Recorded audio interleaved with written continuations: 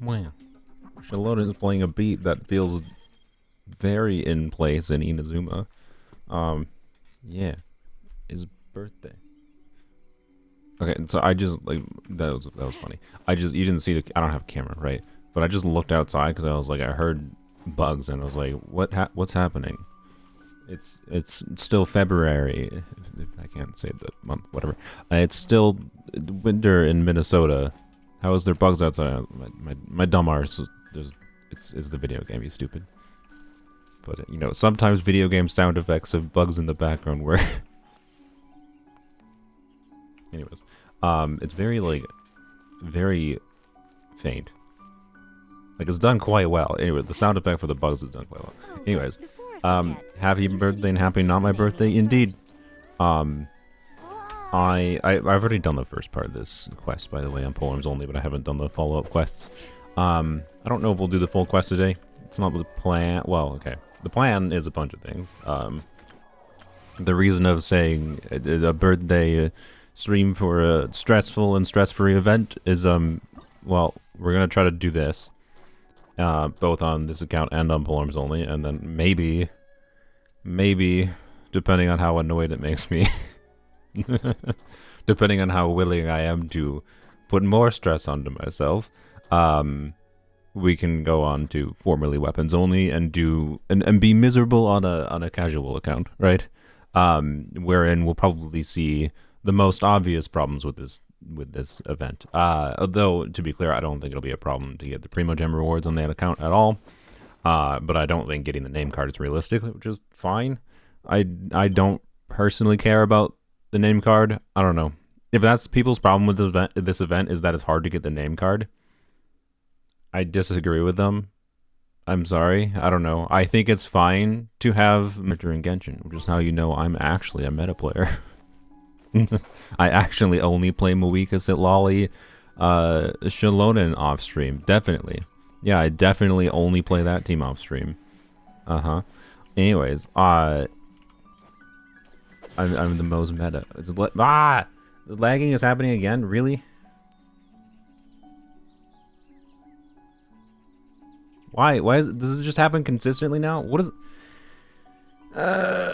why? Why does this happen? Well, I did my thing again of hit start streaming and stop streaming again in OBS. This seems to be what fixed it last time. I have no idea why this issue happens, guys. I don't know what the solution is right now other than reset my computer and completely reinstall OBS, which is a nightmare and a half.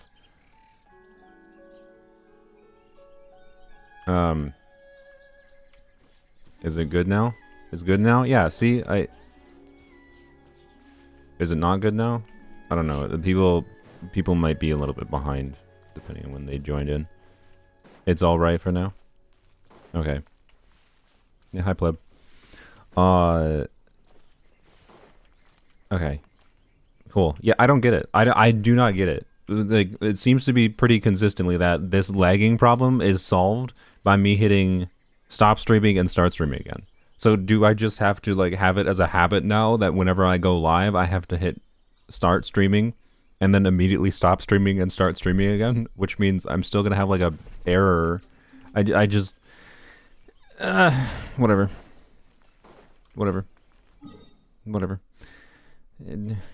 Anyways, we're not doing this first, I think.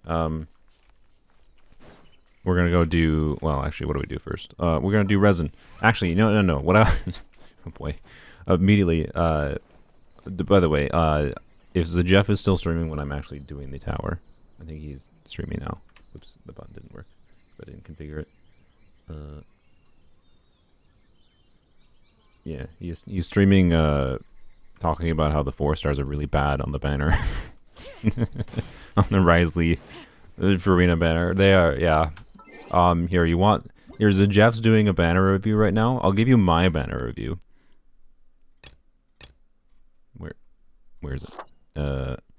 Alright, Furina, good character. I'm gonna have a video yapping about her C2 out tomorrow or Sunday. Either or. I got it all planned out yesterday. I was gonna have it potentially come out today, but I decided to I couldn't get in the right energy for it, and I kept on wanting to. I went and decided, planned out things and how I wanted to structure it.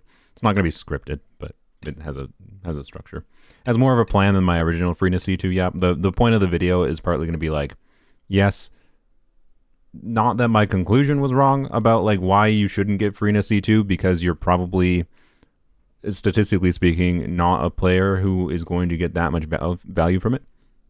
But I also want, so I'm going to talk about how my argument was like, yeah, kind of flawed originally. Like, but ultimately the conclusion, it was just, I was just making a wishy-washy argument for why people shouldn't get Furina C2, and I could have made a better wishy-washy argument. So that's my goal this time, is to make a better wishy-washy argument.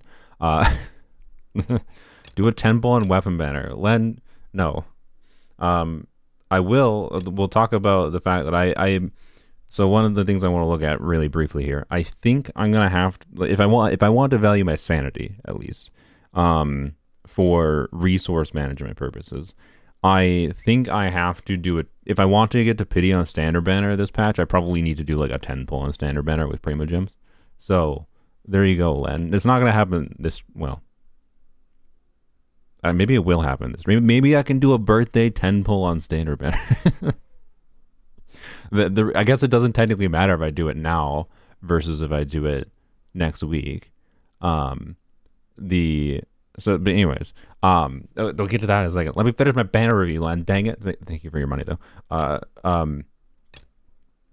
So Wriothesley, no, not Wriothesley, Furina, Furina C2, like is a good constellation, but I wanna make my argument again for why Furina C2 is overrated. I might talk a little bit more about Furina C1. We'll see how long the video is. But it's kind of hard to talk about Furina C1 without being able to disable constellations and show the difference between Furina C1. So it's probably just going to be something like I mentioned, how Furina C1 is, I think, a constellation people underrate, because I think most people who got Furina C2, right, they just like, they get Furina C1 and C2 together, and then they activate C1 and C2 at the same time, and they might have gone from Furina C, so they might have an experience of going from Furina C0 to C2, but a lot of what they might feel sometimes in a lot of teams from the value of Furina C2 is actually the value of Furina C1. But anyways, so Furina, good character though. She's a good character. She is less important now than she was before, relative to like having characters like Lolly really reduced the need to use her in a lot of teams, and the more compelling buffers we get, the less need we have of her. But she's still like the only Hydro player that applies Hydro without, you know, having to do normal attacks. I very much suspect that will not be, and yes, I know Ayato exists, and yeah, Kokomi exists, but like that has other problems. I very much suspect we're going to get some alternative Hydro players into the future. I would be surprised if we don't, but I don't know when it's going to happen. And I wish that would happen, because, anyways, Furina's a good character. Should you go for constellations? Probably not, unless you know exactly what is going to benefit you. But if you're someone that's like me and you like using Furina for like her ability to enable all kinds of, like, you want to use Furina to make DPS Charlotte. Will Furina constellations feel nice for DPS Charlotte? Potentially, maybe, but like Furina, see, what there's lots of different things that might make DPS Charlotte feel nice. Like, so I don't know, it's complicated. The value of Furina constellations is that they're pretty universal, right, for supportive utility, and Furina C2 can benefit team building. So, anyways, I'll have my yap about Furina C2 and somewhat C1 and whether it's worthwhile. But ultimately, I think if you're asking whether or not it is worthwhile, then the answer is probably no. I'd say the main other relevant question right now is that Shallonen isn't likely to rerun next patch. So, like, is Shallonen like signature weapon? If you're asking about Furina constellations, is Shallonen signature weapon maybe more relevant than a Furina constellation for you? I don't know. It depends. It depends on the kind of player you are. So, yeah, good character. Wriothesley, if you like him, he's a usable character by all means. I don't think he's particularly strong. I don't think he's particularly insanely weak. He has gotten much more compelling team options, in my opinion, now that like Mavuika and Shalonen exist. You don't have to do you can get Red Shred without cringe swirl setups with cryos. So yay, crazy. But he's not like insane by any stretch of the imagination. And I really don't like the situation with his C1 where like you don't need his C1 to make him usable, but you might also feel like you really want it to make him feel better to play. But I don't know. I haven't actually personally. I have not went and compared C0 to C1 directly as far as the experience of using. But Wriothesley is solidly, very, very solid in the category of you pull this character because you want him, because you like him, for whatever reason, which is the balance that most characters are at in Genshin, and that's fine.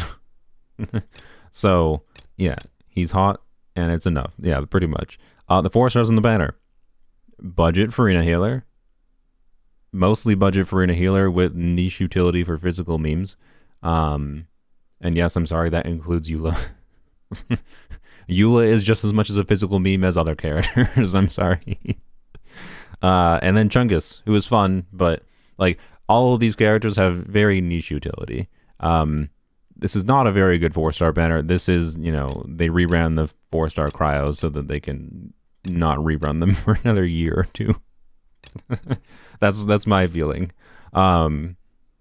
I don't think like if you want a more in-depth, yeah, Zajeff is gonna have a video. I think he's done recording it now.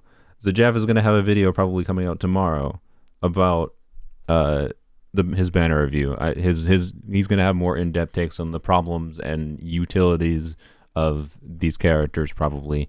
The fact of the matter is they're not the most relevant in the game. Not useless. I think Mika is a good early game character if you're a new player. Charlotte, I think, has pretty severe problems with low constellations. And I overrated her in my C0 tier list, 4-star tier list video because I was trying to make that thing too quickly and I just didn't think enough about Charlotte. Oops. I never tried to experience the pain of a C0 Charlotte, so, you know. And this weapon banner, I think, don't be baited by it unless you really need 5 swords, I guess. Because it has, I mean, look, it has Furina's signature weapon on it. To be fair, it does have Furina's signature weapon on it. And it also has Kirara's signature weapon for some reason. But it does have Furina's signature weapon on it. So, you know, maybe. But also, I do, like, look, I don't necessarily think Furina constellations are worthwhile. Don't necessarily think Wriothesley C1 is, like, ever something I'd say is, yes, you should get it. There's no universals when it comes to that. But I would go for those constellations over the weapon banner for either of these characters. So, what's Kirara's signature? It's right there. It's right there. Furina's signature is right there. Kirara's signature is right here. You might be like, what? How? How? How is that? How is that? How is this the signature weapon? 1, look at it. But 2, let's go over. So 1, you know, you get Omega base stats, right? By the way, this is with the asterisk of you pair Kirara with Furina because Hydro plus Dendro good together, but secondarily, Kiwawa has some big old multipliers. Look at that 1200% multiplier. And like if you're doing like spread DPSing, then a bunch of damage bonus to amplify the spread value is important too. So like Furina's a really good teammate for Cat, right? So Splendor on Phantom outfit, but the other outfit is garbage, so it's not a factor.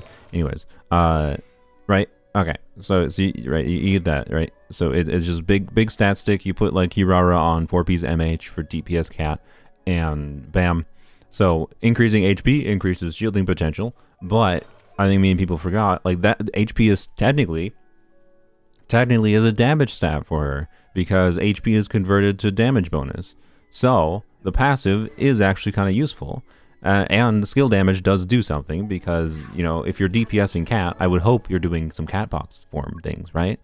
So, you know, you get skill damage bonus for the cat box spread DPS. To be clear, you can just do like short field time quick swap like emblem burst DPS Kirara, and then this is not exactly that relevant. I'm mostly being silly here, but if you want to do cat box DPSing for like a big big fat stat stick, you know, that's my joke. It's my joke is that, like, you know, all aspects of this weapon technically do have some synergy with Kirara if Furina is on the team. That's the joke. Okay, I'm not saying you should actually pull it for Kirara. If you want a DPS weapon for Cat, is it? I don't think there's a universal answer. Maybe like Jade Cutter.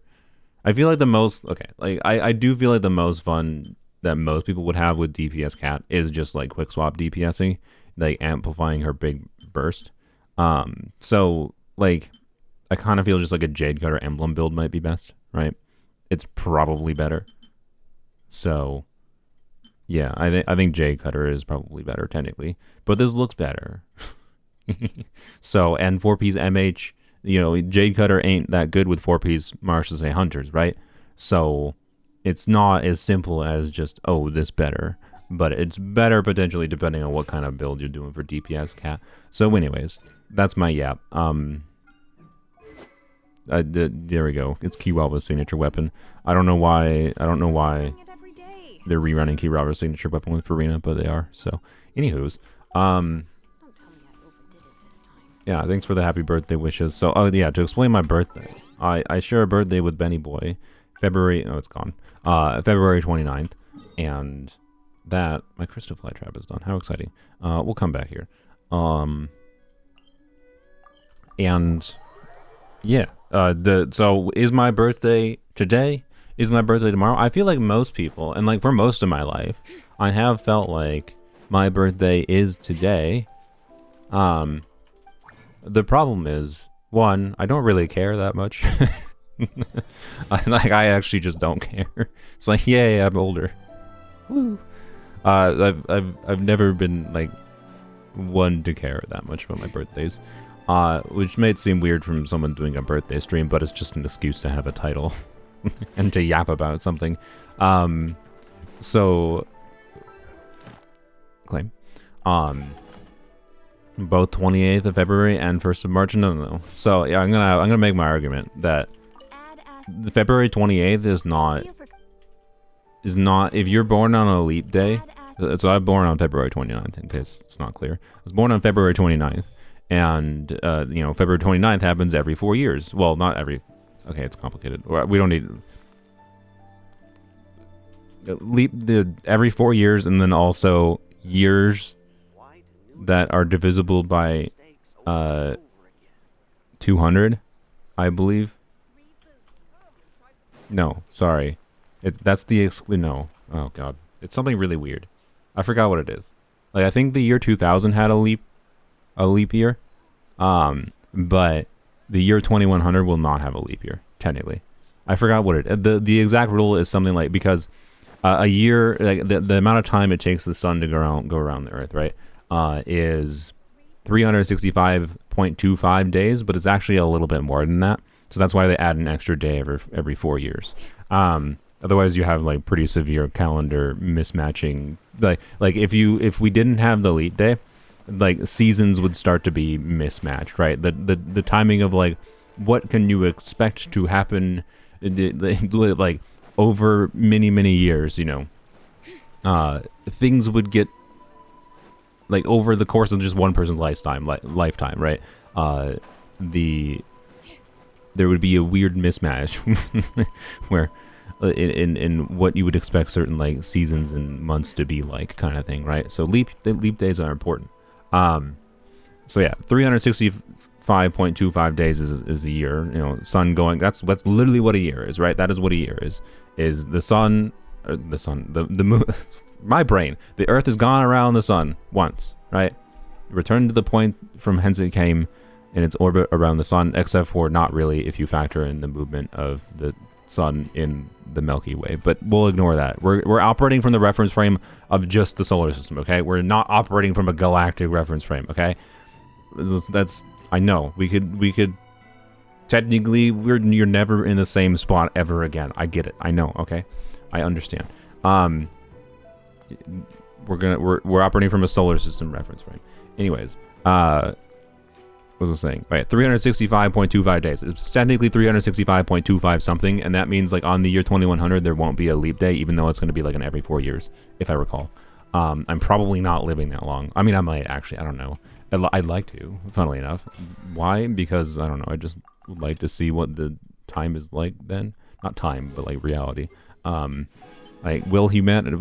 Let's be real. Humanity will destroy themselves by that time. It doesn't matter. Anyway, no. For simplicity, 365.25 days is a year. Okay, that's all that matters. I overcomplicated things immediately. What is this team? This team was something I had set up for nothing. What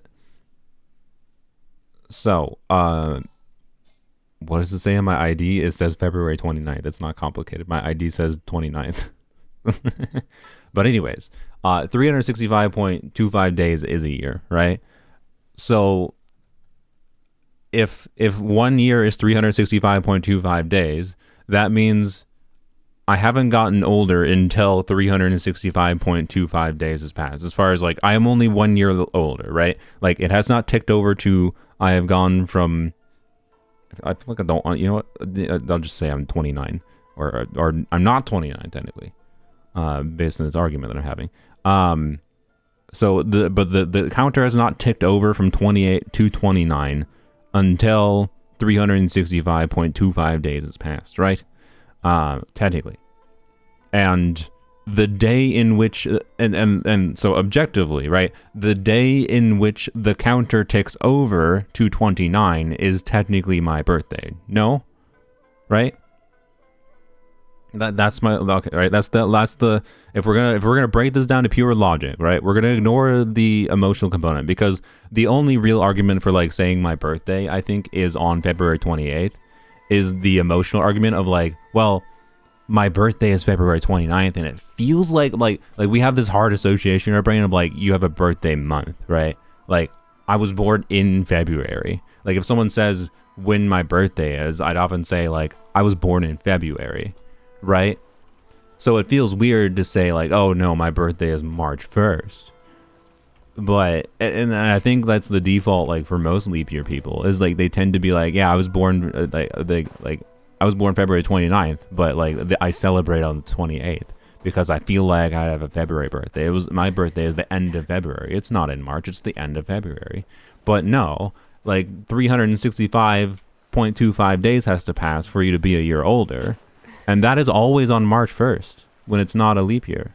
Always. For people born on the 29th of February, right? 365.25 days is always going to be on March 1st.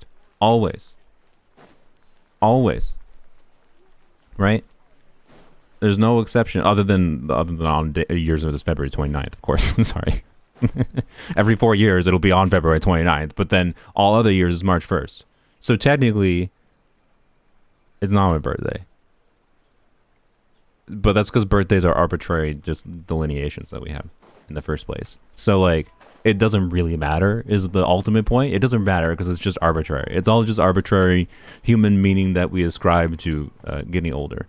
Aligned in some vague form with the revolution of the Earth around the sun, right? From a solar system reference frame. So that's where it's at. So I both feel the greedy answer is like, yeah, the greedy answer is I feel my birthday is today and tomorrow. Get wrecked. I have 2 birthdays. No, I mean, it does kind of feel that way sometimes, because like, constantly, like, it doesn't permanently, there's like, do you celebrate on March 1st or March 20th or March 20th? Do you celebrate on February 28th or March 1st? Yes. No. Yeah. So anyways, but logically March 1st. Logically it has to be March 1st. But the funny thing with that logic, and this is something I also thought about yesterday when I was thinking, and this wasn't that deep of a thought, it was just a shower thought, which is that, you know, by the logic of, okay, 365.25 days has to pass for you to actually be a year older, and whenever you are actually a year older, what day it is when you're actually what day it is the moment that 365.25 days has passed is your actual birthday, means that if you were born after 6 a.m. in whatever time, we could just say universal time for simplicity because time zones make things weird. If you were born after 6 a.m., technically, because of leap years existing, your birthday happens on like the day after, like at least once every 4 years. It depends on how many times your birthday is technically on the day after your birthday. It depends on what time of the day you were born, right? If you were born at, let's say you were born at 2 p.m., right? If you were born at 2 p.m. and you know, because of 365.25 days, that means, let's say you're born at 2 p.m. in February 1st, right? 2 p.m. February 1st, the next year, your birthday, you were technically 1 year older. Your birthday is still February 1st, but you are 1 year older February 1st at 8 p.m., right? 6 hours later, 1/4 of a day later. And then the next year, you are technically, you know, a year older on February 2nd at 2 a.m., right? Like, counting the hours is kind of important here as far as, like, when you actually are older. So my point with this is a lot of people are technically counting themselves older many hours before they're technically older. And technically, you know, it's simpler for leap year peoples, because for leap year peoples, on a logical level, our birthdays are February 29th on years that have leap years, and then on years that don't have leap years, it's March 31st. It's as simple as that, right? But then for people who don't have leap year birthdays, it's this weird factor of, okay, what hour were you born? Because if you were born at a certain hour, then like you're going to have different numbers of birthdays on the following day, technically. So anyways, that's my shower thought that I had about my birthday. How to overcomplicate things tutorial. Exactly. And ultimately it doesn't matter because the birthdays are wishy-washy human meaning ascribed to the arbitrary delineations of things. But yeah, birthday theory crafting indeed. So even ranting over dates. Yeah, I'm just saying like that on a logical level, that makes having a leap year birthday like you know, like Bennett is like the bad luck boy. I think many people conceive of like, oh, like you could conceive it as a bad luck thing to be born on February 29th. But oh, and my birthday cake. Yay. Resin. You could conceive of it as being a bad luck thing, sure, because it's like that unlikely, but you know, it's unlikely, sure, but it's also unlikely to do a single pull and get an early 5-star, right? But we call that good luck, right? They're all just they're just a chance of things. And it's just our interpretation that makes it good luck or bad luck. And on the logical interpretation of, you know, leap years making it easier to know when I have crossed a year older, where it's February 29th on years with a leap year and March 1st on years without, mostly. We're going to ignore the year 2100. Because I'm going to die then, it's fine. But most of you that aren't February 29 babies, then you're just screwed. Right? Like, you're the ones that got bad luck because you just had normal luck, where you're born on a normal day. That makes it annoyingly complicated to figure out when you're actually a year older. Like, you have to think about the hours. I don't have to. I have it easier than you do. Just saying. I literally have it easier. What am I doing? Oh yeah, I was going to put down the thing again. I have it easier. It's easier for me. It's harder for you. And that seems quite lucky, in my opinion. Anyways, alright, the stupid birthday yap is done, that's fine. Lasted longer than it needed to. 10-pull weapon banner? No. No, absolutely not. I'm sorry, I would have to get far more money than $2 to do ew. Oh, would I like a garbage sucrose weapon? the reason I say garbage is because like it's not a garbage Sucrose weapon. I haven't even seen clarification because I don't care. I really don't care. But I haven't even seen clarification on whether or not this actually, like, because the EM for Sucrose, right, after triggering Swirl, it says the EM increases after triggering Swirl, and like Sucrose, when she passes along her EM, right, where is she? When she passes along her EM, when Sucrose triggers a Swirl, not after, right, like. And this is just when her burst or her skill hits, right? So this is the more important one, to be fair. I don't actually know. So you might have to do like an additional skill hit, or you have to use her burst in some form to actually get the value out of this, is my point for Sucrose. Like, people are overrating this weapon for Sucrose. I don't know. I don't think that many people pulled it for Sucrose. So you do normal first, then her skill. I mean, yeah, but being like, oh, this weapon is amazing for this character, and then having to do cringe setups in order to enable the weapon actually being good for the character does not make it a good weapon. I'm sorry. I don't think that's a very hot take. Like, having to do annoying setups does not make it, anyways, it's not bad because it gives a whack ton of EM, and EM is great. But like, yeah, and I ooh. I can use, look, the benefit of this for me would be I could use, no. I'm willing to do a 10 pull on, so, okay, let's finish the other before I do the event things. And we can also decide if we need to, is Jeff still streaming? Oh, he's still doing his video. Never mind. He's still doing the banner review. I mean, look, I respect the dude for going in depth about these things. I just feel like it's not important. Anyway, whatever. This is why I don't even do banner review videos, because my banner reviews, I could do short videos for banner reviews, probably. I should do that, maybe. Banner review. Furina, good. Wriothesley, if you like him, you can get him. C1 is something you're probably going to be tempted by the same reasons. If you like him, you probably are going to get him. If you like him enough that you're going to get him in the first place, you probably want C1, maybe. So, like, maybe, but also it's not necessary. Like, you don't need it. You just want, and then Furina C2 is like, yeah, that's good, but, like, do you actually need it? No, probably not. And you should probably get other characters before getting Furina C2. And then the weapon banner is garbage. That's the banner. Oh, and the 4 stars are pretty garbage, too. That's the banner review. There you go. Short form banner review. Let's go. Maybe I should do that. I feel like I can do that, but anywho's. I considered doing that in the past, but then sometimes, like, banners are actually a lot more complicated to think about the factor of. It's just this current banner is extremely easy. He's been talking about that for, like, I think a straight hour, though, which is, like, impressive. Rip his editors that have to figure out. I mean, it's not going to be that hard for them to do that, but anyways. What was I saying? Oh, yeah, so the reason I want to do it, probably a 10 pull on standard banner. So I looked at this roughly yesterday. So the reason I want to get to pity on standard banner, what am I at? I think I'm at like 56 right now, or 55.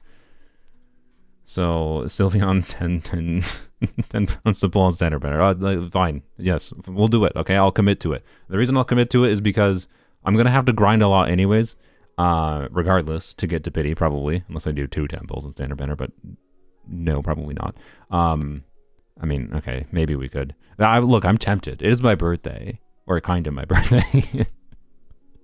It's kind of my birthday. See, I told you my brain just feels like my birthday is today. Like, my weird human condition, right? It's like February, the end of February is my birthday. Anyways.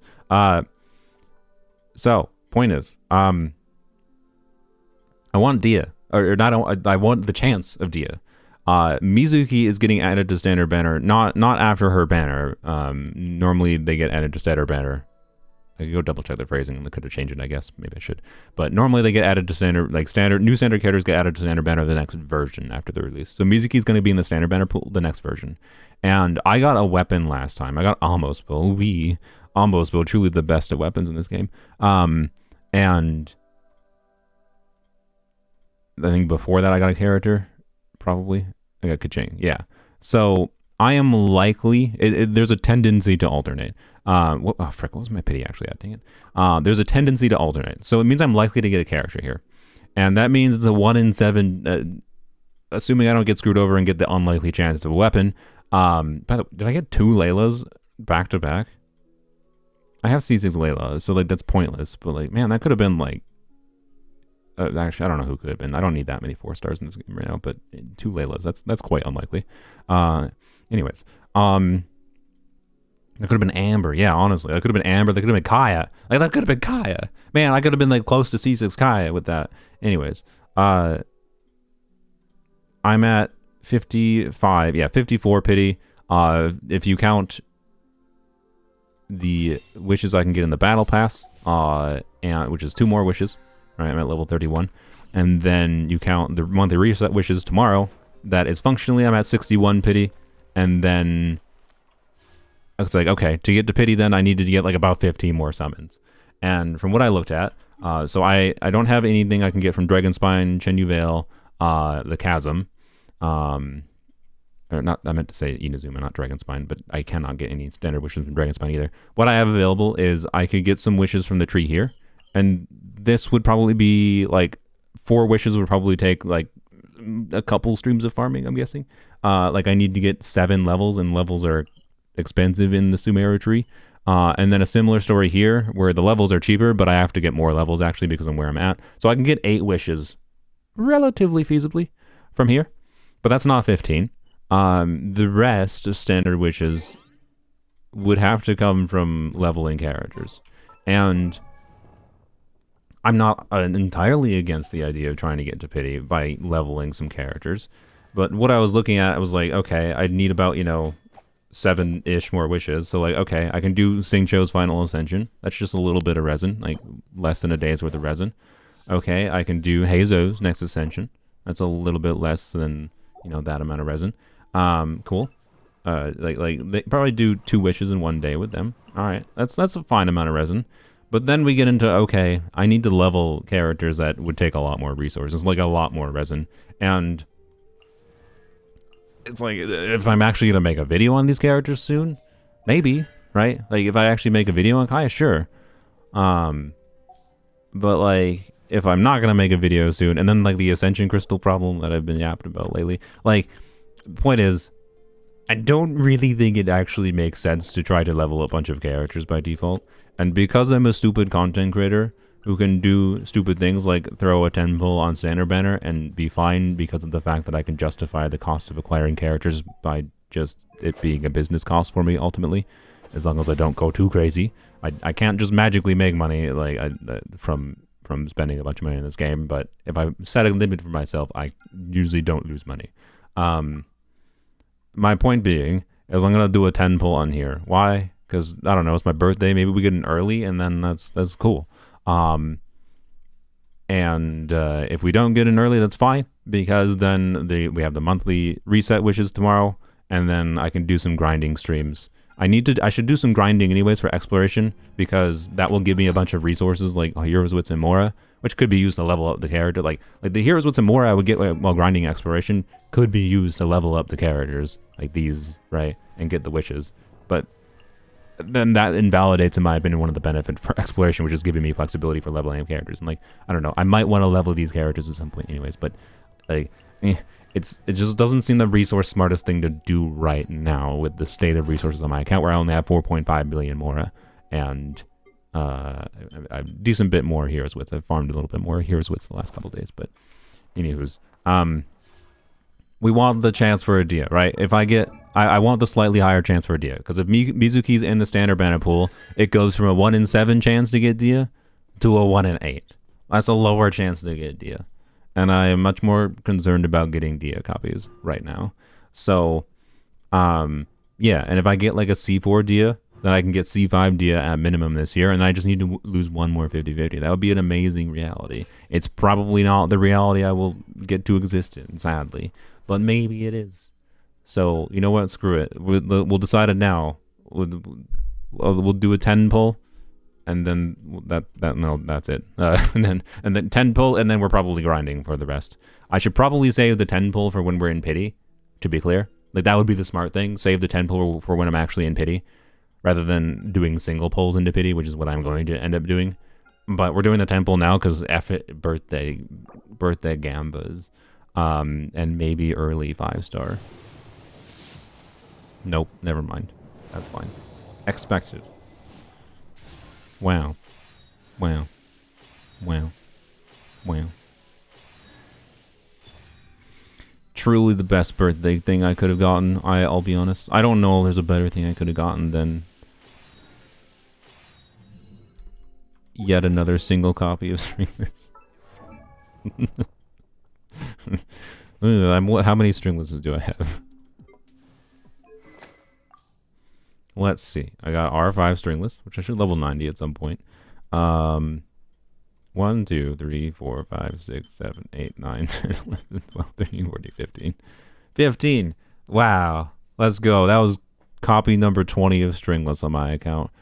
Awesome. What a birthday. Alright, you got C6 Dia in 1 year losing 50s. That's incredible. That's some crazy, absolutely crazy RNG. Anyways, well, there we go. So now we're at, yeah. So yeah, that will solidly put us at, when the monthly reset happens. What are we at? We're at, yeah. It'll put us at 71 basically. And once the monthly reset happens, do a little bit of grinding, for exploration, for standard wishes, and we'll get into pity. Should not be a problem. Should not be a problem. And then be disappointed when the game poops another Chi-Chi on me. Because that's probably what's going to happen. Anyways, the only time I've gotten Dia copies is when I don't expect it. So I know it's gonna go. It's not gonna go how I want, right? You don't get the things you want when you want them. You get, but we're doing it anyways because it is a higher statistical chance I get Dia now than after music keys on the banner. So I'm doing it now. That's it. I need to take a drink of water. What am I doing? I'm doing ley lines. Should I do Mora? Should I do Heroes Wits? I think I should do Mora. I feel like Mora is actually a little bit more pressing for me right now. If I get up to like 10 million Mora, then I'll be like, all right, now I can do more Heroes Wits. I have enough Heroes Wits right now to functionally level at least one character up. The 90 if I wanted. So like I'm not as concerned about that. Like I think I have enough Heroes Wits to level both Eon's on and Veressa to level 80. Eon's on I think I'm going to take to level 85 based on the math I did the other day. The reason I'm going to take her to 85 is because I need to. It's not that valuable to level 90 Eons on. I want to emphasize that. Because her attack bonus is based on a percentage of her total attack. So, like, getting an additional... Like, let's say, if you're building her full attack percent. So, like, you're getting a little bit more value out of like, a level 90 base attack than most characters. But... Well, from what my math was, it was like an additional 80 base attack. And if you take 80 base attack multiplied by her 0.27% ratio, that's 20 flat attack. It's a flat roll. Level 90ing your Eon's on is like a flat roll of attack buff. And it only really matters if you have a C5 Eon's on, specifically in teams that don't have any other attack buffing going on. other than, you know, Eon's On's own like passive buff and whatever. So it's only a problem I have in the first place. But anyway, I'm doing it because based on the artifacts I have, leveling my Eon's On to 85 is enough to get her just past 2900 attack. And not that 2900 attack is an important breakpoint, but it would make my monkey brain happy. And also a side benefit of level 90 Eon's On is that in my list in Abyss, she'll be right here in this category of 4 stars, so she'll be very easy to find, right? So if she's 90, she's easy to find by nature of, yeah, she'll be in the newest 4-star. Like Lanyan is right here always. She's in the top of the 4-star list because she's the newest 4-star. But as new 4-stars release, she might get pushed back. Whereas like if she's 85, I always know her and Chevreuse are together, right? Like it'll make things really easy. So anyways, I level 85 Chevreuse to actually reach a breakpoint. For Eon's On, it's not going to be to reach a breakpoint. It's just going to be to reach a mental breakpoint of liking the fact that she can be at 2900 attack. By the way, if you care. And this is, again, reaching that high of attack slightly matters for me because I intend to try to get C6 Eon's On. And C5 Eon's On requires her, doesn't require her, makes her attack buff max out at 3k attack versus 2556, which is a lot harder to build her for. without C5 Eons on, she's easier to build. And even with C5 Eons on, again, like in teams that have attack buffing going on, like somewhat like a Noblesse buff happening, or Chevreuse buff, or Pyro Resonance, right? There's any combination, any number of things might potentially make Eons on relatively easy to build, even with C5, as far as reaching her maximum buff. But I was planning around worst case scenario of solo electro on 4-piece scroll, no double pyro, no noblesse, right? No other attack buffing in the team. What's the worst case scenario? And my build, I have it's possible if I farm like, if I get like a timepiece that has a bunch of flat stats, like I could theoretically get to 3,000 at a baseline, but I'm probably not going to do that because that's like a little bit... Trying to farm timepieces specifically for flat stats sounds kind of insanity inducing. I don't think I want to do that, to be honest. Not right now. But it might be something I do in the future. Anyways, I leveled up this as an off piece, and it rolled basically perfectly for Eons on. Like technically, if it rolled 2 more times into attack, like 30% attack, then I would be at 3k attack. Like I need 2 attack percent rolls more. But anyways, I have this that has 10.5% attack. This with 21.6 has a good smattering of crit rate ER because Vav, and then crit rate ER, crit rate ER. Like I have some pretty good artifacts. This is why you keep artifacts that have crit rate ER. I did not have a farm really for these artifacts at all, I don't think. I just had to level them up. Like I just had these goblets. I had multiple goblets that were attack percent ER with like crit and like multiple circlets because I'd farmed enough of the domain, and I was like, hey, I knew to keep crit rate ER because that's one of the most valuable stat combos in the game, and it paid off. So yeah, anyways, take that, if you haven't done that, take that as a lesson into the future, as you should keep crit rate ER pieces. But yeah, anyways, my build should be with a level 85 Eons on, a little bit over 2,900 attack. If I level 90 to her, she'd be at like 2,930 attack. So that is the vast majority of the buff. Like I'm missing out on a flat attack roll. I'm missing out on an A flat attack roll of her maximum buff. In the worst case scenario, it will be fine. I think I will be fine. So yeah, that's where I'm at with my Eons on build, and with a level 95. Put that. She would be at 194 ER, which with 40 crit rate, 194 ER Eons on, I think this should be a very universal Eons on build that I never have to change, which would be the goal. Because having to change your build on the supports that have utility in a bunch of teams is annoying. But yeah, so if you want like the highest threshold of Eons on build to aim for, that's kind of close to what it is. But also sometimes like Noblesse will just be better on her, I think, because someone else can be on scroll and then she could be on Noblesse, and Noblesse is going to make her easier to get the max buff technically. So she technically is another unit that does not have a universal build. Oops. Instructors might make sense on her in some niche scenarios too. Oops. Oh well. I'm mostly going to leave scroll on her, I think. Even if, I don't know. Like, I have a high enough investment account that it just doesn't matter if there's, like, duplicate scroll users. Happy birthday. Thank you, thank you. See, this is why I shouldn't put birthday in the title, because I just have to say happy birthday, or I have to say thank you for saying happy birthday. 100 years. Shows my Chevreuse build. Again, like, as far as, like, universality goes, the reason like, Chevreuse can oftentimes, same as Eons on, can be better on, like, Noblesse, right? I don't like having to burst every rotation with Chevreuse. I like doing faster rotations if they are available. It makes teams feel more adaptable to different situations. And I have C6 Chevreuse also. So when like I got C6 Chevreuse, to be clear, on her second rerun banner. And before that point, for a long time I swapped Chevreuse around to different builds. Mostly a Noblesse build, but I ended up being like, okay, I would really like Chevreuse to just be on her own permanent artifact set. And because sometimes like you play Chevreuse and Bennett together, and Bennett is on Noblesse, well then Chevreuse does not need to be on Noblesse. And it's just a irrelevant artifact set. So putting her on this set like means it turns her healing into some buffing. And also I liked this even without C6 Chevreuse, because a healing focus build on Chevreuse like with a level 11 skill here, I think mine heals around like 4,500 HP per tick, which is very much enough. Like 4,500 every 2 seconds is very much enough to keep your on-fielder alive, and is also enough to like help you keep your off-fielders alive even without C6 Shivers. And with C6 Shivers, it just makes it like, yeah, that 10%. What is the 10% heal?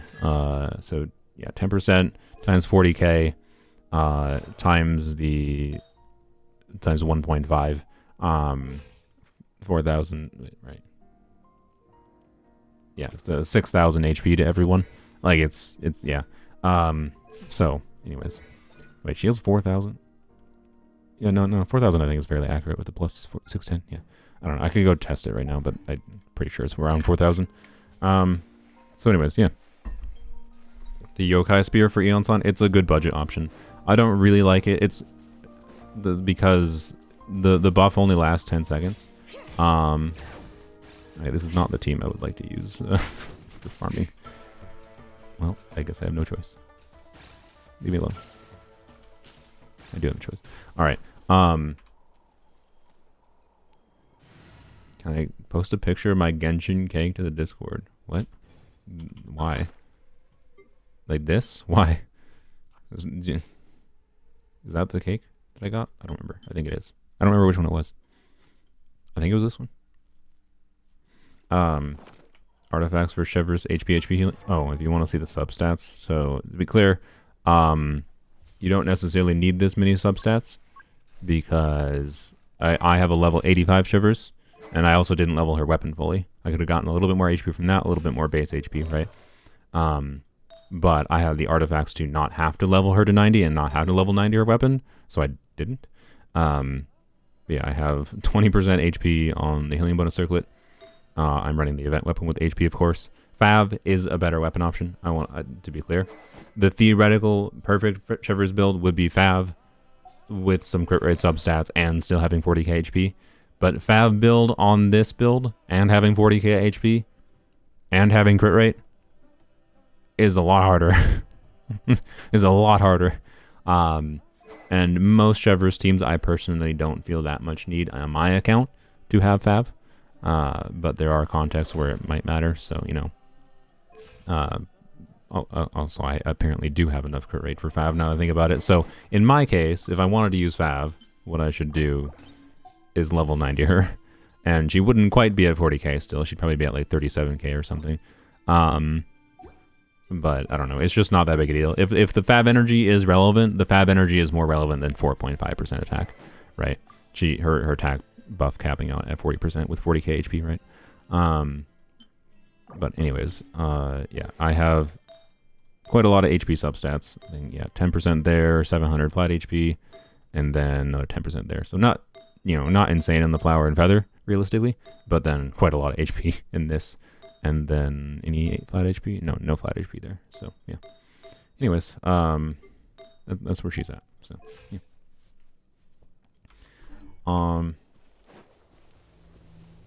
Healer Chevy is not like you. I managing having her on a permanent DPS build. And DPS Shivers is not always that particularly relevant. Like I used her on a DPS build for a long time when I first had her, and I was happy with it like that. But I don't know. Like generally speaking, when I feel units are really compelling supports for enabling other units to deal good amounts of damage, I prefer maxing out their supportive utility. And particularly the context of Chevreuse that I ended up falling into of liking the most was playing her in teams where there was 3 other units that could take advantage of her 40% attack buff, right? So, you know, the simple example I always give is, you know, Arlecchino, Yai, and Fischl together. As a non-Bennett Arlecchino team, I really like that team. And while, like, yeah, Arlecchino herself is doing meaningfully less damage, I'm getting 40% attack buff on 3 different units that like attack. And that is equivalent to 120% attack total. That's a Bennett buff of attack. It's just split over 3 units, right? Which is like a context that I enjoy. So that was part of the reason for going to like a normal supported build. But it was also that I was dying. Like I would die fairly often on teams that with a pre-C6 Chevreuse that weren't using another healer or shielder. And like I think that's fine. I think that's a good balancing aspect of Shivers. But putting her on a healing focus build kind of mostly solves that problem. So, yeah. What Polearm is best for Eonson? It's Fav. Fav is her signature weapon. As like every supportive Polearm unit ends up being. Fav is her signature weapon. Yeah, that's where it's at. Oh, this is the Chlorine team. They just swapped to Furina because I was doing Furina things for video.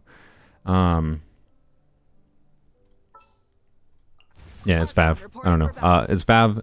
If you want a budget option, or a potential min-max option for Eonson, because you have the right artifacts on all your characters, that the Fav energy is truly unimportant, which I find unlikely. But so you should use Fav. But if you don't have Favs, the event Polearm, which I don't have right now, we'll get it shortly, is a good budget option. Skyward Spine, in my opinion, is just not in my opinion. It's basically just objectively an upgraded version of the event Polearm for Eonson, other than the movement speed. And the reason for that is not like the damage value. It's just higher base attack is functionally slightly less than the attack the event weapon gives in total, but actually in practice more because of the fact that the event weapon only gives the attack buff for 10 seconds. Eonson, even at C0, her buff lasts 12 seconds. So that means she loses some of her buff potentially towards the end. And if you are like me and you plan on getting, C6, even, or not necessarily now, but just you plan on getting like C5, C6 Eonson eventually, then that, like with C6 Eonson extending her buff duration by 3 seconds to 15 seconds, a weapon that only gives attack for 10 seconds out of 15 seconds feels kind of bad.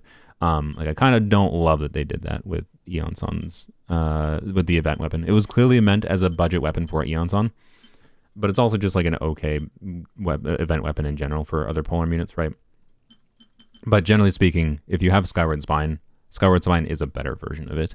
And there is benefit to building extra attack on Eonson past what's required for her max buff, in that it slightly delays the point at which you would lose. It delays the rate at which you lose attack. If you fall below 42 Night Soul, if you aren't moving enough with Eonson. So like there is benefit to doing a high attack build that passed even what her cap is. And like theoretically that means like you could do something really weird, like a triple attack percent build with Shenhe's signature weapon that gives a whole whack ton of attack percent, right? And it's possible to like get up to like a really, really, really high attack build, like 3.5, 4K attack maybe on Eonson, and that will like make it so you could use her more in teams where you don't have to care about the movement anywhere near as much, which is interesting. But Fav is Eonson's signature weapon. Use Fav on her. You should really use Fav on her. She's going to be good on Fav. Eonson's field time is basically you do E, normal attack, Q, right? Or I think you can do a normal attack after her Q, technically.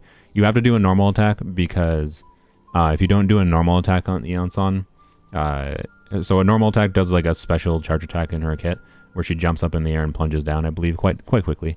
And that is important for getting her some attack buff going. It's also important for starting her A1 passive, because I believe if you don't do that, her A1 passive, where it gives you the extra Night Soul, which is very important for keeping the buff up, does not trigger, if I recall. I'd have to go double check the phrasing of it, but I'm pretty sure I'm correct on that. So you have to do like E normal attack Q, or potentially E Q normal attack. And that's what Eonson's like normal rotation or normal attack sequence in a rotation is. The point with that is she hits 3 times, and potentially in AoE even easier. So she's a pretty good Fav user because she hits multiple times in normal situations, which means she has multiple chances to crit and multiple chances to proc Fav. So yeah, Fav is also Shenhe's signature. Yeah, like as far as Polearm units go, let's see. Well, here, let's look at the ones I don't have. Polearm units where Fav is their signature. I mean, usable, but like, I mean, yes, kind of, because like, you're using her for supportive utility. You may as well actually make her generate energy, and she has no real build requirements. It's not relevant to build her for damage. And like, as interesting as it is, she has the EM build path.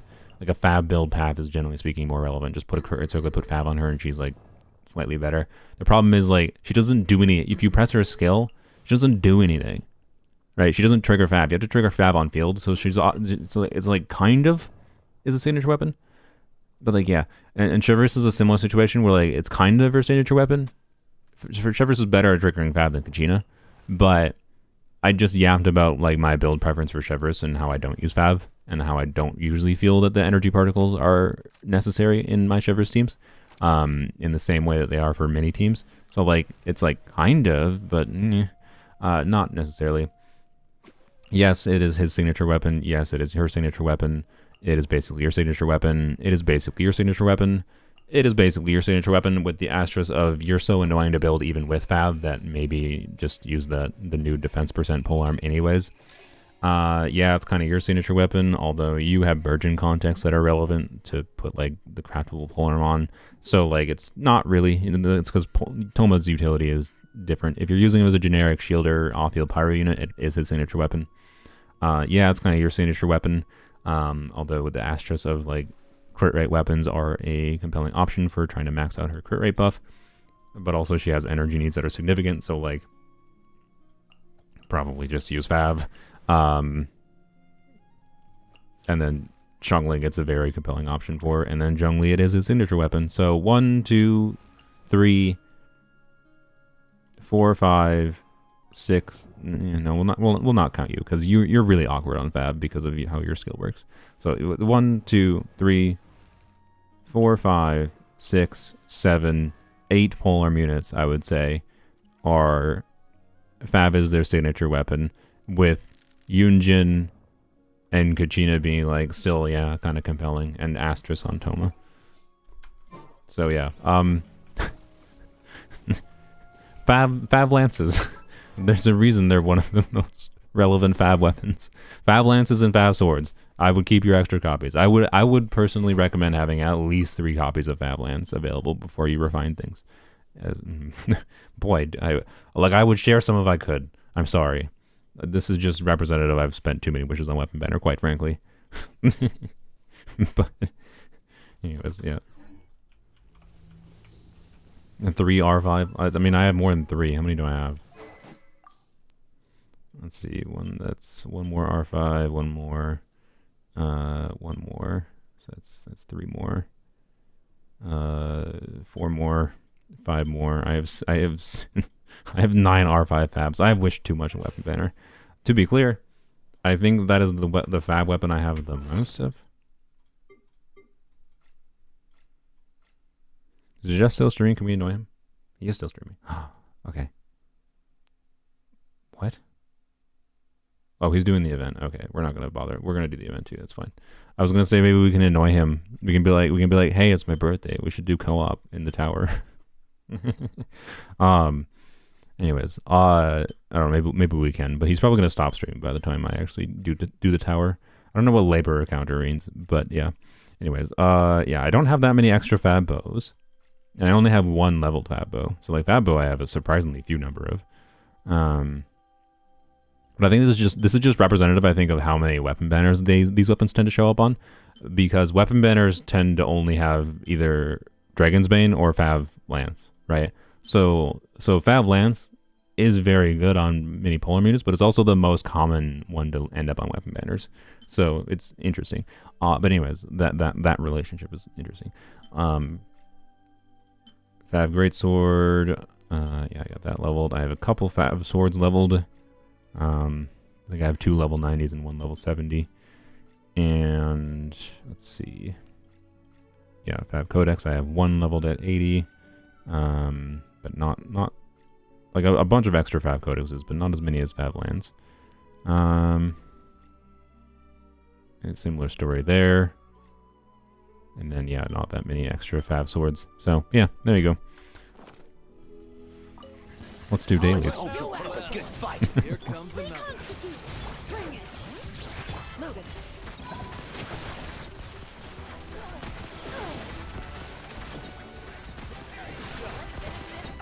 That was probably the slowest that Chlorine possibly could have cleared. Dragon's Bane is 1 every weapon banner, I swear. Well, yeah, there's only 2 non-gacha 4-star polearms. Dragon's Bane and Fab Lance is the only non-gacha banner exclusive polearm weapons. and they tend to mostly put the non-gacha banner exclusive weapons on these banners. Like, this is an exception. This is a rare one where they put freaking 3. But even this one, right? They only put 3. Like, I don't think they've ever done a full banner with only gacha 4 stars, right? The weapon banner exclusive 4 stars. So, yeah, like, there's a reason you tend to see Dragon's Bane or Favlands on every weapon banner. And it's because they're the only 2 non-weapon banner 4 stars for polearms. No, not character archive. What does each weapon type have? So for non-gacha 4-star swords, you have 1, 2, 3, 4, right? So you have double the amount of non-weapon banner 4-star swords, right? Claymores, you have 1, 2, 3, 4 again. Bow, 1, 2, 3, 4 again. Catalyst, you have 1, 2, 3. So so they have 3 for Catalyst, 2 for polearms, for non-weapon banner exclusive weapons. Yeah, this is like these are all exclusive weapons. This is exclusive. This is exclusive. Craftable weapon, event weapon. This is a weapon banner exclusive. Yeah, this is weapon banner exclusive. Yeah, there's only that's why you see them all the time. So, it's because there's only 2. There's 4 catalysts. Oh, did I miss Eye of Perception? My bad. So, yeah, then only polearms is the exception for some reason. Yeah, if I missed that.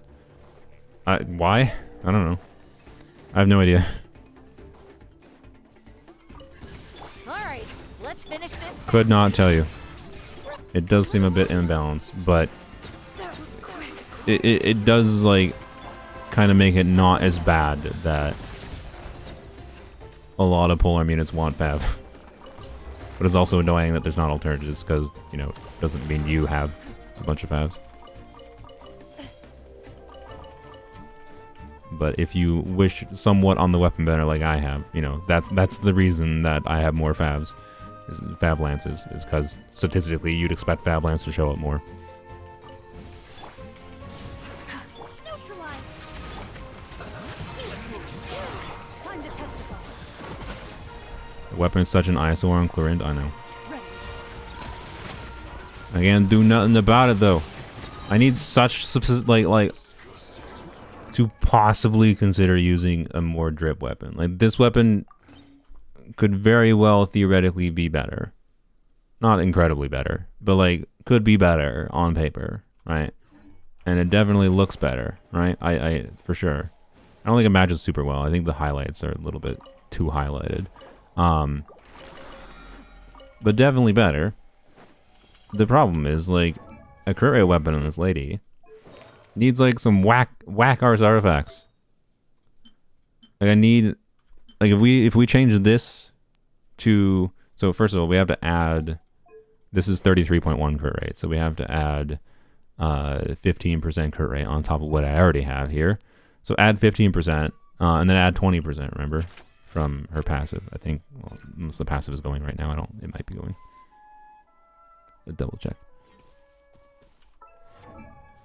No, the passive is not going right now. So I'm at 104% crit rate, but technically I'm at 120% crit rate already, right? So even if I delete all the crit rate from this timepiece and change this into a hypothetical, like, inverse of it, where I have 25 crit damage, right? Then okay, I'm still at 104% crit rate.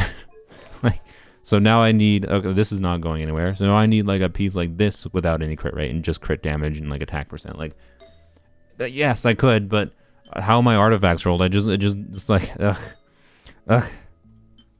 I could swap this, I guess, to something. I don't think I have something with less, meaningfully, like, more attack percent than this.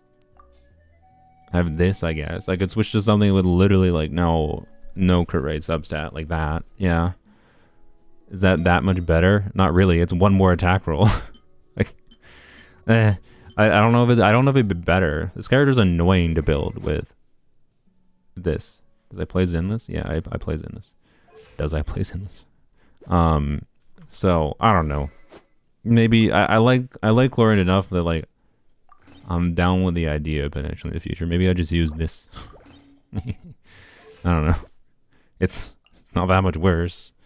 It's not that much better, but it's also not that much worse.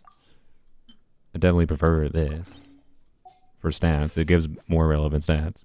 But yeah, the crit rate matters, and then the passive, depending on the team, actually does something. So, anyways, lore is preventing Sacklands from existing. Yep, I went the wrong direction. Yeah, okay, let's just do this. Thoughts on ZZZ 1.6 characters? I'm gonna do DPS Ching-Yi over Silver Soldier. Like, look, to be clear, I'm sure 5-star Ambi is gonna be fun, but I don't know, right? Like I've been feeling lately that like I really like having Miyabi, but I feel like having too many. If I always just only play the strongest characters in Zenless, I feel like the combat becomes a bit more boring. And then like the only challenge, like the reason to get the strongest characters in Zenless is if like I was aiming for is either because one, I just like the character and I like their combat playstyle, right? Or if I was aiming for like getting 60k clears in Deadly Assault. So like if I wanted a 60k capable Deadly Assault team, like okay, then I can get Silver Soldier Ambi. I don't particularly care about Ambi as a character that much right now. And I think her playstyle looks relatively like just generic as far as Zenless characters go. Very flashy. She probably has a lot of iframe. She probably feels pretty good to play. But I think it'll be more engaging to play something else. So what I am most interested in is trying to do Trigger and Chingy together and doing DPS Chingy. Because doing two stunners together means with one of them being off-field stun should increase your time to stun quite quickly in a way that I think should be interesting on a gameplay level. And then Ching-Yi and Trigger's, stun multipliers stacking.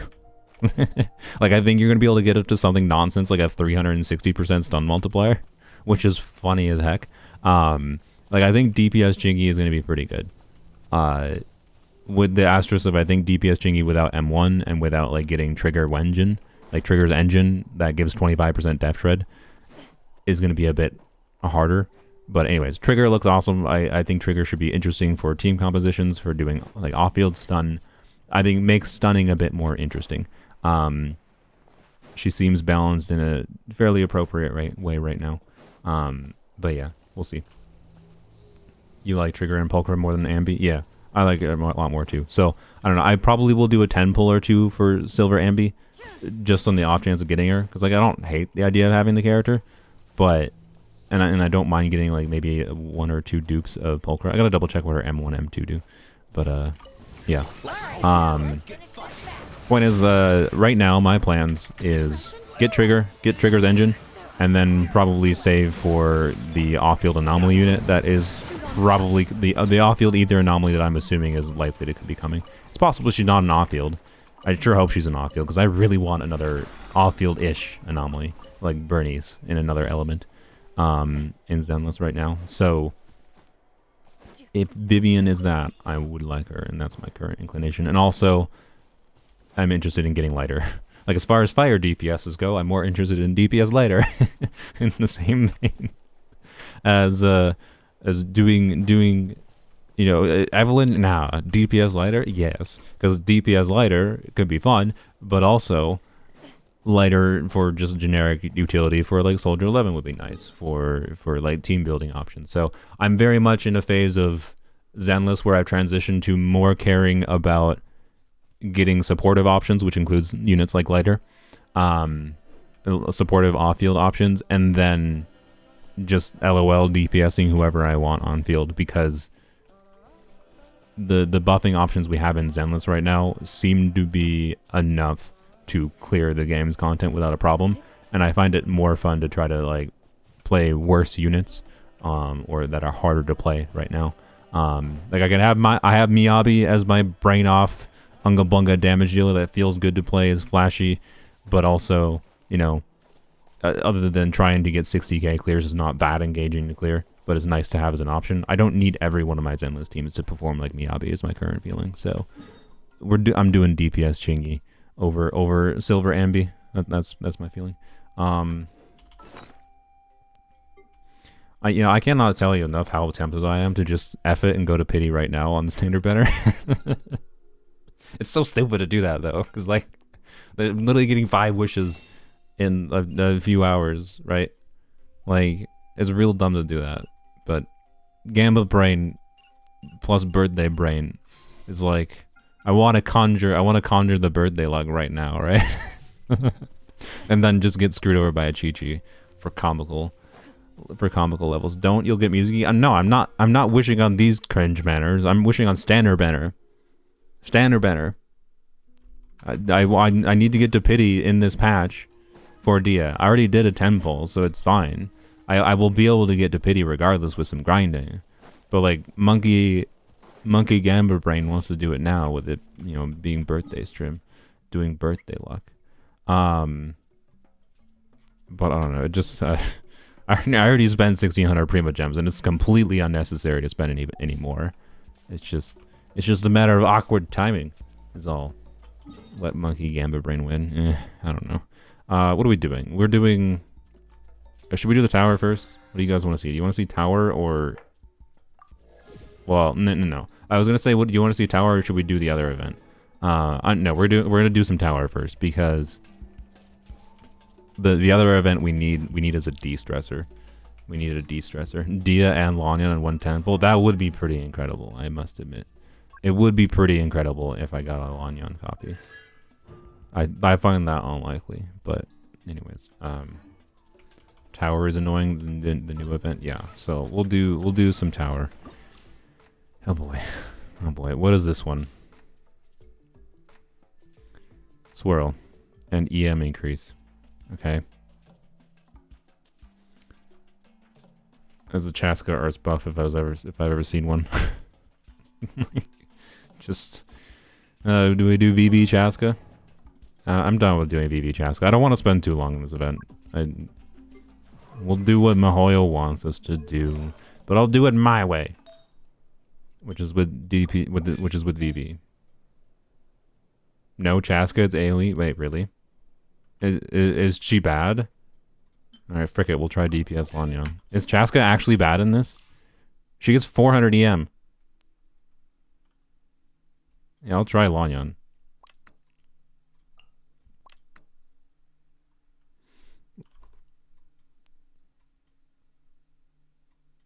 Oh, I'm struggling so much. Bennett. There we go. Check monster list. Yeah, we'll see. We'll go by without seeing it. That's fine. All right.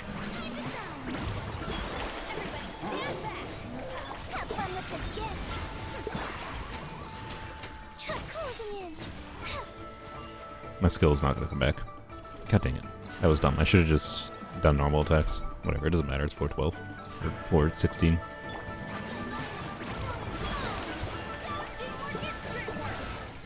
Okay, dogs.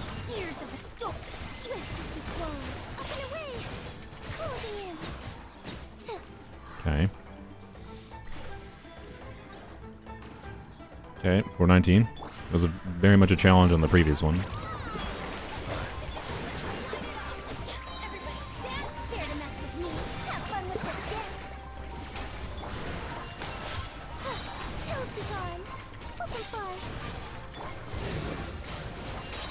Yeah, this team does not have cooldowns that match up well with this event, I don't think.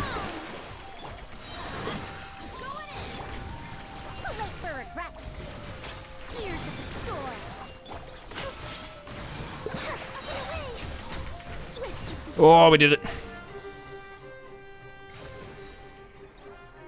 Oh boy, but the next chamber is going to be a bit rough, I feel like.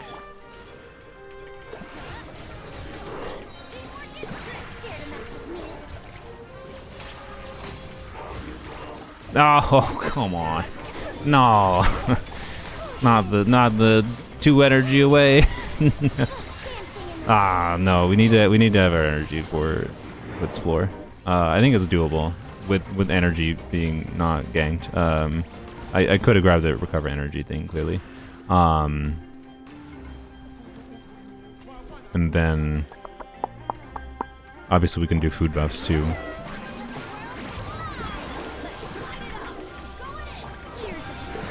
If DPS Lanyang can clear,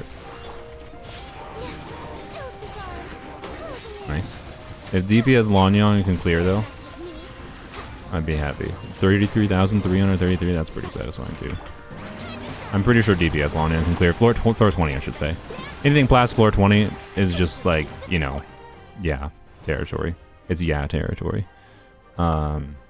Technically that is floor 20. Technically, I understand, but I want to actually clear floor 20 with Lanyon, not 30 seconds. I always forget about C2 Furina. You gonna make me power down Furina? You gonna make me power down Furina? I'll wait until I make this. So, I was doing testing yesterday and trying to figure out what I wanted to include in my C2 Furina video. And one of the teams I'm going to show to illustrate that C2 Furina, yes, does something, but also not as much as you might expect, is DPS Lanyon. I'm not saying it doesn't help, and it probably definitely helps make it a lot easier to clear here. To floor 20. I'm not saying it doesn't help. But also, I could make my Furina build stronger than it is. Already. She's already technically powered down because it's literally my preference to power her down for flexibility of situations. So it's not really functionally powered down for me, it's just what I prefer. But by some people's standards, it is powered down because she has an excess of ER for most situations. Anyways, let's try again. Starting from floor 15, that's fine. And we'll see what I have for food buffs. I made some food yesterday. So, anyway, I'm not going to power her down. Watch my C2 Furina video. You're overvaluing C2 Furina. If you think... I'm very confident there based on the fact that I just basically cleared floor 20. That without C2 Furina, I could clear. C1 Furina might make it a little bit more iffy. I think C1 Furina does more for this team than C2 Furina, quite frankly. But, anyways. How about we get Kekfin to try this event? Yeah, no. No. Furina, excess of ER? I know, right? That doesn't even make sense. It's true. I should have done that. Okay. I wonder if we can skip 19.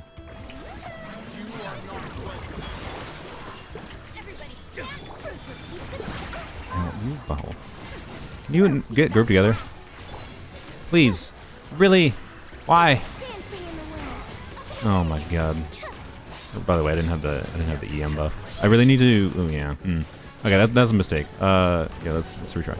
I really need to get the EM buff because the EM, that 400 EM, if you didn't notice, I believe takes my burst to doing like over 100k. You can skip to 19. Well, 19 seems annoying too, but yeah.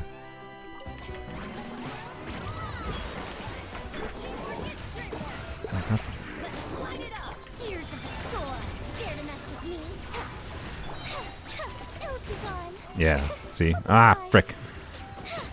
Use my skill again. God dang it, man. I need to not use my skill there. Let's see.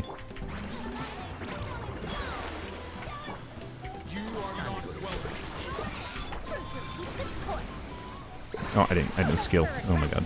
Ugh.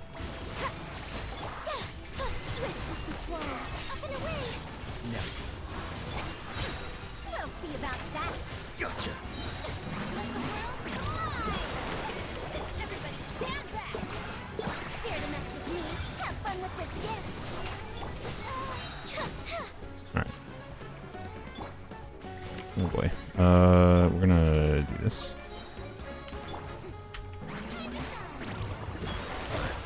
Oh, wait, we have to do 419? Oh, I didn't. Oh yeah, I didn't skip. That's fine.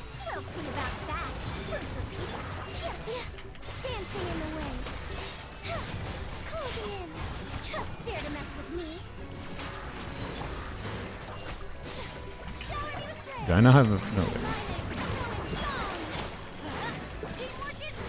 Really, I need more ER on Furina for this freaking event.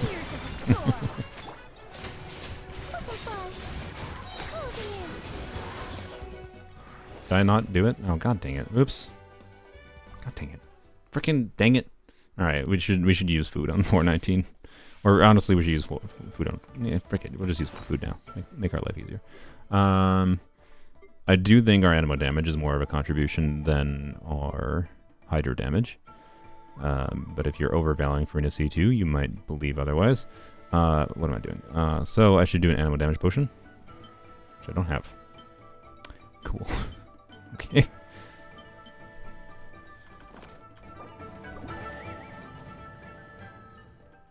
Fire Zone is C6, which I've had people say they tried this team in without C6 Fire Zone and have said it works pretty well without C6 Fire Zone because of the fact that the Lonian does not require that much field time, and it is in fact like optimal to on-field Fire Zone a little bit. Fire Zone C6 is not necessary, but it is going to be a meaningful damage increase for the team to a not insignificant degree.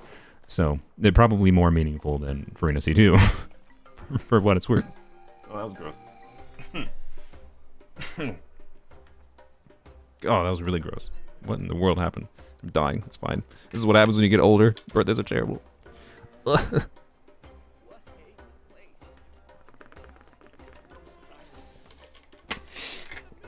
yeah, what was I saying?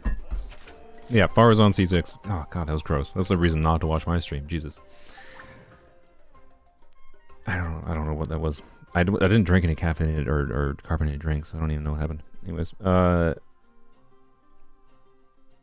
don't even know how much you even heard that because I did lean away from the mic a little bit, but oh, wow. Alright, you need these, that's fine. Here, we'll just make like 5 of them. Get ammo damage bonus. But yeah, C6 is definitely a significant difference. But I don't think it's necessary to DPS Lonian. I think DPS Lonian could feel pretty good to play without C6 Fire Zone. Just a very, very nice to have is my suspicion. And probably a bit harder to clear content without DPS Lonian without it. And I also have a very good build, which is also notable. Like, so many people just do not invest in their Fire Zone build at all. Which is like, yeah, it's like, you don't have to be clear. You don't have to, like, have a good Fire Zone build. For her to feel like a useful character at C6 by any means. Most people just, like, throw her on Tenacity and throw her in a Chow team and call it a day. And, like, that's fine. If you just want to throw her on Crit Rate Circlet and garbage other stats, it's fine. But, like, if what you're seeing here, she can get, pretty big personal damage contribution. So, like, it is kind of worth speccing her into damage. And, like, if you want to see, like, higher clear times in your Shao teams, if you already have, Shao, Farazon, Furina, like, and you have Faraz in C6, well, then from there, I think, instead of being insane and farming way too much of a certain artifact domain like some people do, not that domain, whatever the Vermilion domain is, it's in the Chasm, I think, instead of being insane and farming Shao's second best artifact set for 3 years, maybe invest in your Farazon more. Like, I don't know what Ziox's Farazon looks like, to be clear. I'm just saying most people would probably over-prioritize Shao's build when at some point you should transition from, farming for your Shao to making your Farazon better. Is going to have a more significant impact on your clears, right? Casual Ziox. I mean, he's fun to make fun of, let's be real. he's fun to make fun of. Alright, my Lonian, by the way, has like 75% crit rate, so this crit rate buff is going to be nice. It's also going to help out. Yeah, this should just be the food buff should help out potentially meaningfully here. Clap. And clap.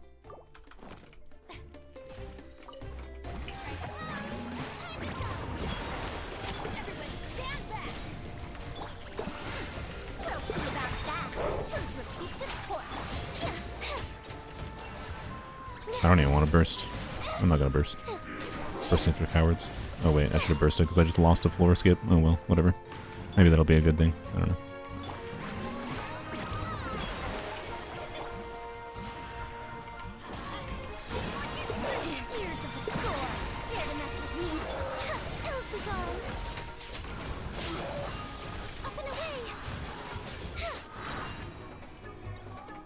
Anya's doing a lot more damage with this 400 EM buff.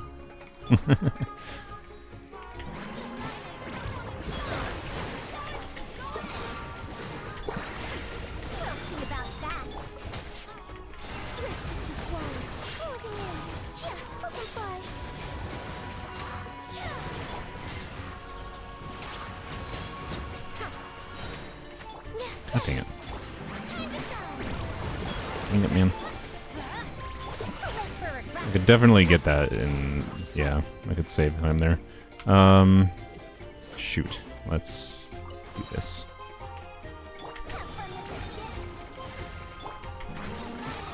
I know we lost the damage from the cast, so I wasn't sure whether or not that was actually best. But I think it was worthwhile.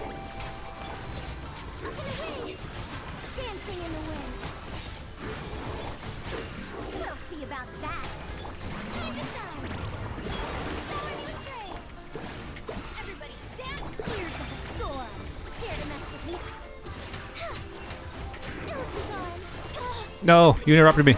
No. Oh, I did it. I did it. Oh my god. All right, there we go. An actual real 420 clear. Let's go.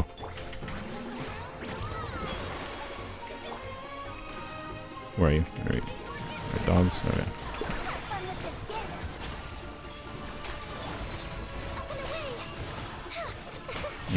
Our energy situation not ideal.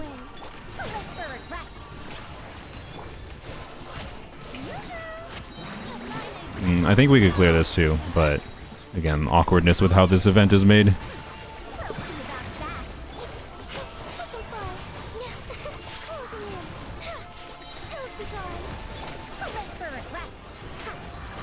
I don't know. This one, floor 21 and onwards, is a lot more annoying. We can try it from restarting from... Wait, is it going to let us restart from this floor?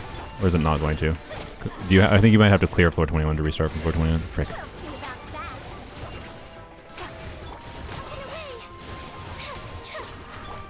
I am happy with DPS Lanya. It feels nice in this. You just die, yo. I just want to continue. Alright. I can get them to do fall damage, I just noticed there. Start from floor 19. Okay.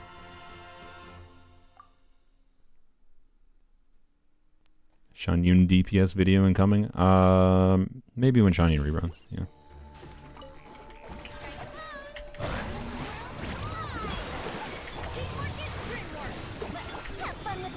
I should have done skill first.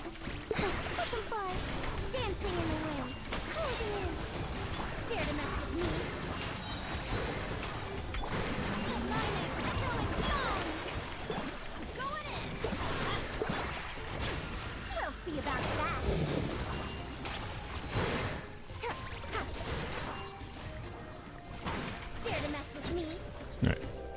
Almost didn't clear. That's fine.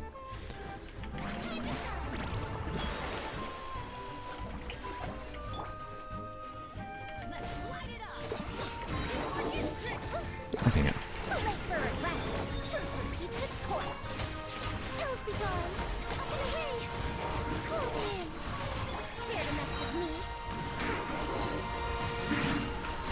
I was trying to switch. I couldn't. It would not let me out of aim, I swear.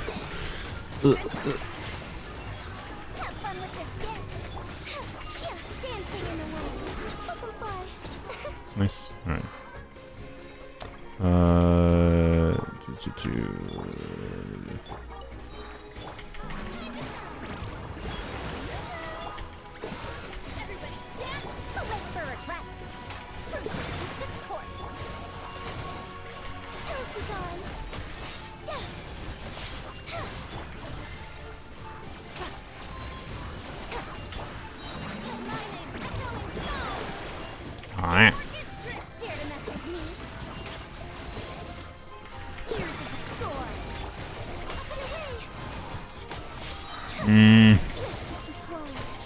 Man, it's so close. It's absolutely doable.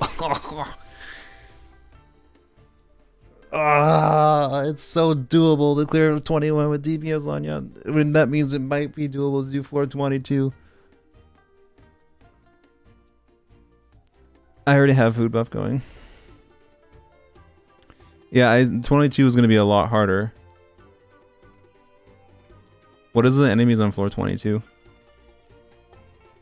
I need to know what the enemies on floor 22 are to determine how worth it is to lose. Like, I need to do this on multiple accounts. I'm enjoying playing DPS. I like playing DPS Lanyan a lot, and I enjoy optimizing DPS Lanyan. I just don't know if I want to spend an hour doing that. So start with Furina burst, pick the healing thing. Oh yeah, that's an interesting option. Yeah.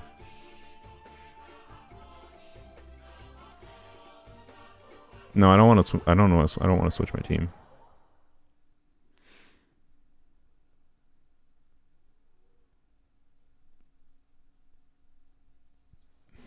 Can she DPS without Farazan? Yes.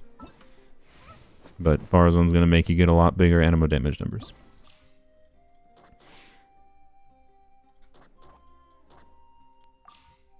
So, you know, if you want to like focus specifically down into DPS Lanyan, you probably want Farazan. That's just the problem. That's just animo DPSing currently. It's not a problem unique to Lanyan. The only animo DPS that doesn't have that problem is well, the animo DPS that isn't actually animo. Why is the second level only gold? I don't know. Does it matter?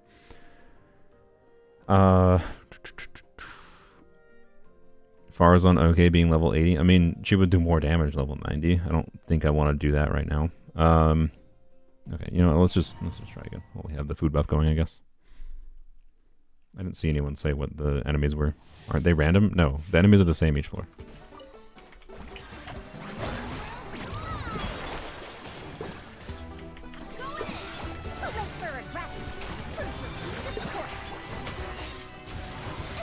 I didn't do a normal attack first. That reduced that skill damage a lot.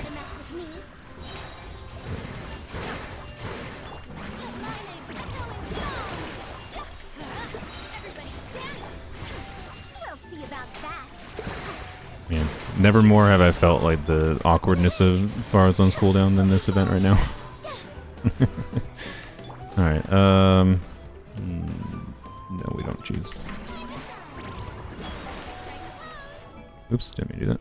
Oh, we don't even have the food buffs going anymore. Well, you know what? No. Oh my god. I was gonna say, see if we can clear without the food buffs. I think we probably can clear without the food buffs to floor 20. I did not do a swirl beforehand, and that just halved my damage. Whoops. I know we can clear without the food buffs.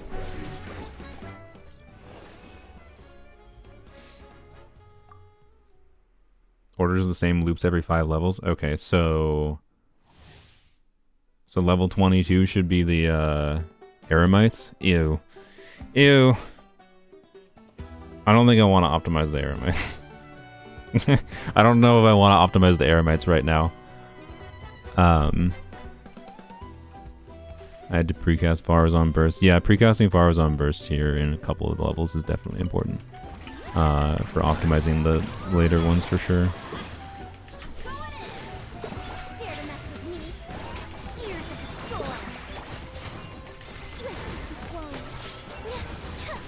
Man, I am surprised how much 400 EM is doing for her. Unironically, that, like, man. That does make me think that Mizuki's weapon for Lanyan is better than I would have considered. I didn't even... Whoops. Whoops. Whoops.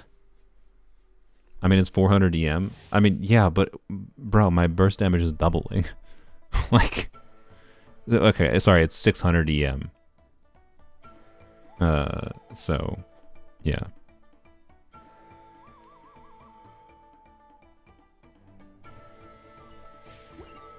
But 2 skill casts though? Yeah, no, I'm well aware. I'm not pulling Mizuki weapon for Lanyan. I am well aware. I still think it's more enjoyable to do sack frags, reducing your energy needs. Like her energy needs without doing sack frags go up significantly. It's not impossible. I've done some stuff with Widzith on DPS Lanyan. But yeah. It's just interesting. Anyways. You get 2 casts at C6. No, you don't. You get 2 uses. You don't get 2 uses per rotation. Like, for to be clear, would C6 be pretty impactful for content like this on Lanyon? Yes. Because having that additional skill use on demand could be pretty good. What am I doing? I need to restart rotation.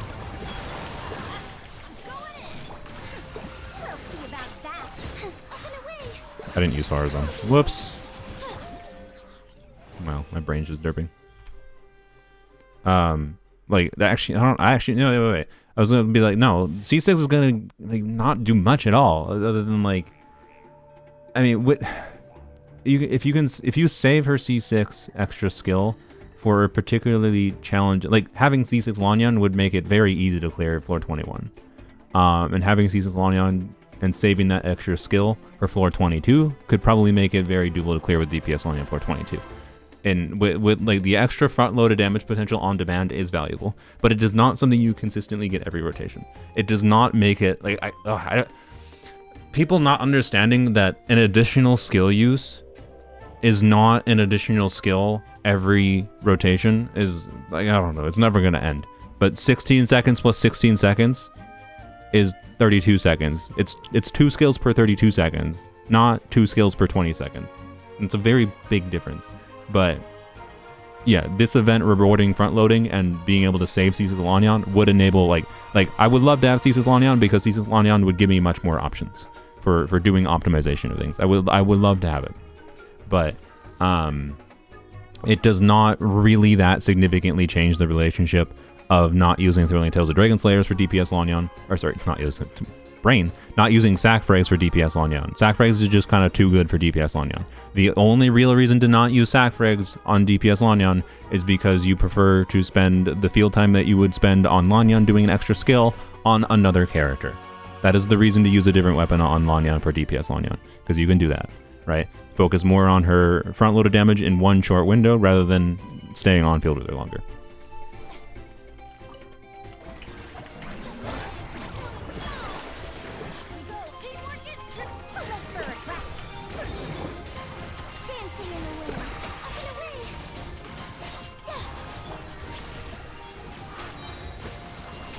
You know what this makes me want for Lanyon? It makes me want 5-star instructors. Like, EM buffs are better than I thought for Lanyon. And it's like hard to build her with EM. Alright, you're fine. You're not fine. It's hard to build her with EM. You know. Significantly, because if you're building her with EM, you're sacrificing other damage stats, right? But if you're getting EM bonuses from somewhere, that's a different story. What am I doing? What am I doing?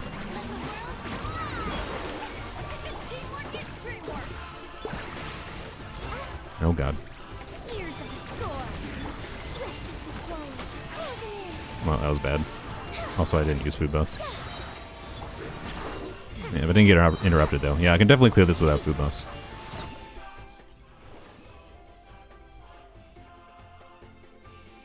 Yeah, so point being, like, I really like Lanyon's EM passive, but it basically lets you build her for EM, and she does about the same damage as if she was built for attack. So it's like, it's kind of just similar value on her. And that's cool. It gives you more options for building her. It means like the different substats are more relevant on Lanyon. Enables some more interesting build paths for her. It's part of why Sack Frags is such a compelling weapon on her. And I don't know, right? But like, this is showing me that external EM buffs in particular would be quite valuable. Like, imagine a unit that's just dedicated to like not like a Sucrose, but like imagine a Geo Sucrose, but buffs EM by like 500 in the team. That'd be an interesting character. Like, they do nothing other than they just buff EM by like a crap ton. I want that character, right? No VV, no scroll set on them, no additional bonuses. They just buff a ton of EM. Albedo, yeah, but I'm talking Albedo Pro Max, like, and Albedo that, like, Albedo does damage, right? But like, it does actually kind of make me want Albedo. But anyways, the problem is, like, I don't think it would matter that much really, but because what, I replace Bennett with this EM buffer, and like a 400 EM buff might be more than what Bennett provides for Lanyan, maybe. But again, it more actually makes me want 5-star instructors, because again, imagine a 5-star instructor set that worked on Bennett, had like higher uptime and then like 200 EM buff or something. That'd be a very strong artifact set, to be clear. Probably is not going to exist, but I just want 5-star instructors in some form, right? For like to put on Bennett here, and it would probably be better. It is telling me that I probably have to mess around with Bennett on instructors anyways in this team. That is something I haven't messed around with yet, like, because I didn't consider it that relevant. But I think the EM is more relevant than I thought for over 20% attack from Bennett, right? Is my feeling. When I already have like tenacity buff, I already have Bennett's other attack buff. So like I feel like 120 EM even for, well, I don't know. The problem is I do like Furina into Bennett into Farazan, and like that means I only get like 4 seconds of instructor up. Well, no, that should be fine though. Because even 4 seconds of instructor uptime, I probably won't get it for like Lanyan's second skill, but I'd get it for a first skill. So anyways, I gotta mess with Instructor Bennett. I'm not gonna do it right now. But I need to mess with it. Let's use food on floor 20, by the way.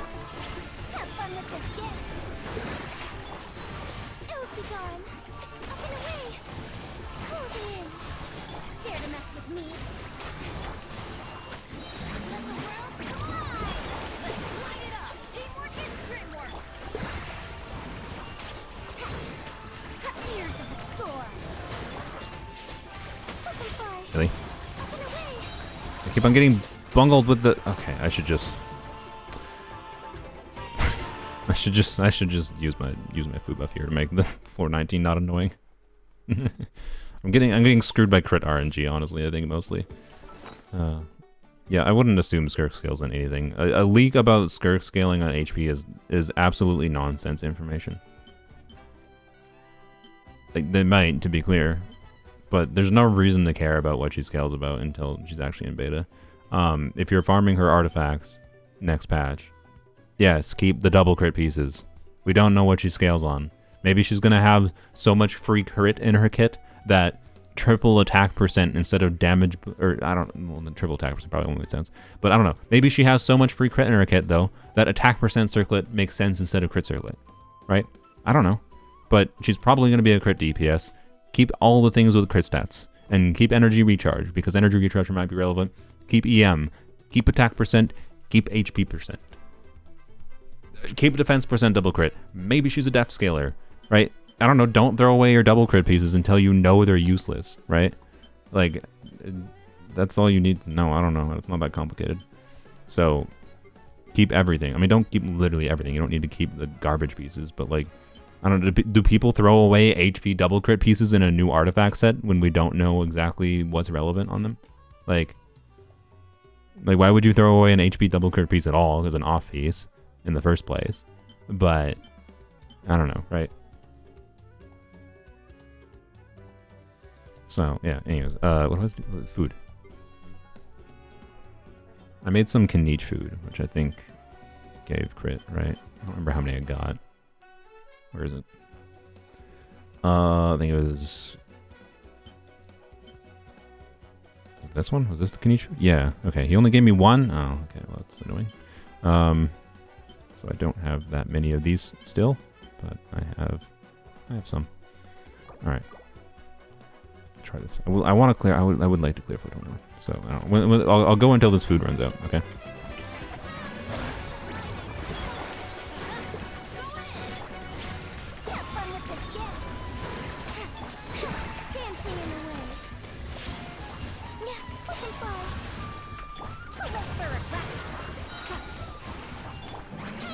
One dude still has a ton of HP left.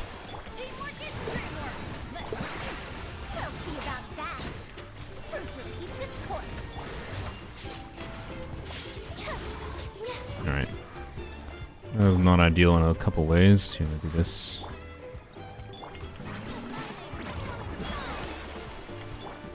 Oh, good job. Whatever. What? How did that hit me? Actual baloney.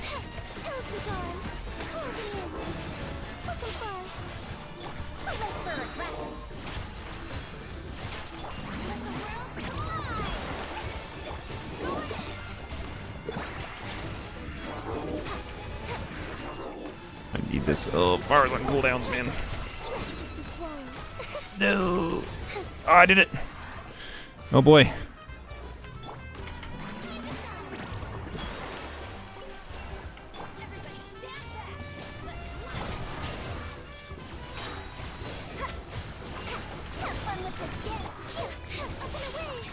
Oh, the energy situation's screwed. No.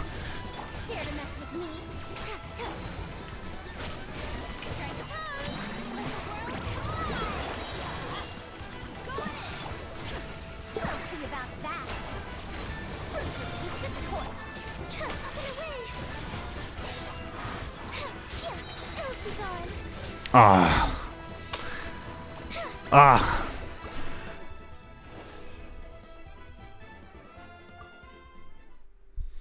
What are we doing? We are... Oh, thank you, Amin, for joining my bosses. I need to... I'm trying to clear floor 21 with DPS Lanyon. I think it's very doable. Just annoying with the dogs.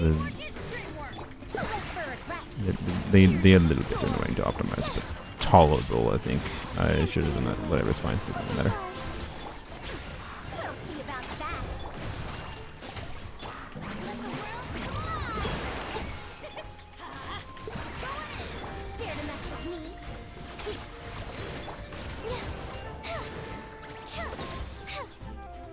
Okay. We can do this. Precast that.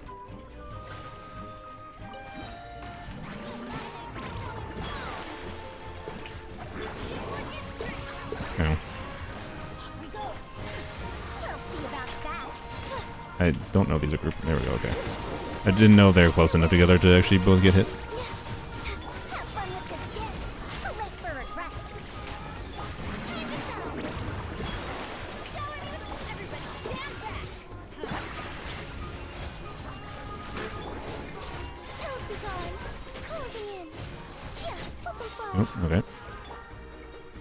Oh, okay. Okay. Do this again.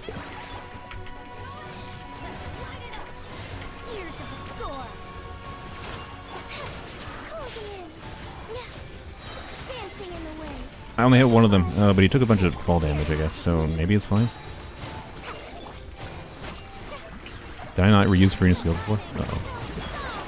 Dang it.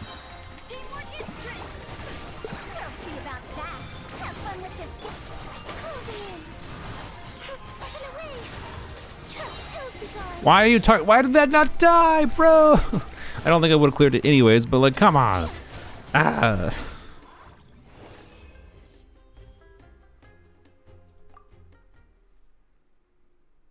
This is definitely a circumstance where it's possible elegy min-maxing could make sense with Farazan and elegy, but like, ugh, I don't really want to deal with that. And removing the Fab energy would make the Lanyon energy situation even more annoying. Farazan is on tenacity. Thanks, Osorio. Oh boy.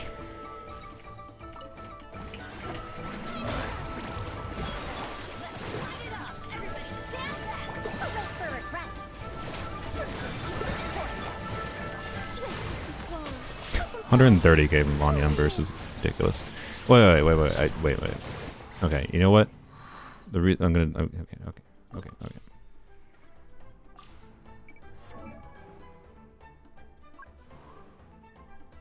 I was ruminating on whether or not to crown her skill or her burst yet.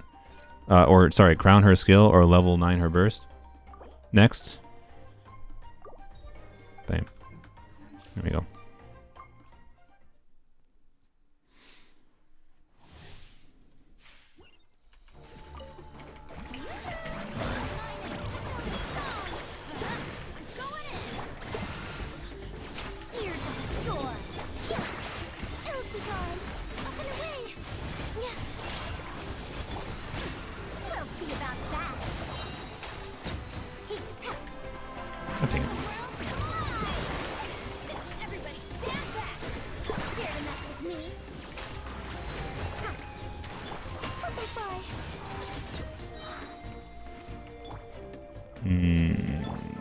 Bennett energy is not ideal. I think I missed a Bennett E tonight.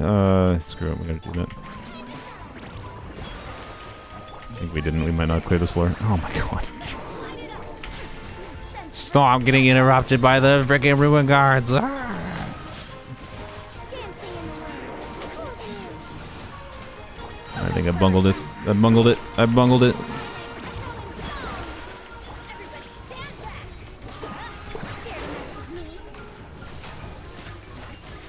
Ears of the storm. Hills be gone. Butterfly. Ugh.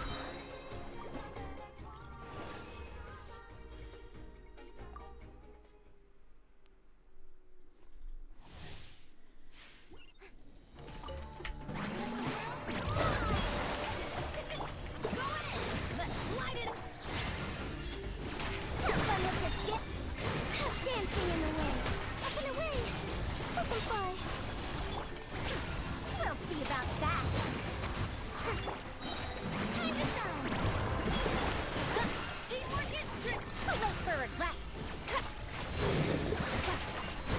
Truth repeats its course. Closing in. Ooh.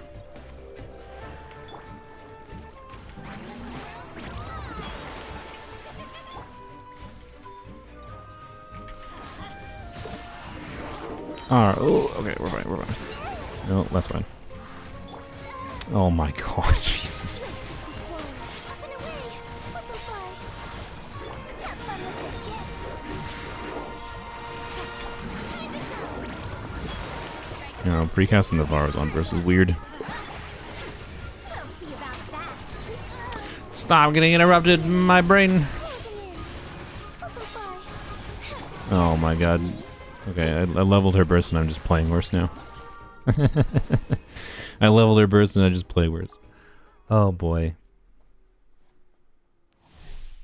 Thank you, Claire.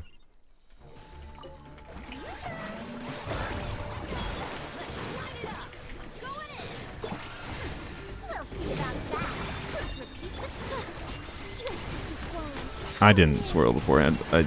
I did normal attacks, but I didn't actually swirl because they were too far away. Ugh. Teamwork is teamwork. Too late for regrets. Ears of the storm. Up and away. Closing in. Hills be gone. God dang it. God dang it. God dang it. The food buffs expired? Oh, did they? No. Okay, well that's annoying. Okay, I wasn't intending to play DPS long this long. I want to actually see what the rest of the event is, but so far this is the most fun floor to me because I'm enjoying playing DPS long lately. But yeah.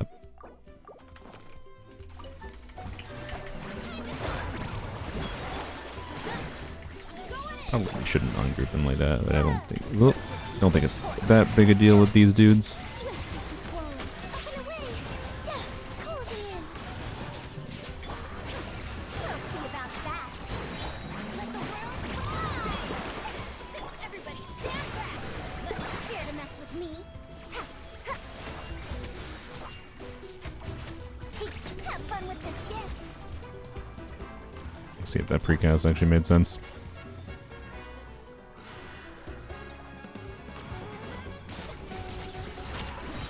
I think I didn't. And I think it was too soon. Too late for regrets. Hills be gone. I didn't Bennett burst. Brain.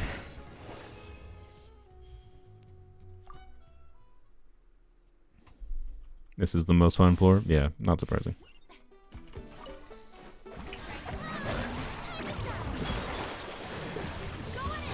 Dare to mess with me?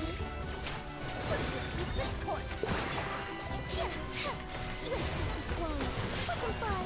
Up and away. We'll see about that. Let the world fly. Okay. Energy situation, huh? Teamwork is teamwork. Dare to mess with me? Ears of the storm. Showering you with praise. Lightning echoing song. Dancing in the wind. Closing in. Up and away. Too late for regrets.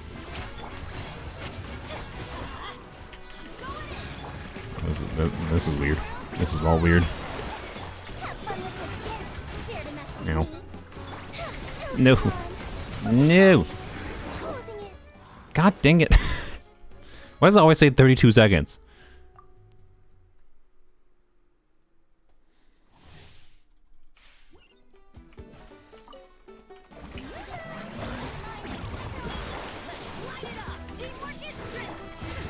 We'll see about that. Here's the swift as the scroll. Where's that one? No, 80k. Too late for regret. Use your boon later. What? Does the boon only apply for one chamber? What? Wait, are you serious? Did they seriously f***ing do that?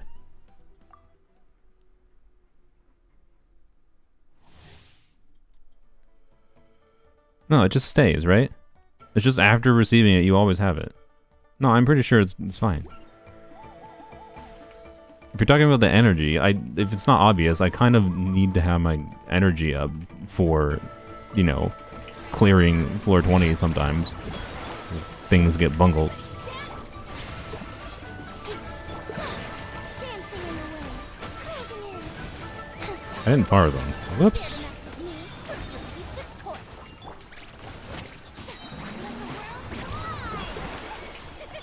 Didn't have to do that. We'll see about that. I really wish I had fires on. I don't want to use burst.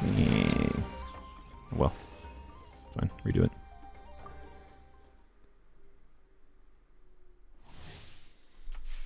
Oh yeah, you can check your stat screen here.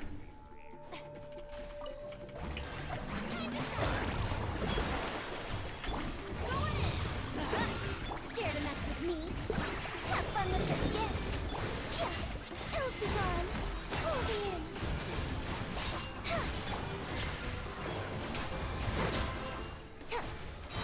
Let the world fly. Everybody stand back.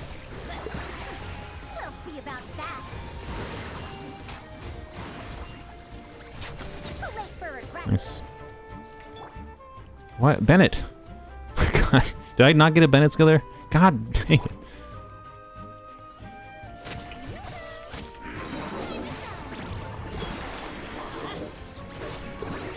Why do they never miss?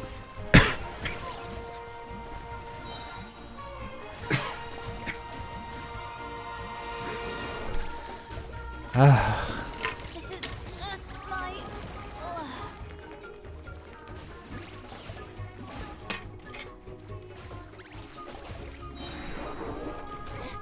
Thanks, Sparrow. Furina's on her signature weapon.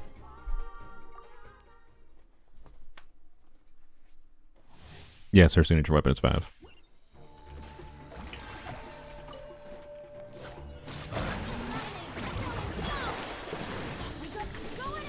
Dare to mess with me?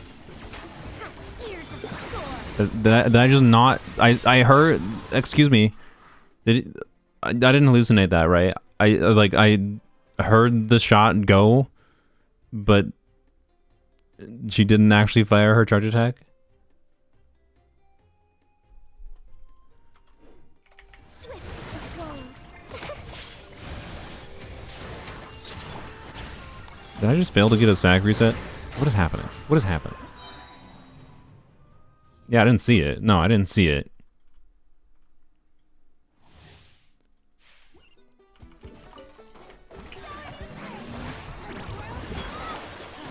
Everybody stand back.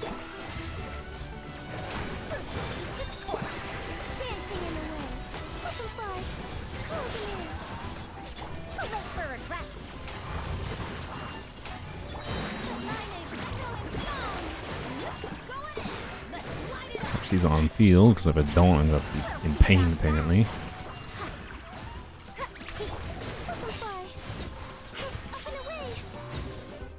What? Come on, freaking floor 19. I just want to clear it so I can get. His enemies be less. No. Okay, look, I'm starting to get stressed out playing DPS Lonyon. Let's just chill. Let's just chill out. It's a pen. It's fine. I'm happy the fact that I can clear floor 20 with Lanyan. Like, DPS Lanyan, you know. Ooh, it's a 4-star defensive unit, right? Whatever. Who can I replace with Fires on this team? If you replace Fires on the team, it's I would say you're configuring the team around much more not just Lanyan's damage. Like, she is an Animo DPS. She's not doing only Animo damage, but the majority of her damage is Animo damage. If you remove Farazan, you're doing a lot less Animo damage. Like, you can go try putting Mavuika in this team, or Xiangling, and you'll see way less Farazan damage, or sorry, way less Lanyan damage. But you'll get the damage from whoever else, right? Like, but you don't need Farazan C6 either, I'm quite confident of, so... Like, play around with whatever other mix of off-field. You can do some weird things with, like, Lanyan on an EM build and do Burgeon, right? So, yeah. Anywho's, what is this buff? Bond of Life. Okay. Attack is increased by 200%, huh? Alright. Which is interesting. Well, receives healing 200% for Clorind. Arlecchino would only get this with using her burst. So I guess you like start using, well, it's only 8 seconds. I don't know. Anyways, character in your party defeats an opponent. The current active character is granted a Bond of Life. Oh God, Jesus. Okay. Arlecchino floor much? Jesus. Arlecchino Chlorine floor. All right. Well, I'm down to try some Chlorine.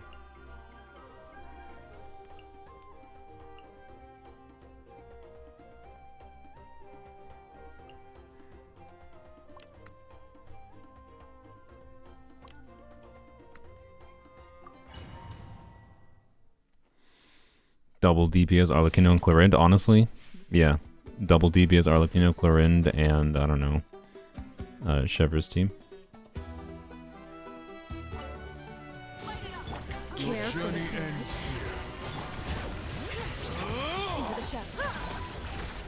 Well, yeah, I mean 412.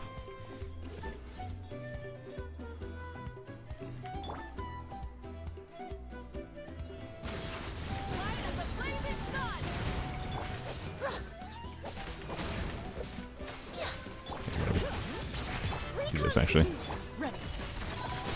There's 3 enemies.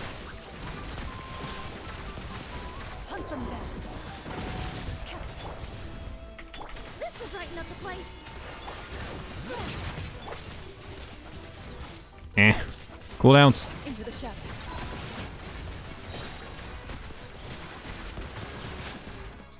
God dang it. Mostly my bad, I think, honestly. Mostly my bad. But also, burst animation impact. Journey ends here.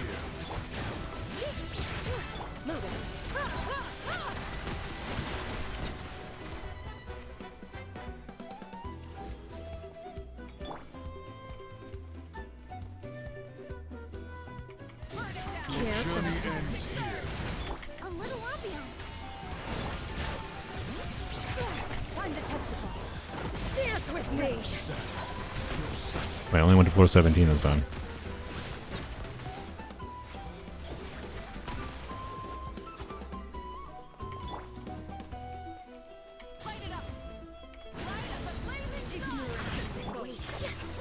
God dang it, man, not... What?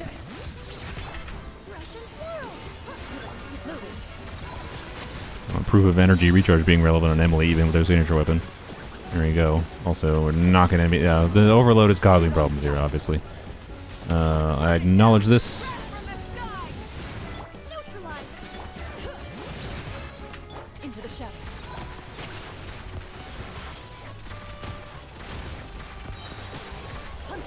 Nope.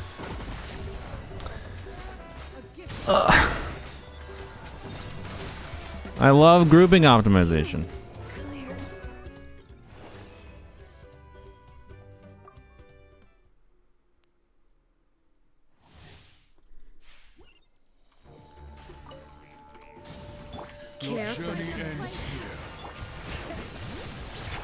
I can also try to min-max C2 C2 Shallonen energy refund potentially.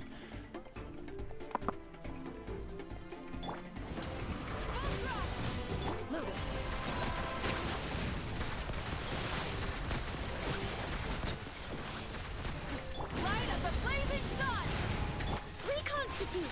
Why is that? That's dumb. Hunt them Oh, down. man, yeah, the grouping scenario, this grouping situation is not good with his team in this event at all. Also, I don't have Mavuika going.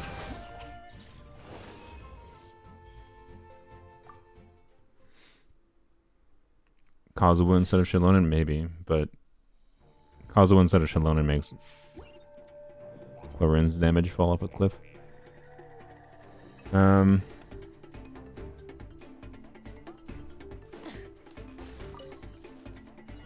Your journey ends here. This will brighten up the place. Bring it.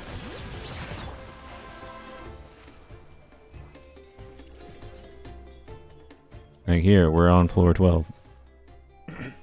We still have the friendship buff, so I don't know. We're not on floor 12 anymore. Journey ends here. Didn't have that very well. Shoot on sight. Dance with me. Sacrifice is ready. See if it I you. Russian plural. Burn it down. Not done yet. Hunt them down. Crap. Cooldowns, man.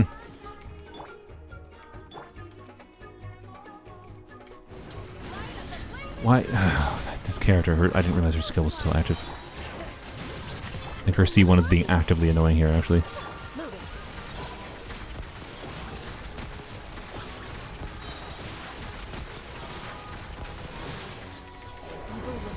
Shoot on sight.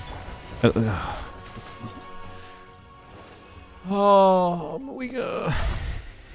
I hate optimizing things around Mavuika cooldowns.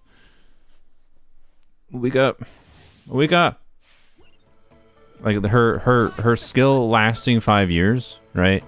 Meant that like just whatever. The cooldown would be the same problem. It'd be the same problem with her C0. It's not really a problem with C1. Just ugh.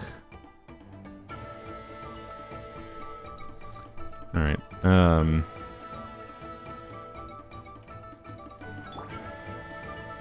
Please end. Your journey ends here. Bring it. Hunt them down.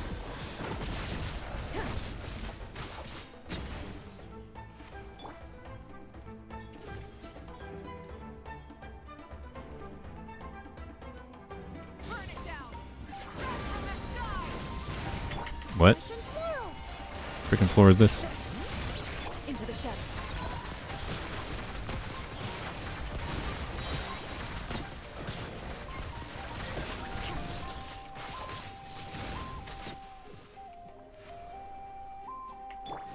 So let me try. Rise with the sun. Pyroclastic surge. Reconstitute. A little ambiance. Bring it. Time to testify. I didn't try the thing I was going to try. That's fine.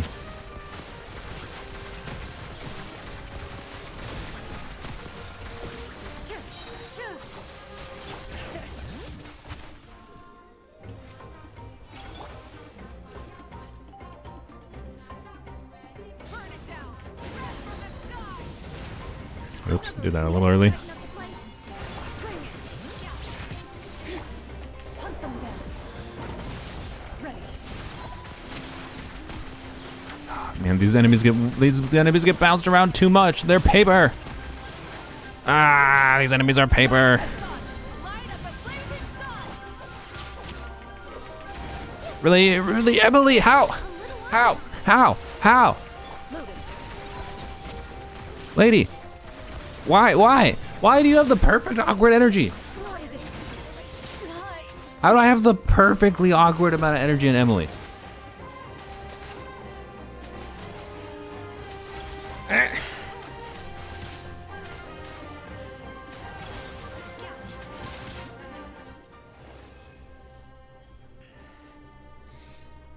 I know it was easy to clear without the bounce. I don't want to use a different team.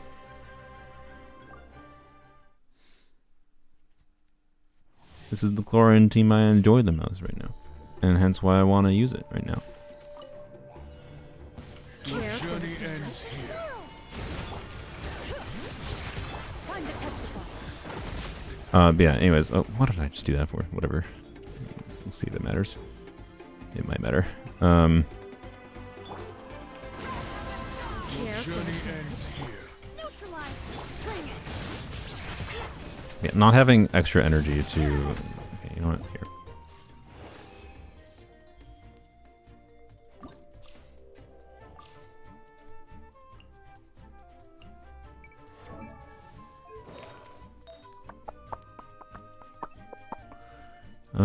No, frick off the recommended order, Mahoyo. Jesus.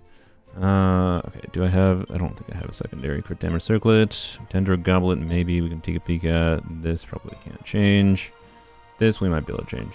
This I don't... Yeah, I can't really change that. Let's see. I mean, that would give me the ER I need.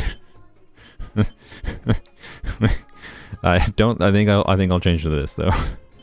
But lose 3 attack percent rolls, lose a little bit of crit. Like it's a damage downgrade for her normally, but I don't think I need to switch to that. It would be funny. All right, try that. There we go. And then also we might try a food buff because I don't know. It's fine. It would like the fact that DPS Lanyon can clear the floor that is good for DPS Lanyon, the team I wanted to use, but this team is struggling is funny. It is funny, I think. That's all. Well, who the frick are you?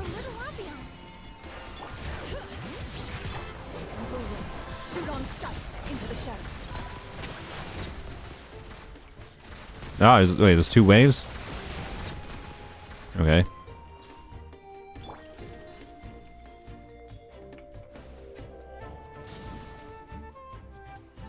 Yeah, the delay is just enough to lose the Emily uptime too. Ah, why? Oh, it screws with Emily so much to do that. Oh, no. Oh, I should have... This floor isn't mine. Well, too late now. I'm gonna have to agree to this floor. Maybe not? I don't know, we'll see. Yeah, we probably are going. I should have recursed. I thought the cooldown would line up better. Wow, we did it. Barely. Alright.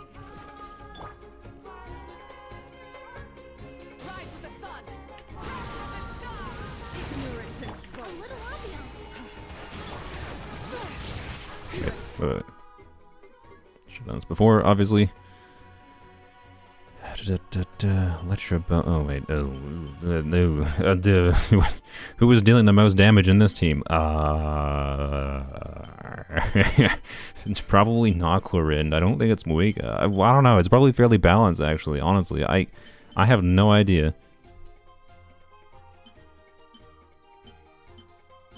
I'll use Chlorine. Yeah, we're doing Chlorine things. Yeah, that's fair. All right. Black.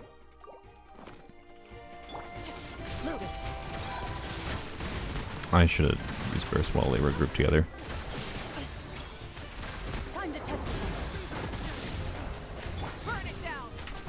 And the one come over here?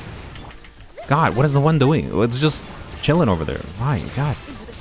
Oh.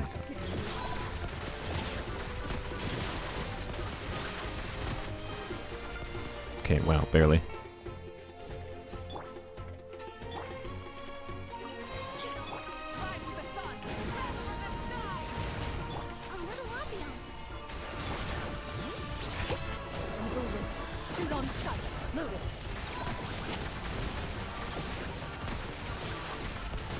Go to the side.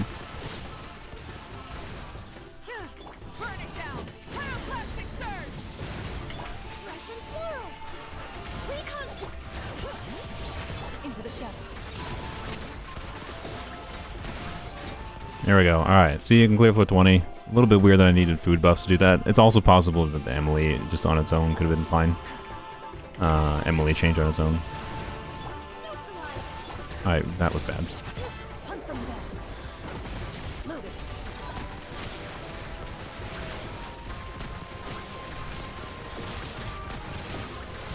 This'll brighten up I the think fight. ending early actually did make sense there. Alright. Shoot on sight. Into the shadows. Whoops, that was bad. Frick. I definitely could have cleared that. That was just bad. That was just bad. I could have cleared that. Alright, I might mess around more with Chlorine in this with food buffs, but I think that's good for now. And I can mess around with Arlecchino, and Polearm's only in that. Obviously, this is going to be Arlecchino's time to shine on Polearm. If Arlecchino's going to clear anything with Arlecchino C6, it's with clear 25 without trying. Like I could clear Arlecchino with Arlecchino C6 and Polearm's only with this one. This one you should be able to do without trying. This one also is, I don't know, it can be weird. I think this one's going to be the same experience as the first one, presumably. But anyways, let's see what this one is. This one's the one with the weird buff, right? Yeah. After nearby party members trigger a Night Soul Burst, all nearby party members' max HP, attack, and defense are increased by 65%, and their EM is increased by 500 for 20 seconds. Max 3 stacks. Each stack's duration is counted independently. After receiving a boon of friendship, you get the, yeah, whatever. Okay, so Night Soul Burst, for anyone that's not aware. Well, okay, wait, Shalonen can give 2 stacks, right? So, like, LOL have Shalonen. Yeah. So, Shalonen can trigger 2. And then, if you have at least 1 more Natline unit, ideally 2 more, yay, you can get 1500 EM. So, seems okay. Seems okay. So, realistically, the strongest thing I can do on this account is probably this.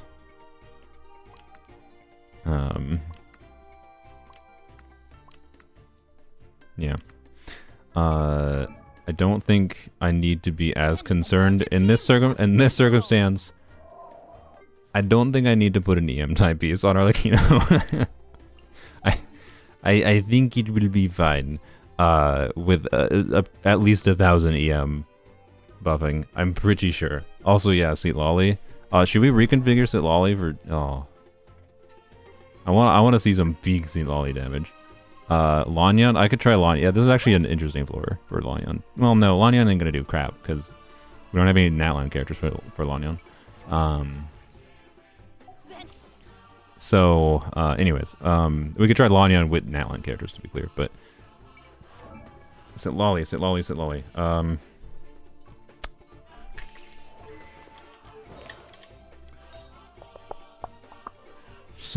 okay, first of all, switch back to this. ER is a problem on Sit Lolly. In my experience in this team, I prefer like 180. I think for funsies, it really doesn't make sense to do this in this situation, but I'm gonna try it here first. I'm gonna put on sack for eggs. And then we try to get her as much crit as possible. And that's where we're at. Yoink.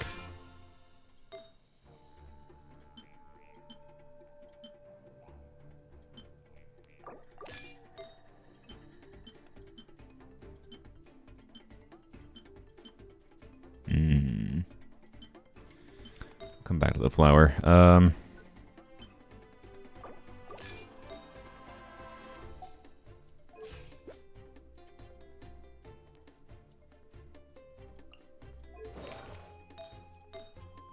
Honestly, I think just Toma's piece is fine. 50% crit rate, 100 crit damage. I have C2. Oh, the ER though. Ugh.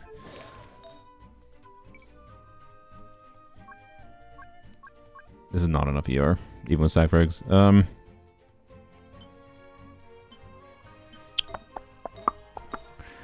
Okay,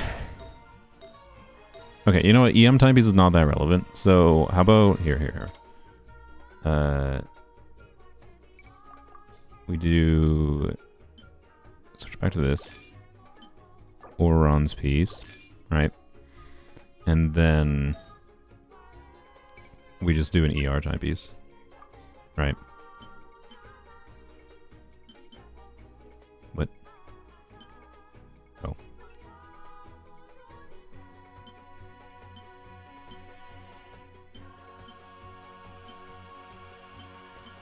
I mean, honestly, we could do that, but here, let's go this one, I think. There we go. Actually, wait. No, that's fine. All right. So 50 crit rate, 138 crit damage, 173 ER with sack should be perfectly fine. With the buffs going on and whatever, let's try that. Am I on 5-piece right now? Oh, on 5-piece right now. What are you talking? What are you smoking? What? I was not 5-piece, guys. I know why I was temporarily on 5-piece, because I was changing these around.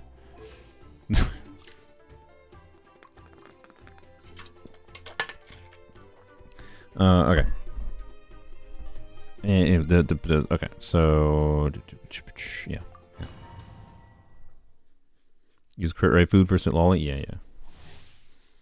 You know what? I have a bunch of excess of crit rate food. We can just use crit rate food right away and be happy with it. Here, let's obviously pyro makes sense, but we're doing Sit Lolly. All right, let's see the Sit Lolly damage, and just get crit rate. There we go.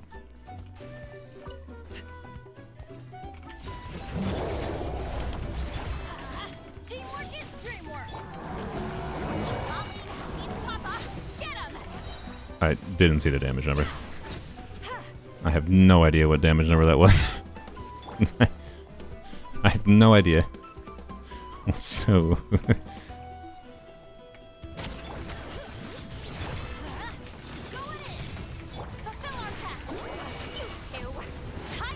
Nice. Yeah, nice.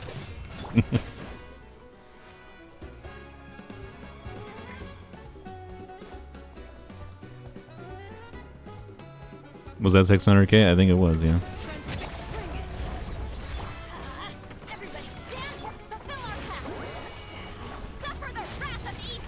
That was a non-crit. Sad.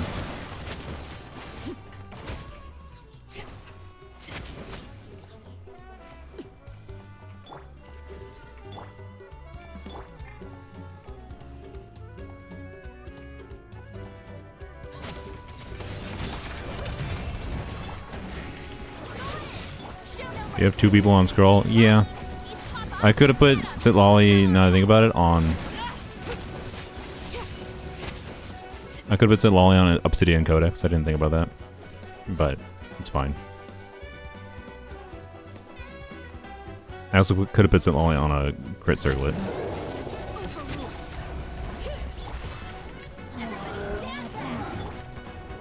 Really?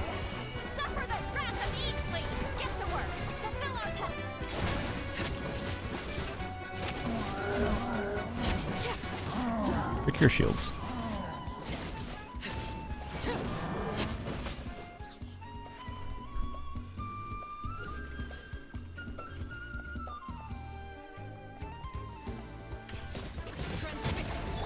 Oh, I'm glad I timed that right. I thought I wasn't going to. Don't push me away. Ah, you pushed me away. Oh my god, this is going to be the one to optimize. Ugh. Bro.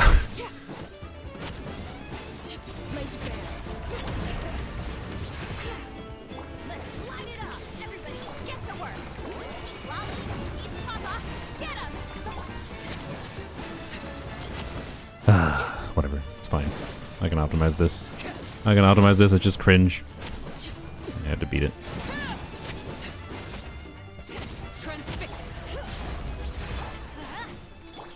I don't think I have to do 2 Sit Lolly skill per rotation with this build kind of right now, do I? I don't know. I'll see what happens if I don't use 2 Sit Lolly skill. Wait, what? Why? Why did it just say from floor 12? God freaking dang. No, I don't need floor 12.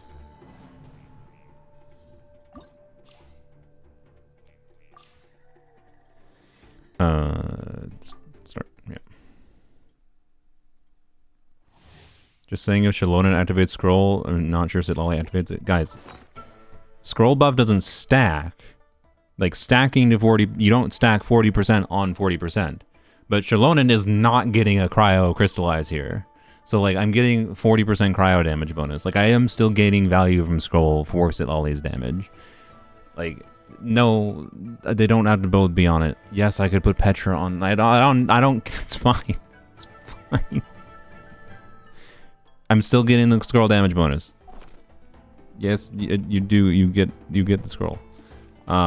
She triggers scroll or burst. Well, normally I want to scale with Sitlali first, not burst. Yes, you can activate for different reactions. It doesn't stack to 80%, but you can have multiple units on scroll and get multiple different damage bonus types. So alright.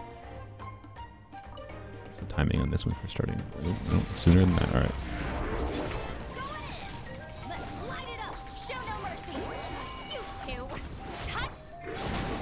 What? That was nothing.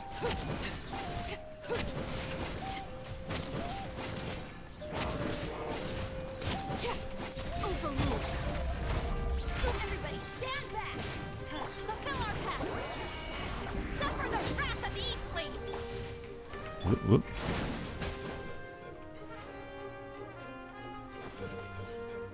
Okay.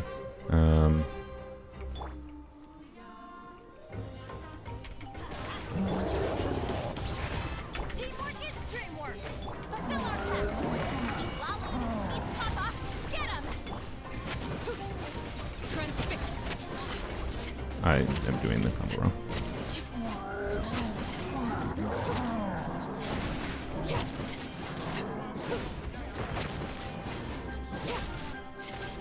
Oh, please.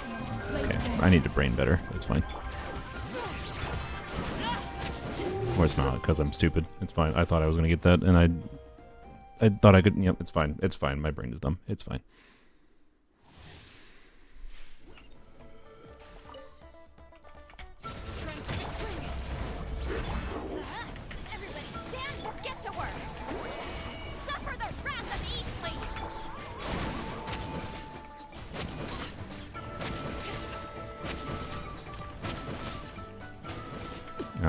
Bundle that a little bit quickly.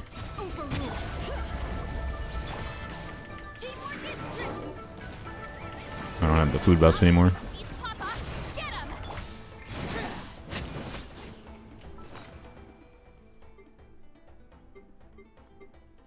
Because we're actually optimizing here with Pyro as well.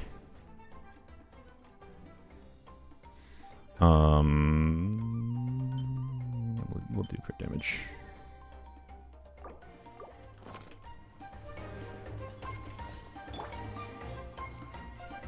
Did I just skip a floor? I don't think I skipped a floor, did I? Ooh, what the? That was some weird delay. Wait.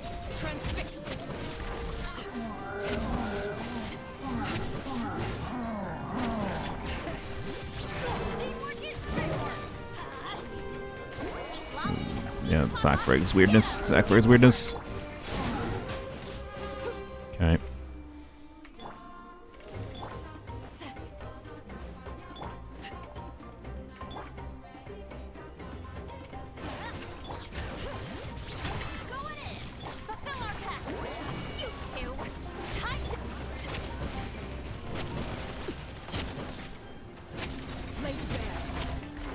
Ooh, what am I doing? What am I doing?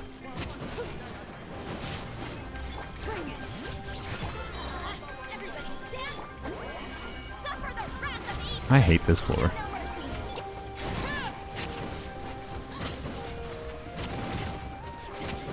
I hate this floor. I really hate this floor. I really hate this floor. Why? Mihoyo, you put a f***ing thing that runs away from you and then a thing that waddles at RNG. Bruh.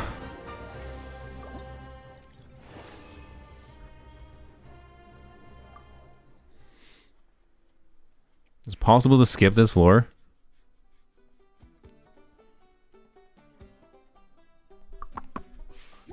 Hmm.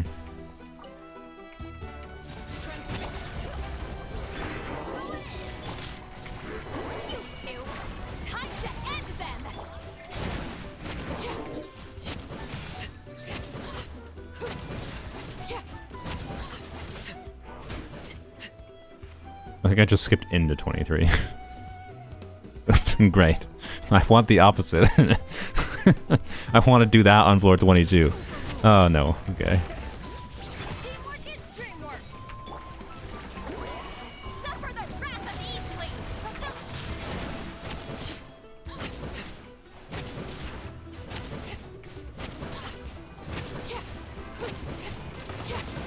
Transfix. Going in. You two. Yeah, the sack breaks weirdness, man. Wow. Alright. Jesus Christ. Oh god. Oh god.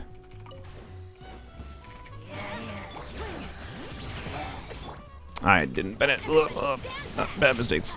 Get to work. Suffer the wrath of Easley. Okay, these are cringe too. These are pretty cringe too.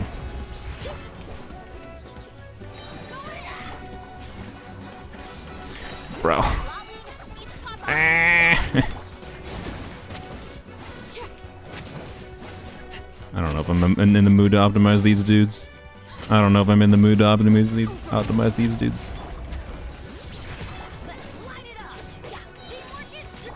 I think these are more annoying than the Ruin Drakes. What I will try... Can you die? Okay. What I will try... Thanks, Jayana. Is... Okay. Willing to start from floor 22. Okay, that actually might help. Wait, no, I need to exit to change my build. I'm gonna put Silali on our signature weapon.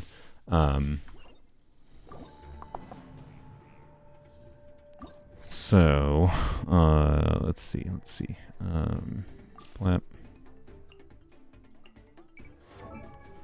You switch to this. And let's see. So your build. Do we do a 4-piece codex build?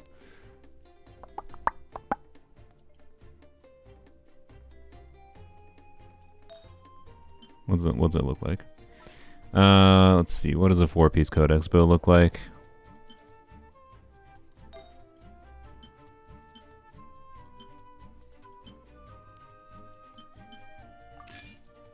Oh no, I probably don't need the crit rate. I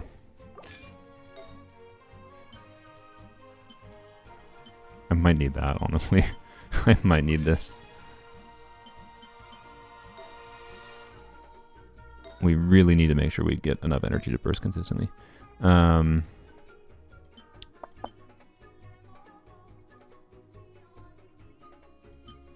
could try cryo bonus. I mean, you have so much EM. I could try cryo bonus. Or honestly attack.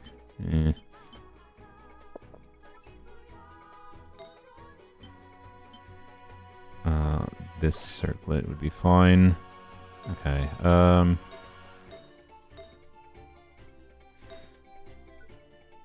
don't have an ER timepiece leveled up.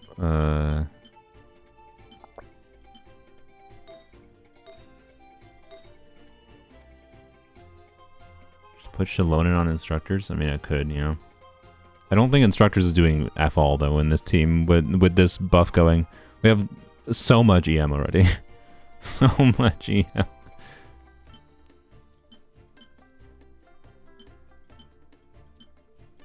I have stuff to level this.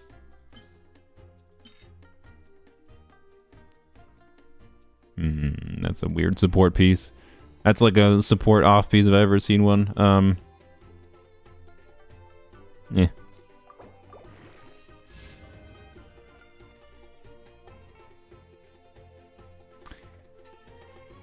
I'm not keeping this, but I will use it right now.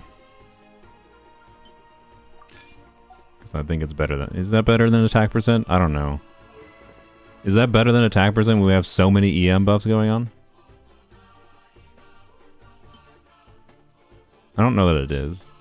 Why do you want electric bonus? Oh, because I was simulating a Furina build. You know, I don't think it is. Let's use that.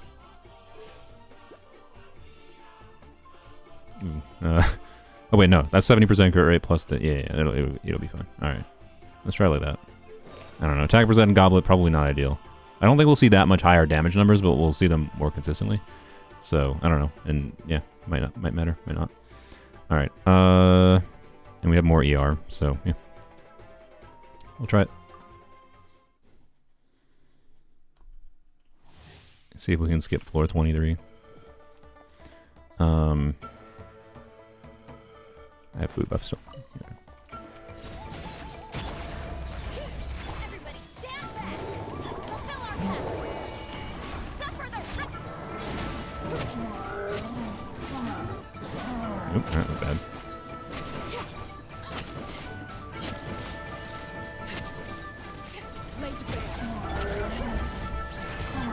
I think I can skip it. Oh, I'm pretty sure I can skip it. Oh, we redoing. I can skip it. I can skip it.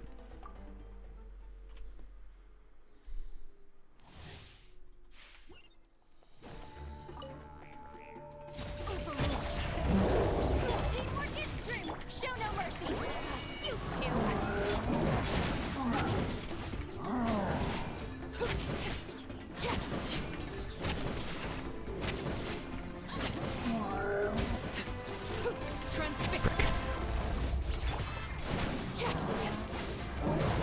Dang it. Dang it. Wait, you can't skip past 23? Oh, okay. Never mind. Shoot, we gotta do this, I think.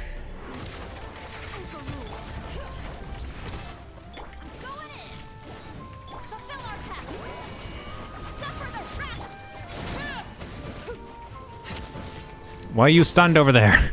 I didn't do anything to you. How are you stunned over there? What are you doing, bro? You stunned yourself. Ah. I think I lost the food buff too.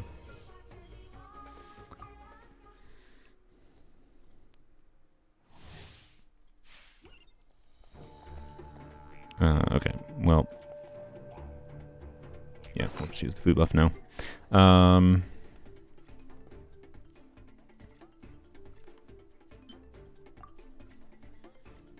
many of the crit buffs do I have? Well, I have that one at least. And I have that one. Okay, I got a few more.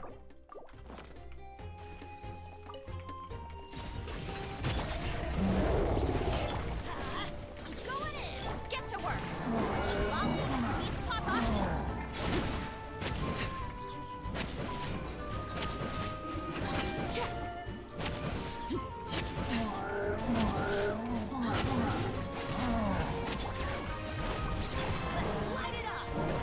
Can't skip. I may as well just do this a little slower. What is happening? I'm out of stamina. God. What? Ah! Stamina impact. No. I was like, what is happening? I was trying to absorb. I was out of stamina. Ah. All right, it's fine. Too aggressive dashing. Oops.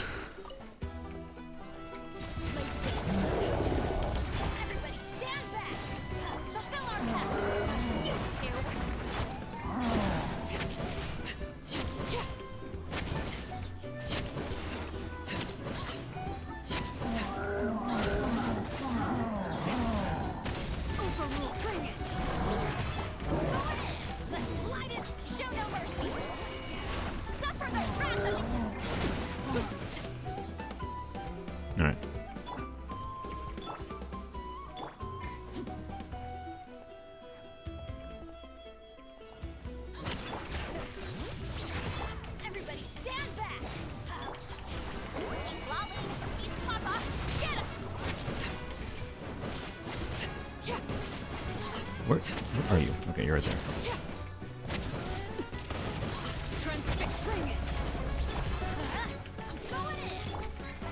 No, no, not the perfect lolly awkward energy situation. No. That's so bad. Okay, we'll do this. I guess it'll be fine, probably, maybe.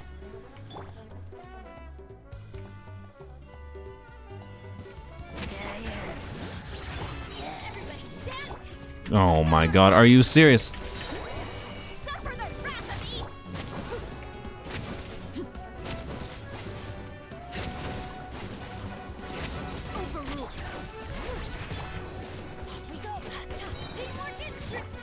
Oh my god. Oh my god.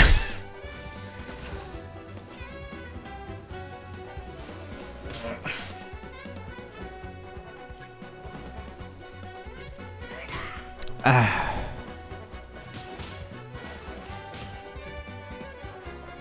Ah.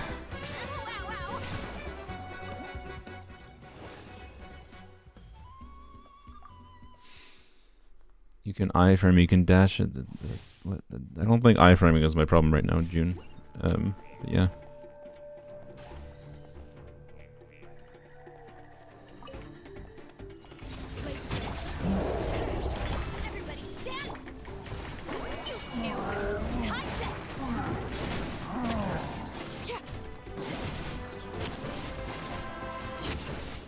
I bungled. Whoops. Whoops. Whoops.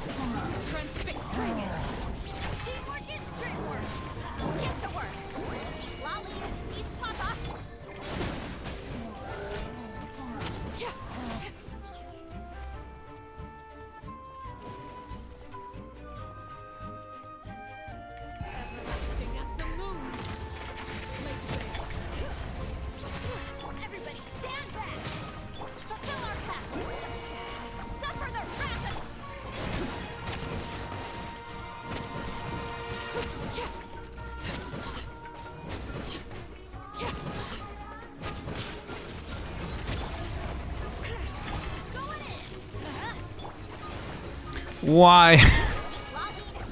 No, it's so bad. It's so bad. I have to. There's no way. I have to like get Lolly to have more energy to not have that problem in this chamber. That's impossible.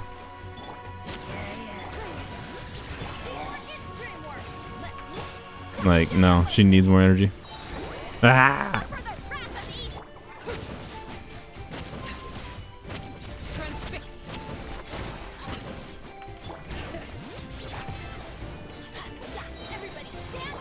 Yeah, no, it Fs everything.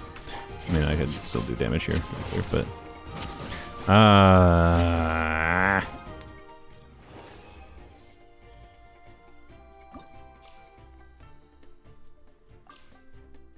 bet there's people who didn't believe me when I said I might have needed that 20 ER flower. Wait, I already put it on. Frick! Crap. Well, I guess I have to do... That's probably better. It's got more ER. I don't think I need the crit rate that badly. Oh well. So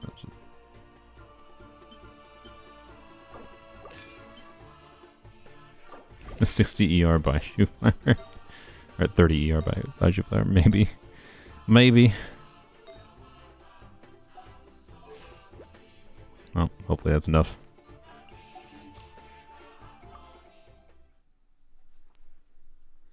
Arlecchino is C1.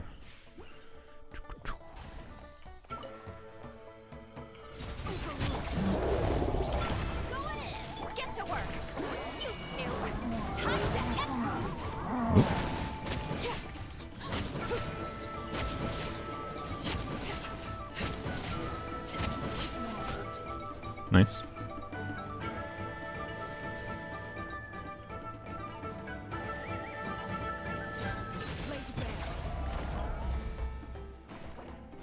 Timed that wrong. Oops. Food check? Yeah, I'll do it again. Wait, did I clear that in 15 seconds without food buff, or did it run out in between?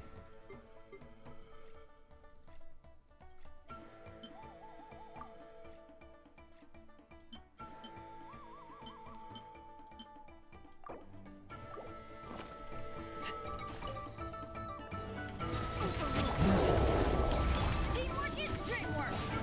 Fulfill our path. Suffer the wrath.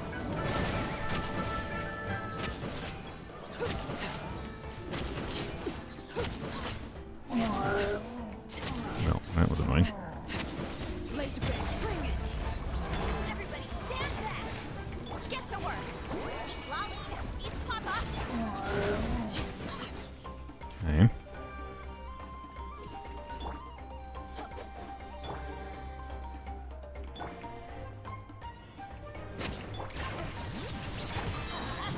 Going in. You two.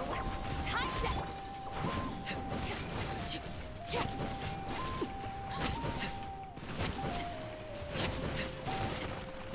Transfix. Teamwork is strength. Fulfill our path. Why? No, how? Why does this keep happening in this chamber? Why? Zilali, how are you 0.2% energy?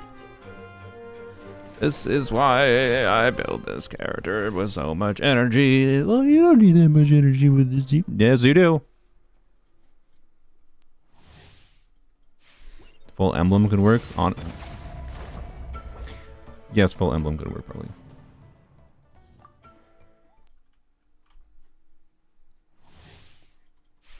She's drunk. Yeah, she kind of. Brain!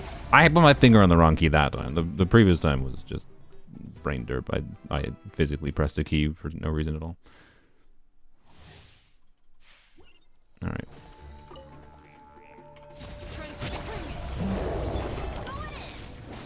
Get to work. Eat Lolly. Eat Papa. Wait, does the Bennett particle matter? Oh my god, the Bennett particle might matter now. Maybe the Bennett particles is all I need to do.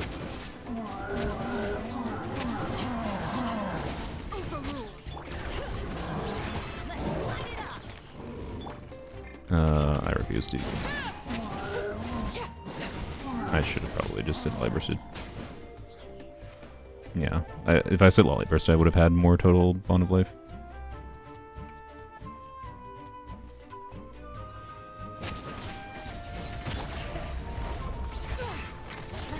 I swear to you, I switched to Bennett.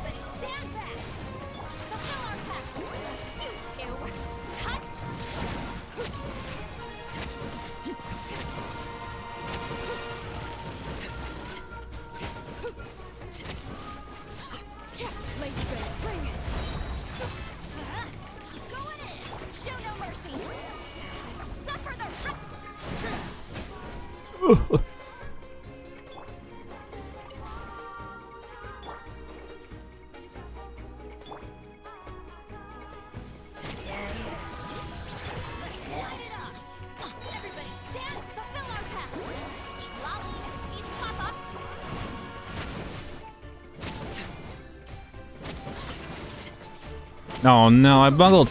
No, not the bungle. Why'd I do that? Ew, that was dumb too. Actually, the damage there was pretty good. Oh my god. Okay, I'm like pretty sure I could do this if I don't bungle everything. But I think I'm gonna move on to Polearms only. Got other things to do. I've been streaming for 3 hours. You know. Yeah. It's fine.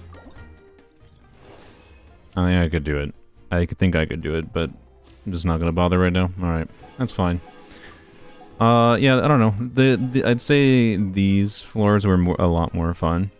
Like, as far as, hey, we want you to use Natlan characters, this is a much more fun buff than, you know,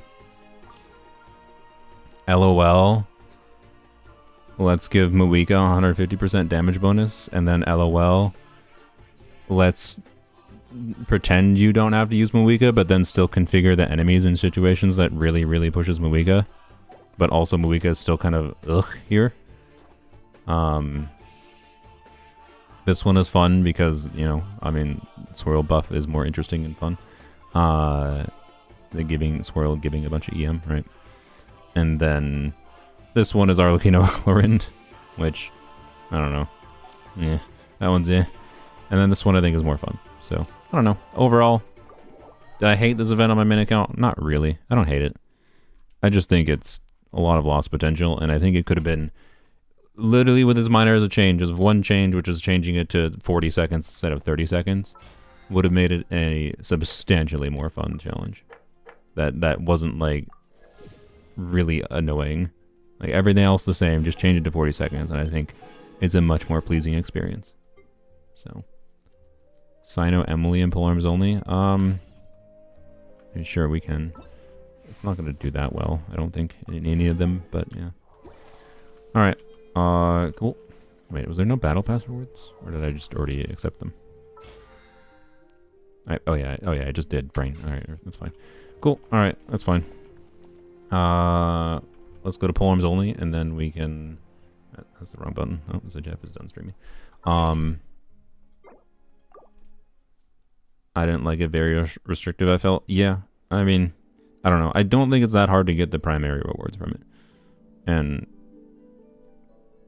getting to floor 20 is only important. So, I don't know. As an event, I don't mind really hard events that are, like, in some form.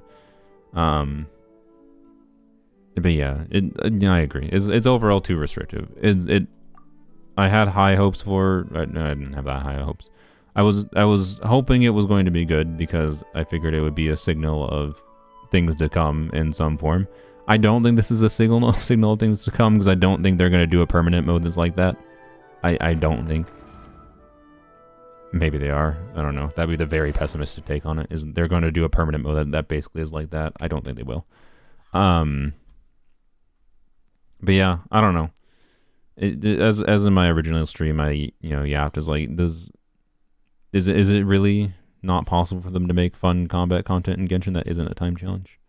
I don't know. It might be impossible. They might have to do time challenges to actually do anything that's remotely challenging. It's an interesting event, but yeah.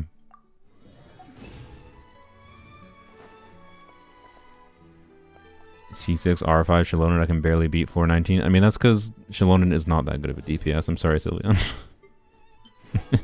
At C6, she becomes an actual real DPS, but that doesn't mean she's enough of a DPS to clear a form of content that's highly specific, that's really trying to push you towards specific units, right?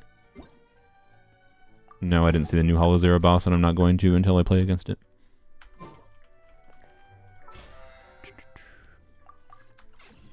Oh yeah, I have... Nice. I don't have to do dailies in the next couple days because of some of the event stuff I did. Add Astro.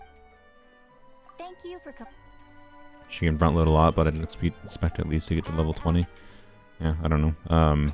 I don't think Lanyan would have been able to get to level 20 if it weren't for the fact that Lanyan does AoE. I think that's the main problem you're seeing is like there's always 2 enemies or more in this event, and Shallonen doesn't do anything for AoE, real AoE, I don't think. And like, oh, what are you gonna do? Play Kazuha with her? Maybe you can actually clear better with Kazuha. I don't know. All right, do we try Xiao? No, I'm sorry, I'm not gonna try. Xiao is irrelevant here.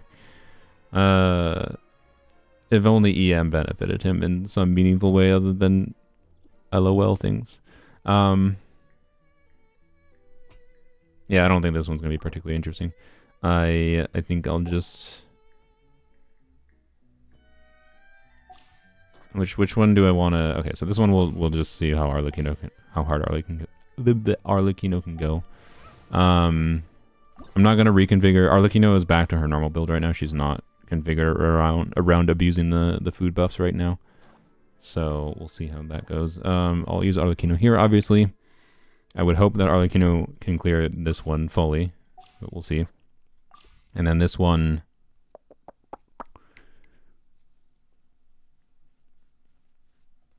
I don't know. The problem with EM buffs is like yes, it would let us get a big number. I don't really think. I don't know. We could try some.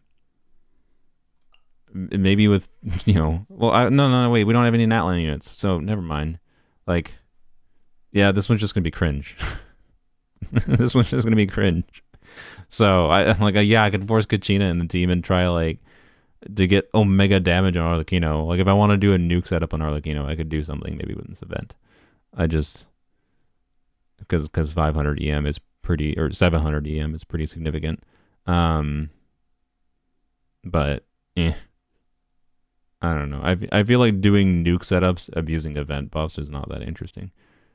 Nuke setups and like abusing like like wander resistance and whatever. That's how we got the 2 million on the 2 million hit on C6 Arlecchino on the scout.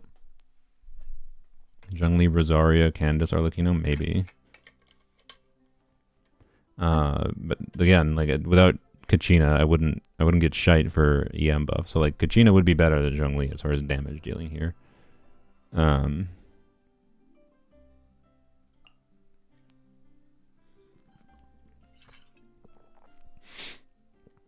So I don't know.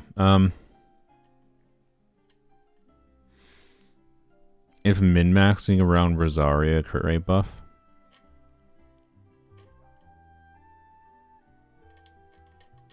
I don't know.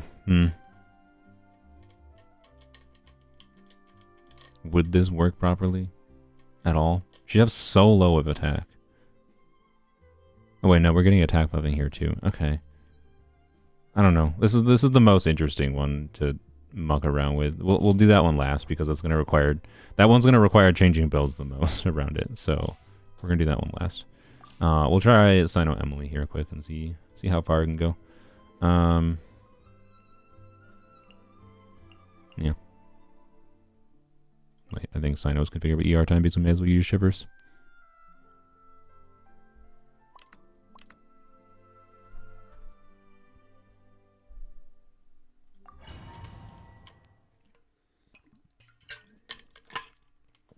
And then we'll muck about with the other ones.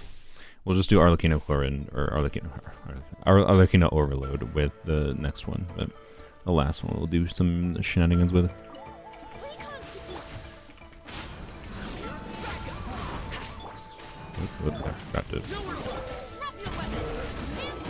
Didn't mean to do that, but I guess it's probably gonna kill them.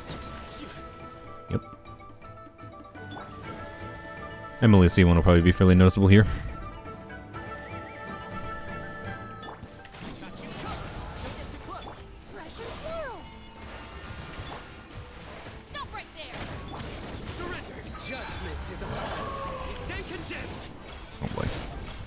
Obviously, we're gonna be faced with the same problem we had before. Oh boy! He sees teleport to me, but yeah, this is a lot more annoying than Chlorine because at least Chlorine goes back and forth, right? Chlorine does her back and forthies, so like it's not anywhere near the same problem. I feel like.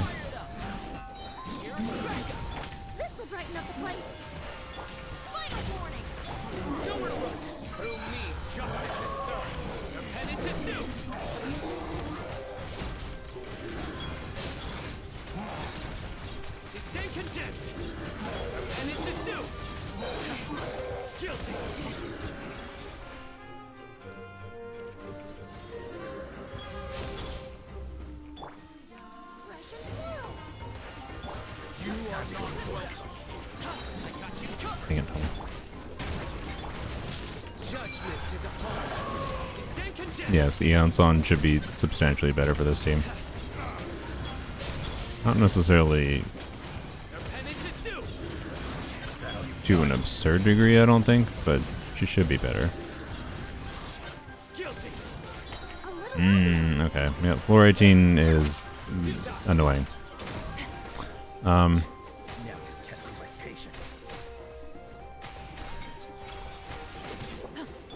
Yeah, I don't know if I want to optimize this team. I enjoy playing this team. I just don't think I want to optimize this team in this event. Really?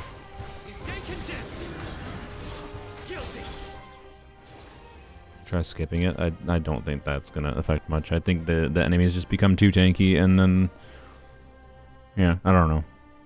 I don't think this team is that interesting to play in this event, unfortunately. You think Sino aged well? No, not really. I think Sino has gotten some okay new team options with newer units, but I wouldn't say he benefited from them in the same way that other characters benefited from them more. So I don't think he's aged well. Like, I think Chlorinde has aged much, much, much, much, much better than Sino. The burning set? No.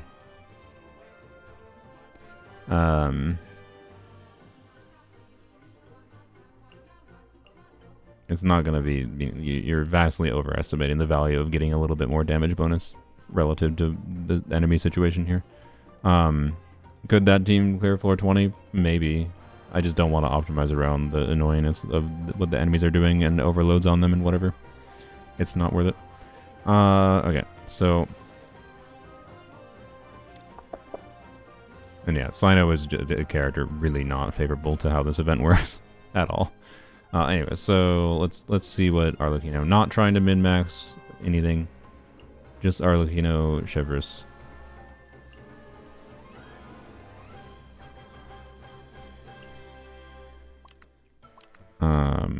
By the way, I saw someone mention why Chevy.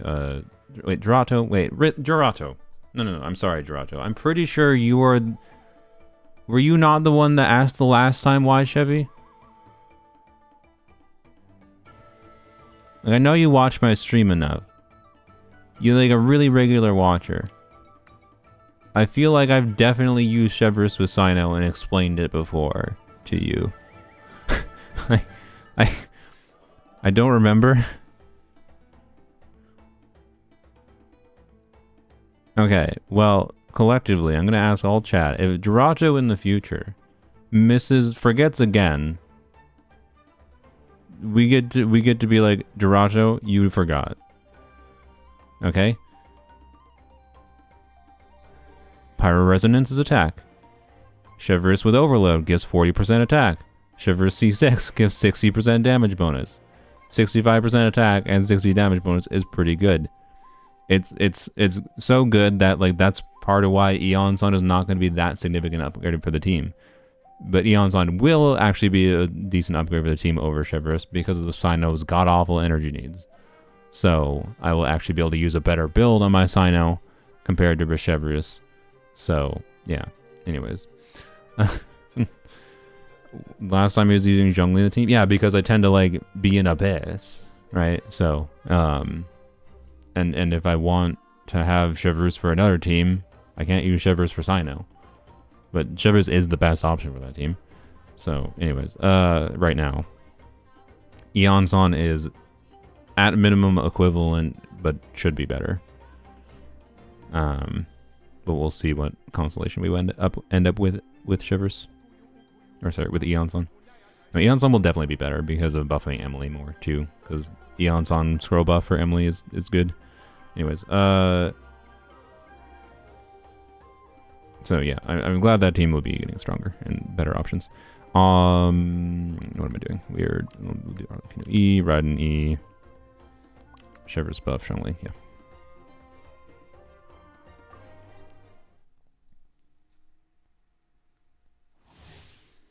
But why Xiangling, though? Are you asking why Xiangling in a Chevreuse team? Why Xiangling in a Chevreuse team? Huh? Do I have to explain that? Off-field pyro damage? She's a damage dealer. She also buffs. C6 buffs pyro. And Guobo can give Res Shred a little bit of it.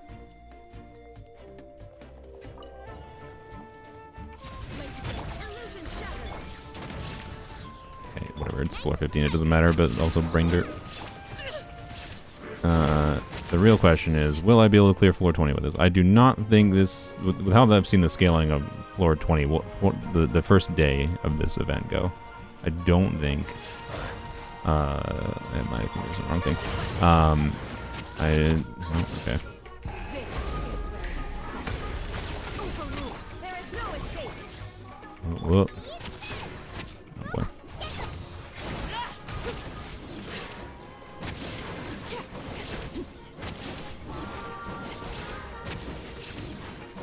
Yeah, no, there's no way we.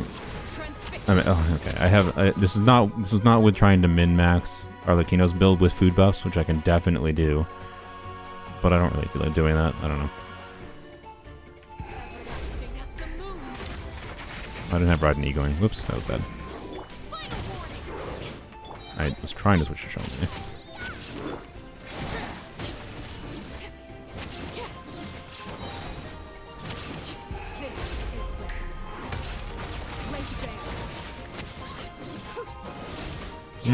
I don't know. Okay. Maybe it isn't very maybe it is possible to do 25 in this one. I don't know.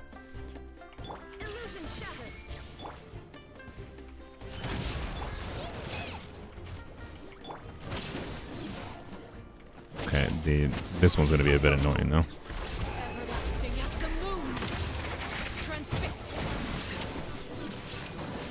Yeah, case in point. Okay. Yeah, yeah.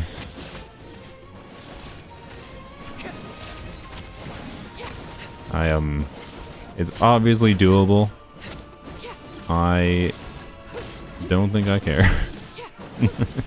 I don't think I care to go much past floor 20 on this whatever floor. I can't pull out floor because the individual things. I don't know what do you call this? Stages, brain. There you go. Stages.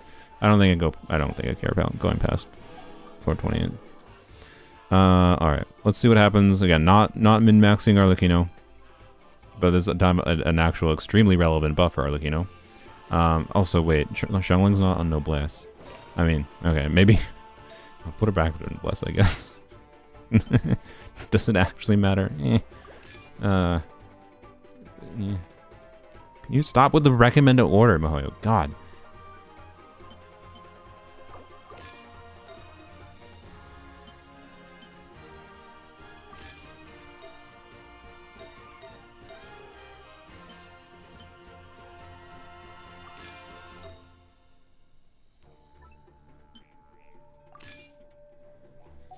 Well, alright. Back into Blast build. We'll use crit buffs if we need. Okay. And doot. Alright.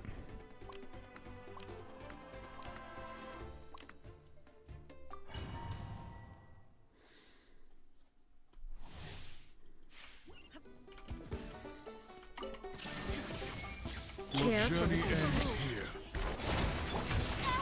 Oop. Good job. Stop interrupting me. Oh my god. That might be the longest I could possibly have taken to clear that with a C6 Arlecchino. Oops. It's fine. Alright.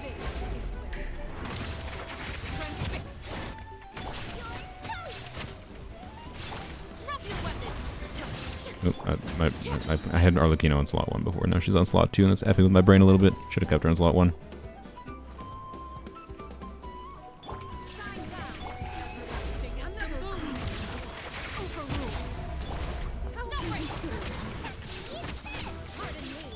I did it again. God dang it.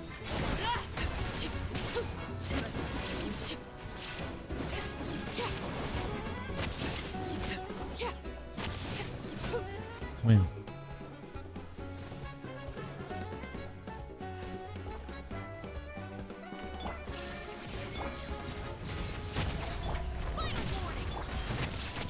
Oh, no.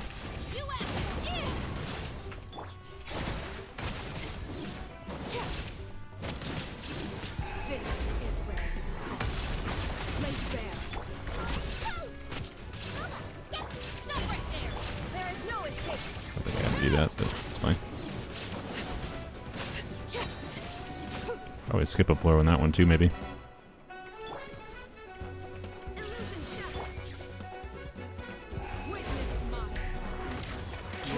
That didn't hit. Wow. All right, game. Dang it. Which one do I target? I don't know. Your sacrifice is ready. The show's only just begun. Transfixed.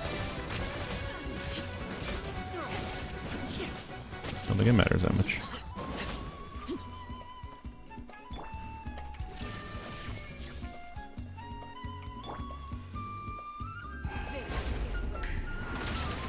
Overruled. Stop right there. Nice and spicy.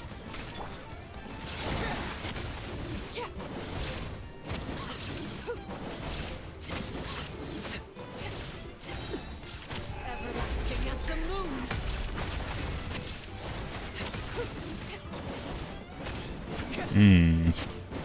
Yeah, this one seems a bit awkward. It's the same one that was annoying on the other account. Oh, on a higher floor, I think. Okay. That's fine. We can optimize. I'm down to try. You just die, sir. Shine down. Final warning. I need to put Arlecchino back on slot 1. Definitely my brain. Alright. Is she good for a normal account? Who? Oh, Eonson? Yeah, of course Eonson. It's a Bennett for Polearms only. The Eonson marks the end of any facsimile of Polearms only being challenging, quite frankly. Chev can turn off those robots? Yeah. Nice. Okay. That will help. Alright, let's do this. Let's see. If we can get another floor 25, that'd be fun, but I'm fine with trying to min-max around it. Okay. Let's do that. Don't need to do EM timepiece this time.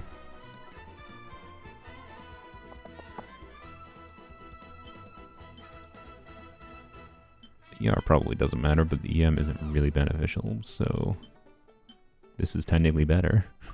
It has one more crit, one tiny bit more crit rate. Alright. So that we use, yeah, that'll be fine. We'll use the food buff. Yeah. Okay. Shuttling on the bless, you're fine. Okay. So do that. Finds on tenacity. Yeah, okay. So no,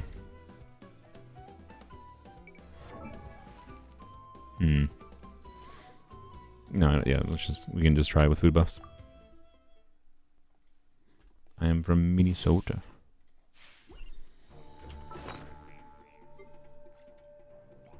Wish. What was it going there? Oh yeah, food buff. Derp.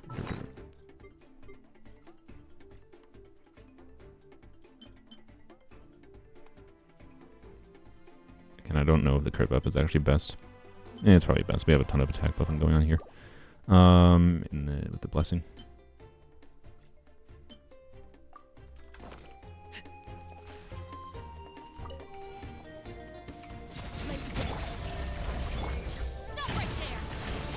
Alright, try to switch shuttling.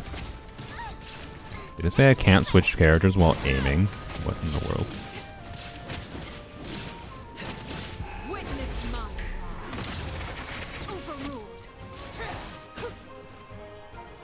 Okay.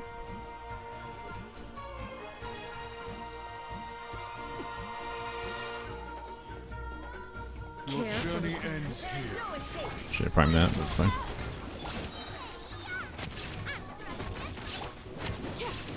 You must be butthole it. Yeah, okay. Everlasting as the moon.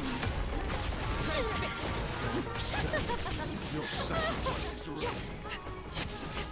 Okay. Do this.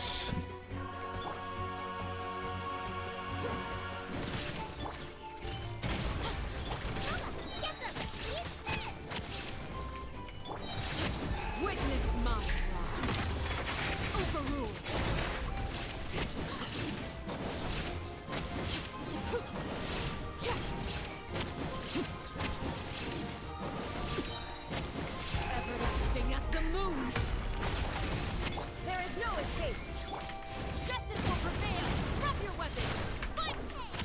Oh no, I didn't. I was baited the timer. Frick. Okay. Yeah, these are really annoying to to optimize. Which one do I target? They both are melee. Yeah, I don't know these enemies' attack patterns enough. I'm just trying to watch what they do. How do they move around and target me a little bit? Which one stays more still? Okay, that one does a charge attack. I don't know how often he does it. So I feel like target this lady, right?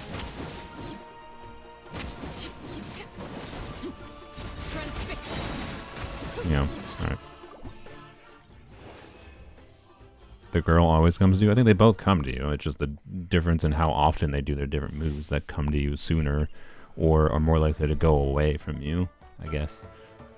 Does that, I wonder, does that dude do his charge attack even when he's nearby? Because that might be annoying. Maybe you target him. I don't know.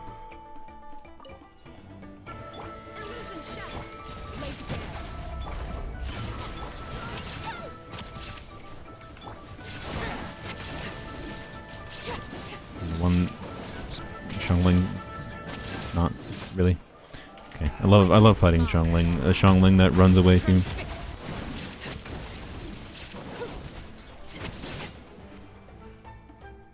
Electro Lady targets less. Okay.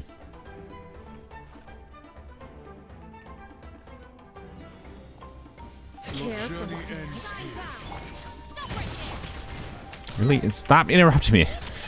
Wah.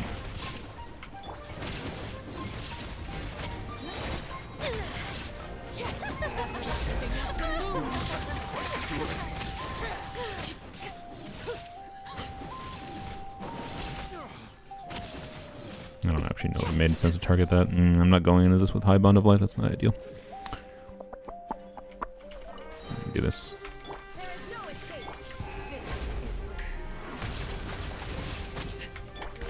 Oh, whoop, wrong gator.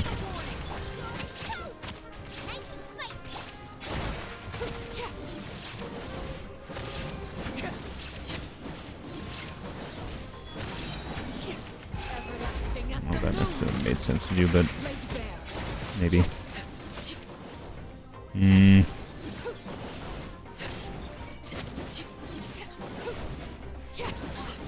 Oh, it's very doable. It's so extremely doable. Oh, alright. And we get to see what floor 28. What is floor 25? Do we know that yet? I don't remember.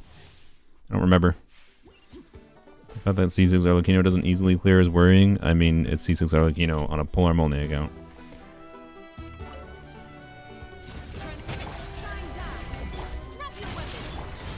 But this is also a yeah. Yep, no, I mean still, yeah, that's fair.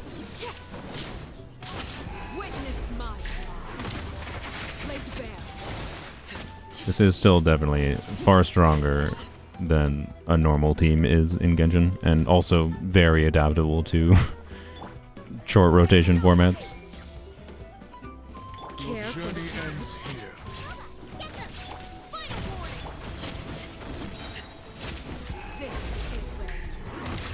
If I can figure out how to carry over Bond from this, or yeah, it was okay.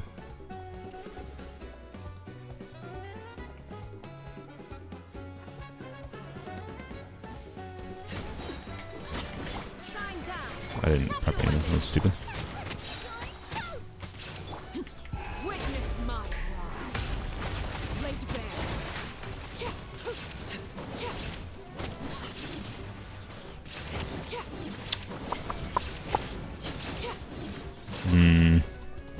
Maybe you target the dude, because it...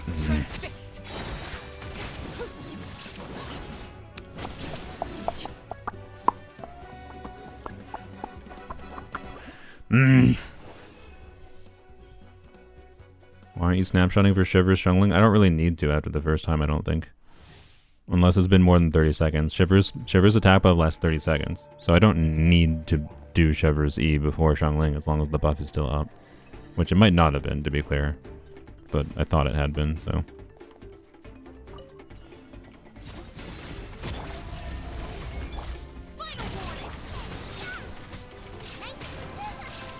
Really? I think what I'm gonna do is I'm gonna try to target the dude. I ran out of the food buff, by the way.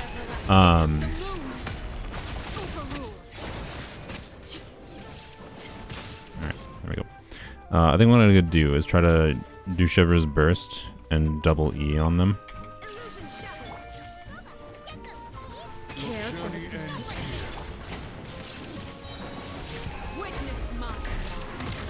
Yeah, should just food now.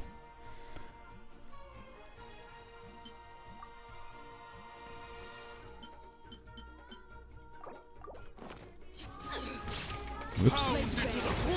Dance with me.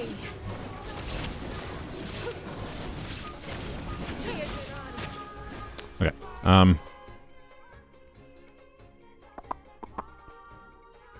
Prime Ride and E. Is Shungling back? She is. Okay. I'm gonna do this.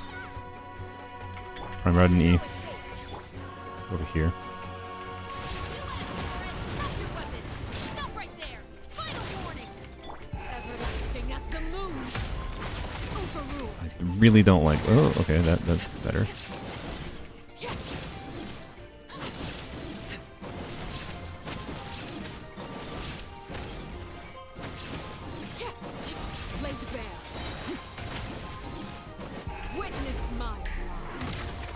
What? Did I miss on a crit? Ah, the dog! No!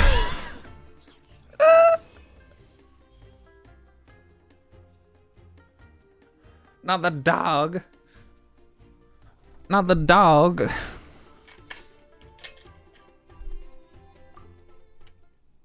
Also, did that burst just miss or not crit? What happened with the burst? I swear to God, that burst did no damage.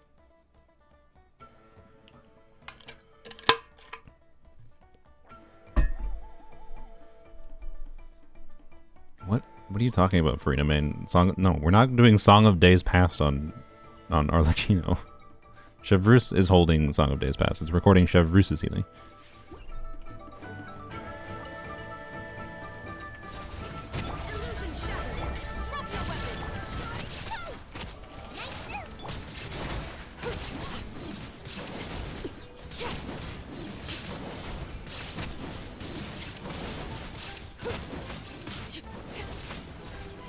Oh, that was not ideal, but oh well. I think it's fine. As we can just do this. That didn't deal damage. Okay, well, not less ideal. Wait, did we skip? Oh, we skipped 422. Whoops, I wasn't even thinking about that. Oh, okay, whatever, I guess we're trying it. Yeah, I think targeting the dude, the strategy I had before obviously worked. It just, the dog was cringe. What's the robo dog? Yeah, pretty much.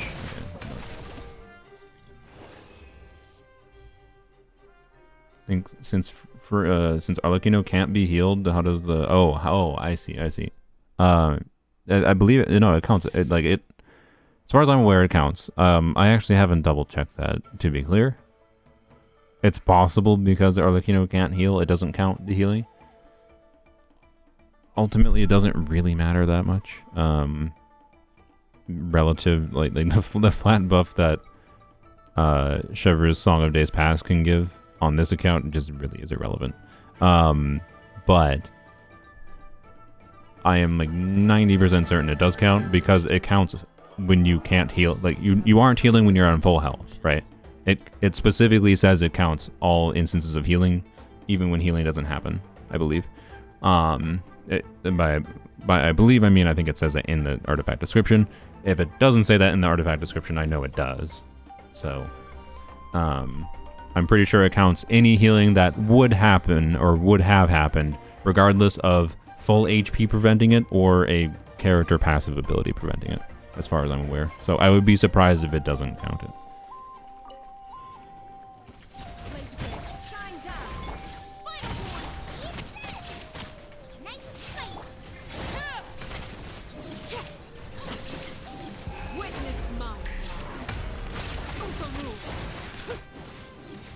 Dog.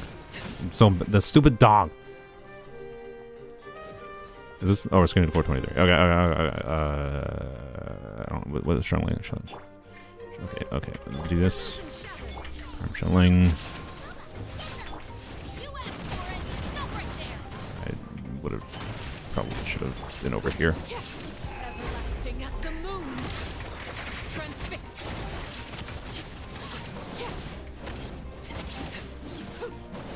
Now they're apart now. Why? Witness my rise. God dang it. Also the dog again.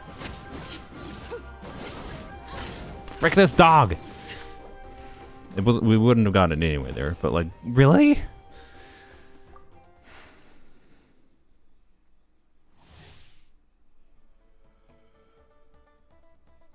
I think how it works is it counts how much healing the character could heal if the character can be healed. Yeah, I believe that's pretty much what I said, but I said it in less simple fashion. Does Arlecchino C6 burst not reset skill cooldown? Yes, it does. But that doesn't mean it always makes sense to do it as soon as it's available. But I am being pretty liberal with using the burst. But ideally, you want to use the burst when you have some amount of Bond of Life. Using it to reset skill cooldown at the right time makes sense too. It's just... There's all kinds of weird layers of optimization to be had here.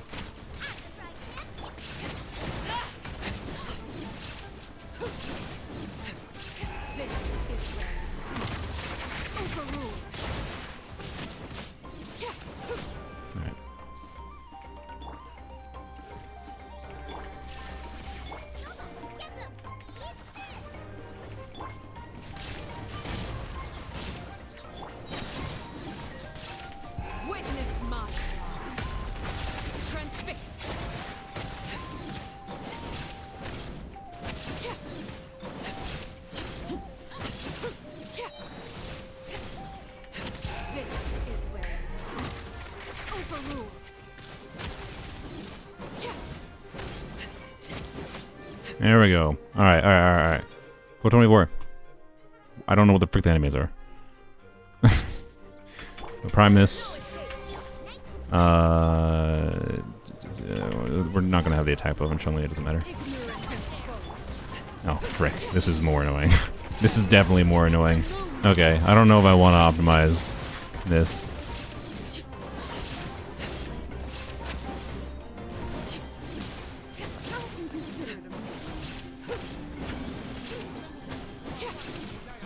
I think it's still doable. I just don't know if I want to do it. I don't even think that made sense to use. It doesn't look doable right now, but based on what the health was at when we were halfway through, I think it is doable. I just don't feel like it. I just don't think I want to optimize these ones. Well, that was because I wouldn't look at Chad, but yeah.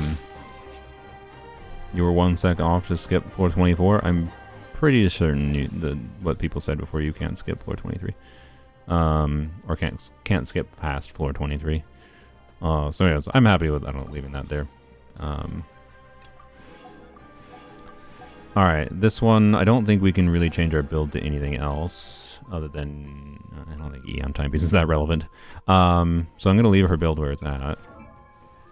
And yeah, I don't know. If we're going to make use of the EM, we have to have some kind of outline unit. So we'll get 700 EM, and we can do some melt things. I don't really think this is going to be better, to be honest, than doing the Shetver's team. But we'll see. I'm curious. I don't know. It'll let us see some really big numbers from Arlecchino, potentially. You are on Fav, Noblesse. What is Rosaria on? She's on her melt build, right? Yeah. Technically, you should be on something else.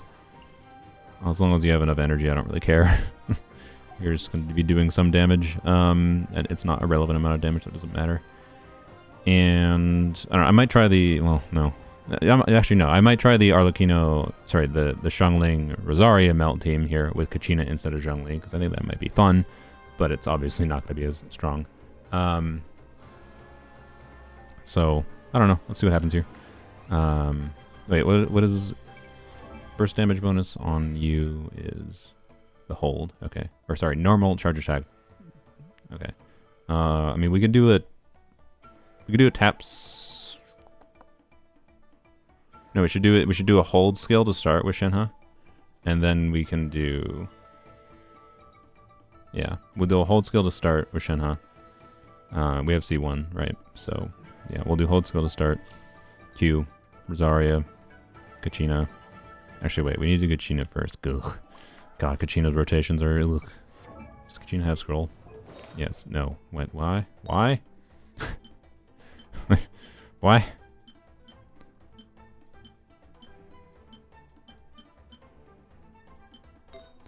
Okay. Hold please.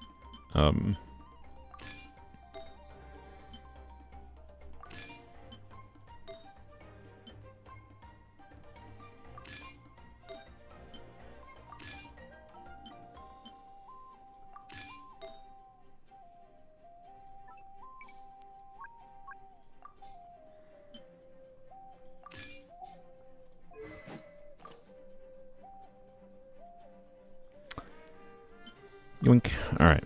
There we go. We'll see if that's enough for her to burst consistently. It would be nice, but the Fav energy shouldn't be that important. I have C2 Shenhe. Okay, which isn't really that relevant here. Yeah, I'm gonna redo the team order.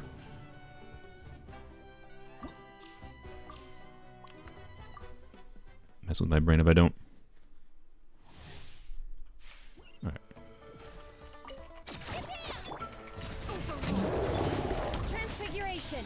Do your masters. You can't run. Obey.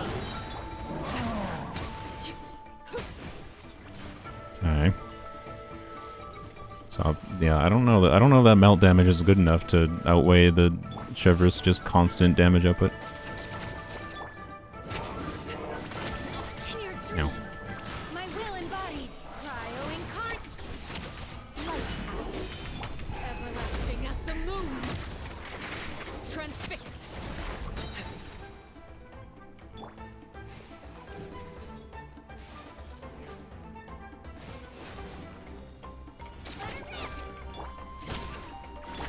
Take your true form. Do your master's judgment. Shiver. Witness my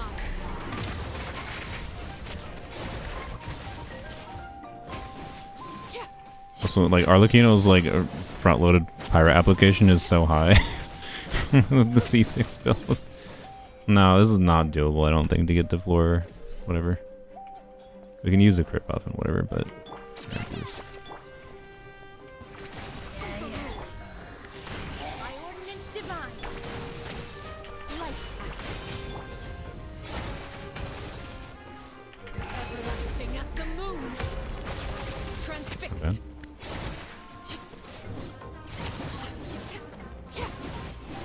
You can't run. Oop. Oh boy. See, yep, this is what I mean. This is what I mean. This is the problem. Technically did it.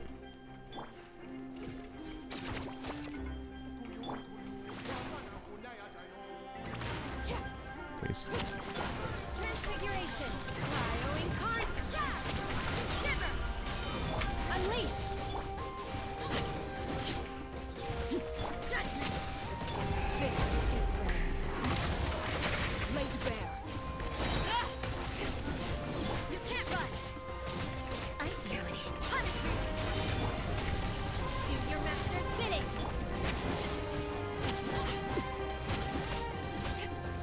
We can do floor 20 with it. I don't know. It's a fun, weird variant we can do to see really big numbers on Arlecchino. That's... which is, in my opinion, before this event. This event just to see even more big numbers. And now we have energy issues. Oh, good. No goodie. Okay, well. Cryo incarnate. Everlasting as the moon. Wow, 1.5 million damage. Oh, I thought I would have a C2 proc there.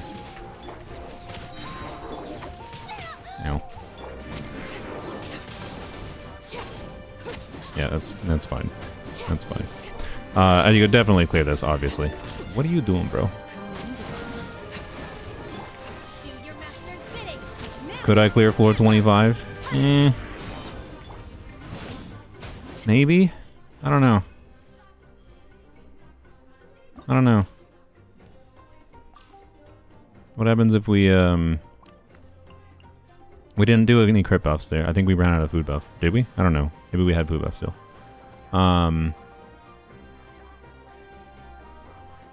But for comparison, let's see. It's possible. It's very possible that Melt Team is better for this event because 700 EM definitely changes things. But at the same time, this might be better. Did we have any food buffs going? Because this right now, we did. I don't think we had food buffs going before. I am going to turn on food buffs for this team though, because otherwise the crit ratio is extremely scuffed. The crit ratio is not scuffed without food buffs in the other team because of the Rosaria buff going on and double cryo. But the crit ratio in this team without food buffs is pretty scuffed. So I guess the closest comparison I can do this team versus the other team, since I didn't have the food buffs going, is I'll just do a crit rate buff and no other buff. Let's see. Yeah, there we go.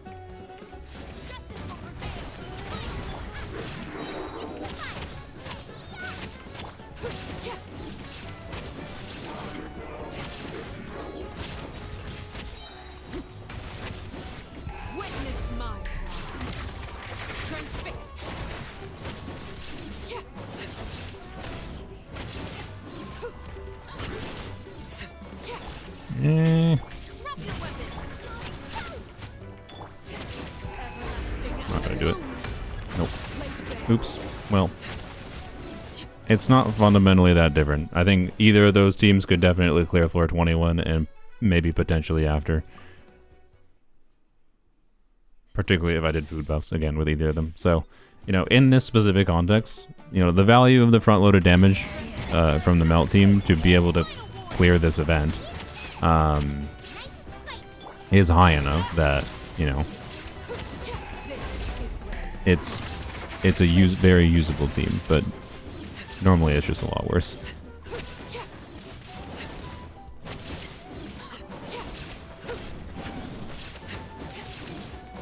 Please.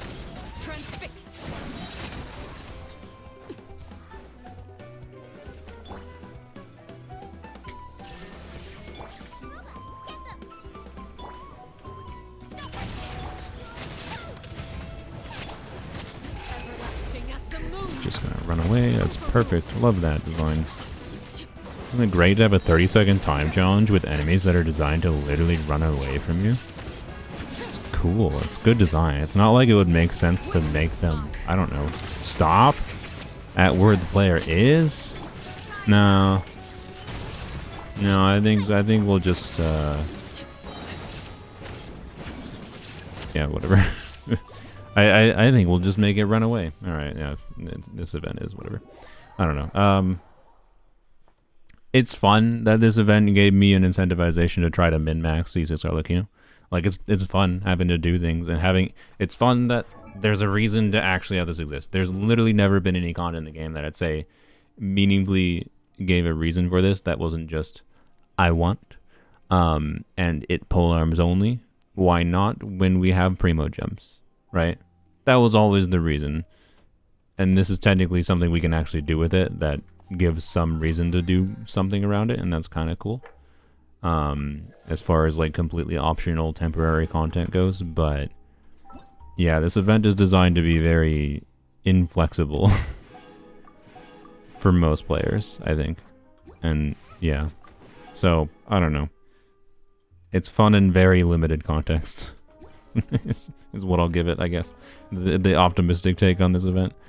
Let's put my Arlecchino back to normal. I don't feel like changing Shungling back though right now. Blap. That's not correct. No, that's not correct. Splat. There we go. And thank you for loading out. Bennett. Alright, there we go. Bam. Ooh. Oh, we have food buff right now. That's fine. Yay, we got a name card. Okay. And now, let's go back to main account and de-stress. It's fun if and only if you can meet the restrictions that allow for real participation. Yeah. Otherwise, it's just, I haven't done it on the casual account, but I think for the casual account, it's just going to be like, well, we'll get to floor 12 to get the Primo Gems, and that'll be that. I don't think the casual account is that interesting. It'll basically just be like using a Raiden Shevers team or Arlecchino Shevers team to get the main Primo Gem rewards, and that's it, I feel like. Like it if instead of buffs for selling characters, it was around common teams. Yeah, for sure. Like there was a hint of that in this event. Like the swirl buff was one of the more fun ones, but like the swirl buff could have been much more interesting if it was just, you know, hey, how about you can get 8 bajillion EM just by triggering swirl in general, right? Rather than only swirl or only EM for the character that did the swirl, right? So yeah, it's just kind of too limited in its implementation, and also 30 seconds. Why 30 seconds? Like lower timer challenge events, fine, but 30 seconds? Why not 40 seconds? This entire game is not in this entire game. Most teams in this game tend to be designed around 20-second rotations, and most teams in the game don't do Mavuika front-loaded damage. Like, and Mavuika teams don't do 15-second rotations, but she does enough front-loaded damage that functionally she gets in 2 rotations of damage. And like, ugh, whatever. Anyways, what are we doing? Oh, we're gonna do the mini games in the event. We're gonna de-stress with mini games.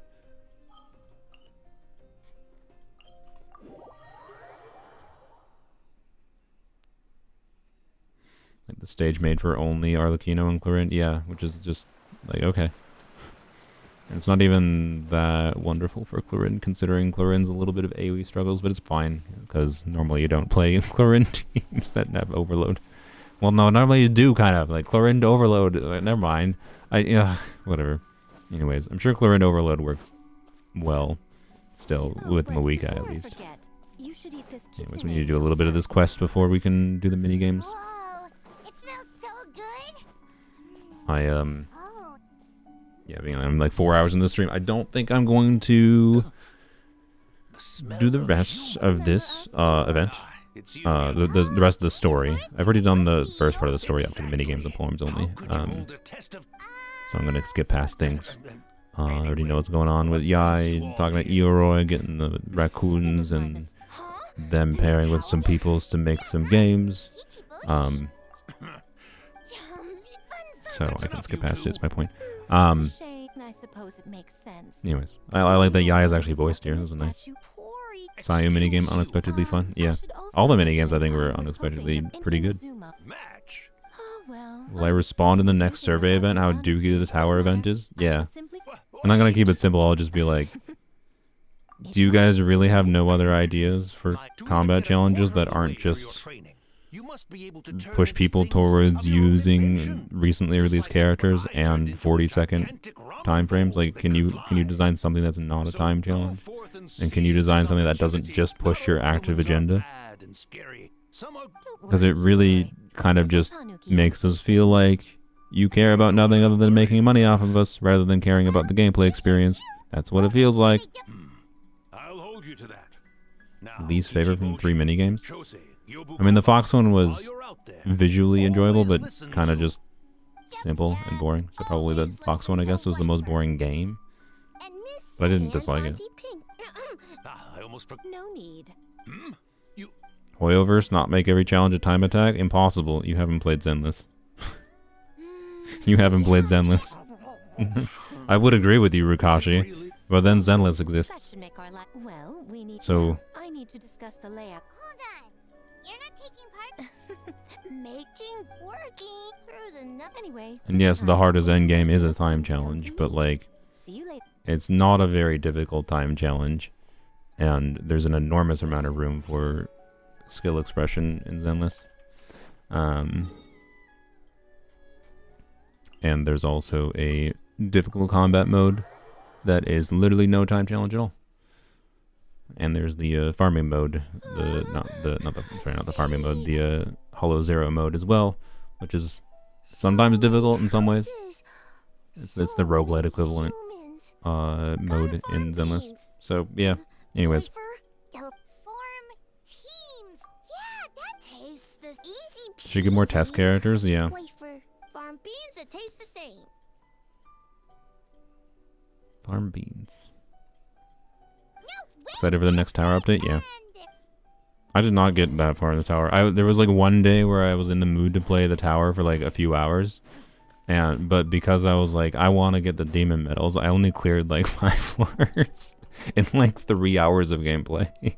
So, but it's fine. I still really enjoy the tower because it does kind of feel like it's a little weird that because I saw they didn't announce anything new for the tower, and I believe the tower, the current temporary tower, there's still the permanent one, right? But the temporary tower with the demon medals is going away next patch. And they didn't announce anything for it, so I don't know what's going on with that. Like, if they're not going to do new tower content, why isn't that one just extended into the next patch, right? Like, I'd be fine with it being extended to the next patch because there's so many floors I haven't touched. And demon medals I could collect. By the way, the medals do nothing in Zenless. They're just, like, you got them awards.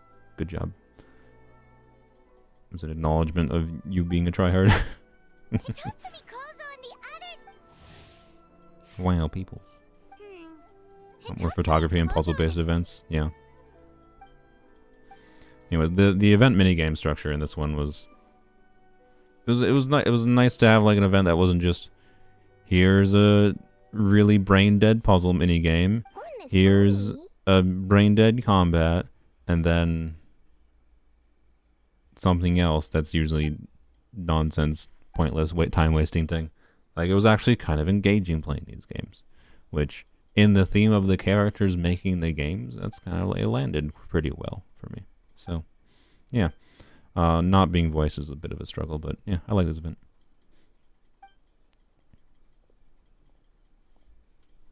Okay, how long is it? I don't remember how long this is going to take. I should have probably tried to do this beforehand, but oh well.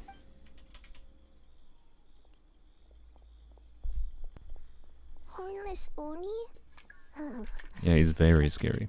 I feel like, wait, what kind of creature says Ito's scary? He's like someone who looks scary until he speaks a single word and he's a buffoon. Sorry, I was drinking my water so I couldn't move. Happy birthday. Whose birthday?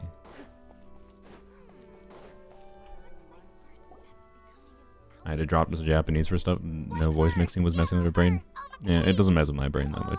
It's just, well, what screws with me is the contrast of having characters that are voiced and then not voiced. That's the main problem I have. Wait, I'm not a Mutina or a Tanuki. You meant Shinobu? Oh, I see. That's fair. I don't transform at all. I've been. Sorry. Thank you, Sandwich, though, by the way. I was just making a joke before, obviously. Not this again.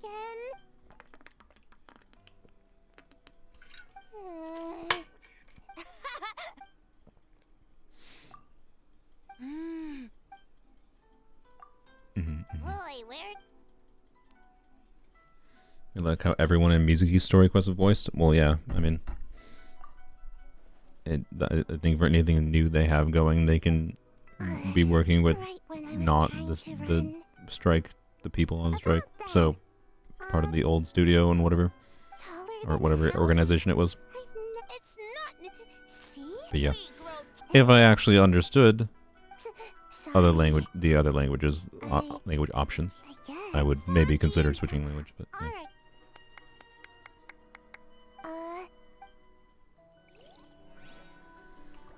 Alright, and now Mizuki. Your friend's Mizuki therapy session so much she ended up pulling your friend. Your friend liked the. I assume you Oh wait, no, I just didn't read your word. Like your friend liked Mizuki's theory perception so much she ended up pulling her. Is that in this event quest or is that in? So So I haven't done the second and third event quest. Or is that in her story quest? Because I refuse to do her story quest until I feel like it, which is probably never. it's just us. So no need to if be we got them nervous, voiced in you two. Irish English, It's that would not be like I funny. think- Unlikely. As for you, it's been a while since I've met one of your kind. What's your name? Is it So, anyways, I don't know. I feel like there's some characters that are just gonna be probably permanently not voiced in Genshin's future. Oh, this Wouldn't is surprise me. Kyogo Koban. But yeah. It's his first time. So, still sealed. Yeah, no, I refuse to do the story Nice to meet you. quests Great, yo. unless I really need the boss materials. Like I want to save the resin materials. Then I would maybe do Mizuki's thing. I see. But I don't think Mizuki's boss materials are relevant for me. All valid points. Or And, add some pop- yeah. Games? Of course. Games. I'm anyway. protesting the FOMO Prima topic Gems. of- So, you know, if it's not a story quest, I have a particular desire because I really like the character, like Sit Lollies. Miko. I'm not gonna bother. I just heard Miko, and then I skipped the line. Rivalries is besides. If our venture is to focus on game,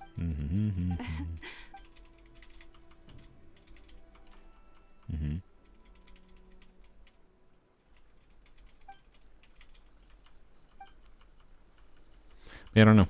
The voice acting situation in the structure of Genshin having returning characters for these events in particular is a bit rough. Okay, that should be enough teams. Time to report back to And the I don't know if they're ever going to completely resolve from it, realistically.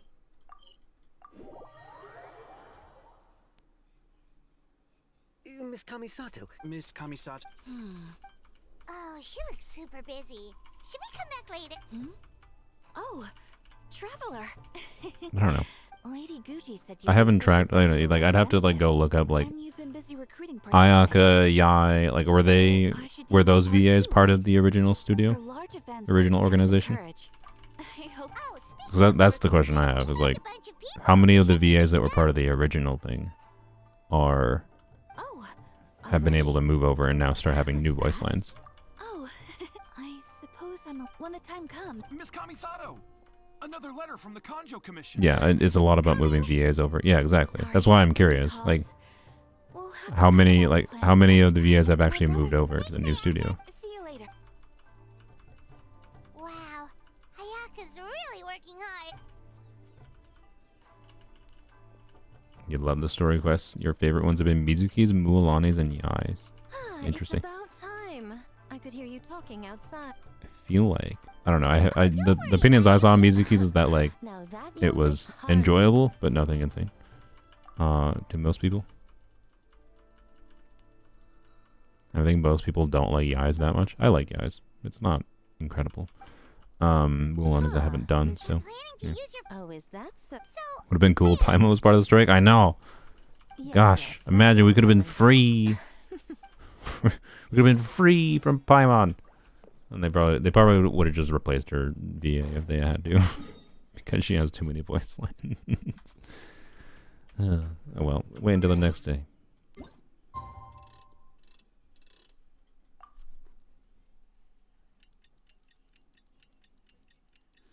The fact that Traveler had voice lines that were voiced, we know in other languages, but then they weren't voiced in in English was real rough. It's like, oh, you did the Traveler glazing session and gave Traveler some lines, actual real lines wrote more than today, right? one every 20 years, and like they're not voiced. Oof. In English because yep. That was a bit oof. I don't know why I don't just use Shilane. Style, I guess. Yes, ma'am. Hey, Sora.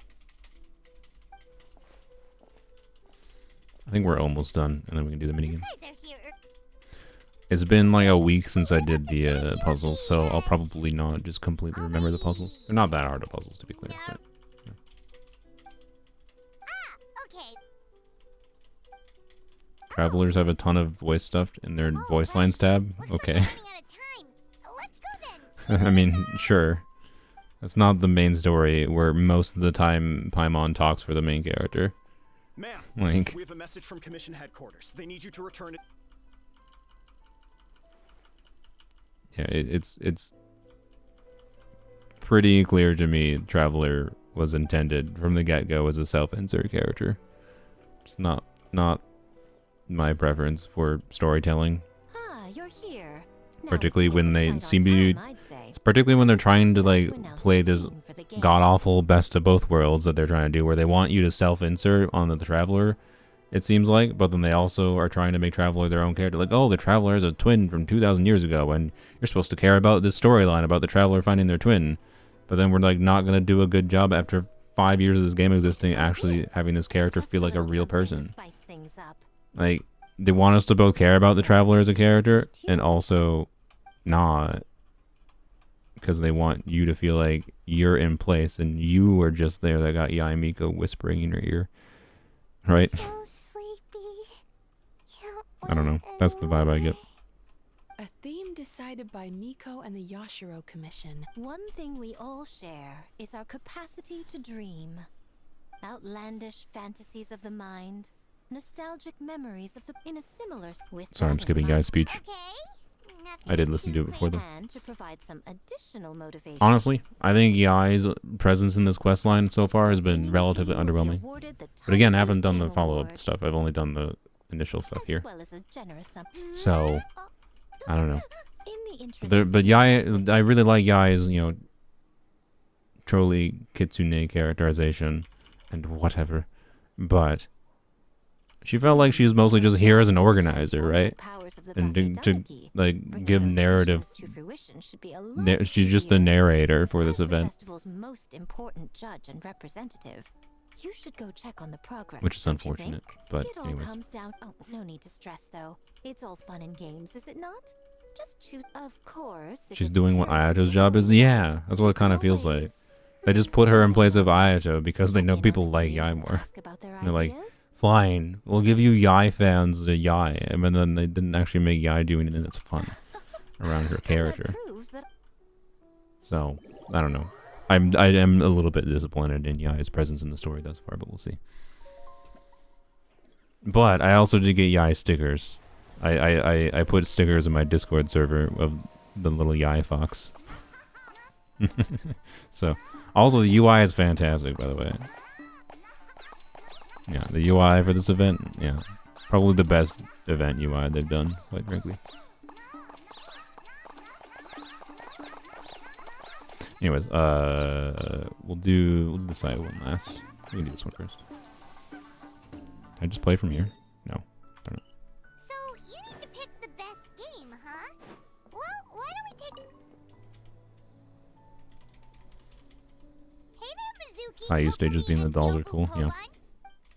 Piece of cake experience. But if we want... Festival's normally only for Yoka, that's why Yae is helping set it up. I mean, sure, that's fair. Huh.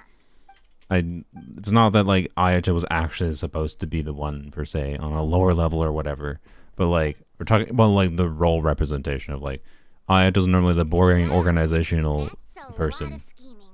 and that's kind of what Yae is in this quest so far. On the other hand, as for Yae public... My guess is that she's doing this all for the entertainment Hi Saluna, it's me. factor. Sorry, I'm broke right now. Well, that's fine. Thank you, Wenzo.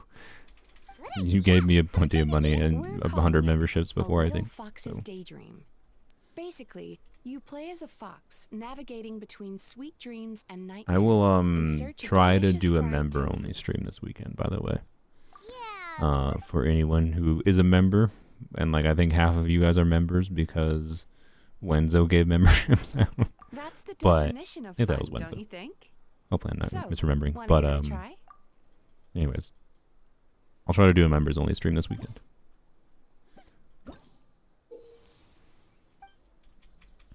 Yep, I've done this before. I know.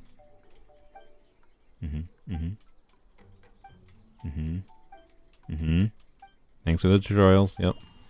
All these things of like, if you played a platformer ever in your life before, you can probably know. It would be perfectly fine in my mind if they just had a I understand, I have played more than 2 video games in my life button. I do not need to read all your tutorials. Like, I really don't think you need to read tutorials for this thing. I think most people can figure this out on their own.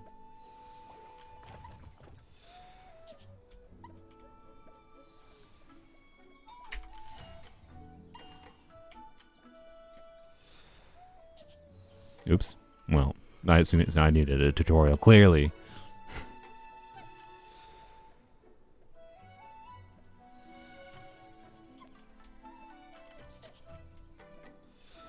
Well, I have no commentary to say during this, to be honest, because it's, yeah, I mean, we're just playing the thing. Alright. Oh, well, I didn't realize I was going to reset the position of that when I did that. I thought I was still going to continue moving. It's just relax, exactly.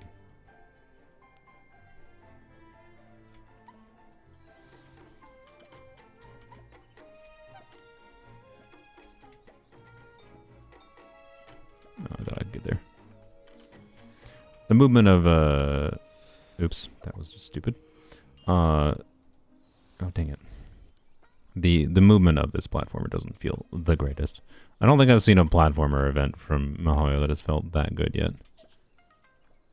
I don't think they've implemented like the normal platformer principles of making platformers feel good, it seems to me. But it's fine. They're just minor event things. Bang Boo Fall Guys. That's fair. Yeah, that one is pretty good. And I guess that does count as a platformer. That's a 3D platformer. So I guess I'll stipulate a 2D platformer.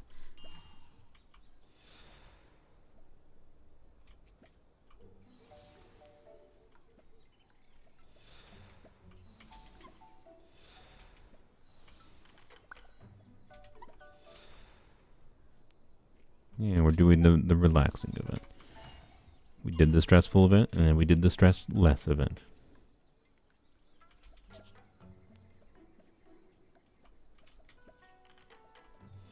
Oops, that was... yeah, okay.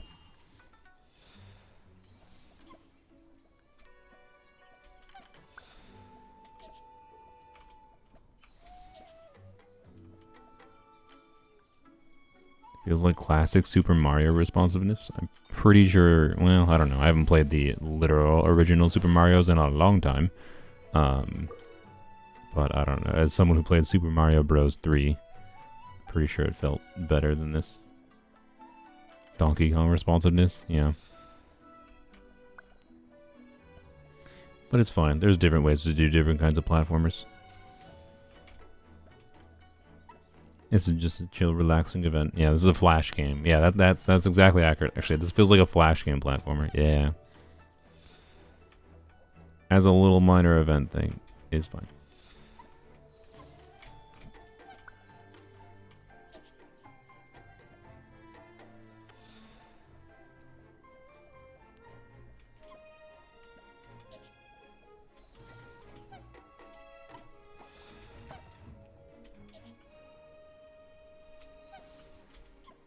Well,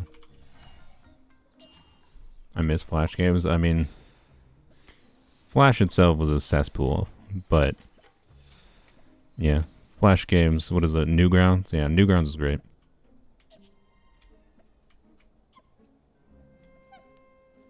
At one point, this was a long time ago before I did Genshin things on this channel. I was going to start a series, which I only did like one video on this, but I made something called Random Flash Games, and I just like played a bunch of random Flash games on Newgrounds. I think that was like probably, God, how long ago was that? A long time ago, I don't know.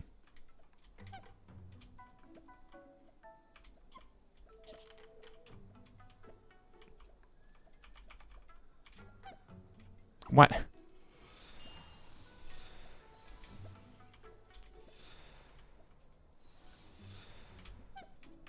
Oh, come on. Okay, look. I got greedy. It's fine. 11 years ago? Oh, did you already find the video? Wow. There you go. 11 years ago. It's probably near also when Flash, like the last couple of years of Flash being alive, I think.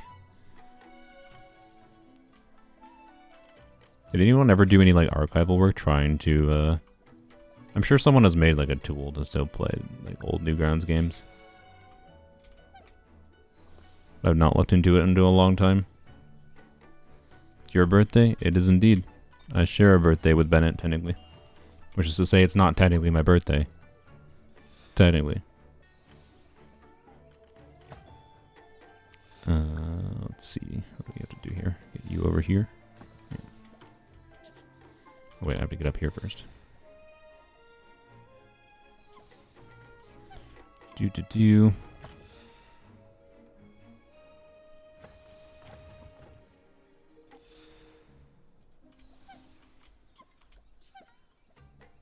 Thanks, Emery. We have this one. This one was one of the better little ones. This one was a little bit of a puzzle.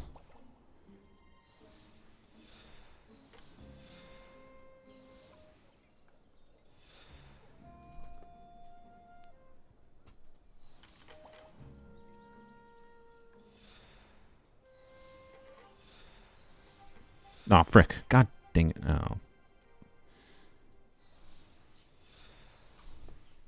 It feels a little bit bad that they get stuck in the walls like that. I feel like it should just make you fall in this mode if they get stuck on the walls.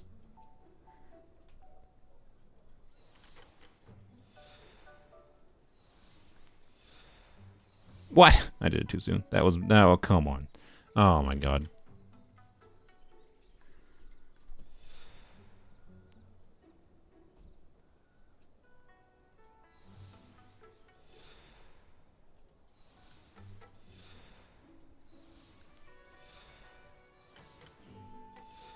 Imagine if they did a server check for this. It would have been like, oh, yeah. Blame the ping? I don't think that was ping. I don't think they have a server check for this. I do not get that feeling. I'm pretty sure I would have noticed it. But it would be funny. Nah.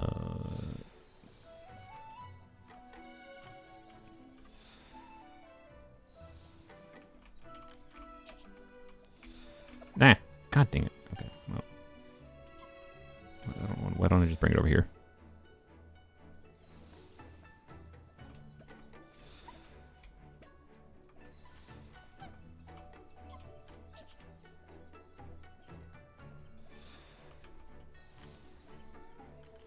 This level made you dizzy? Really? How come? Oops. Oh, that's fine.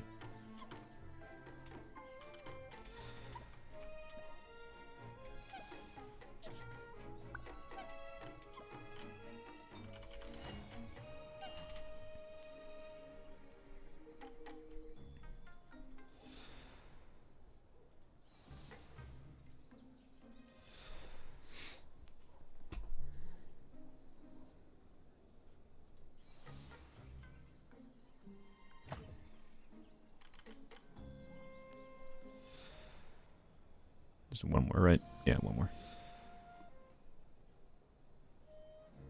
Wens? Who is Wens? Oops. Right. My bad.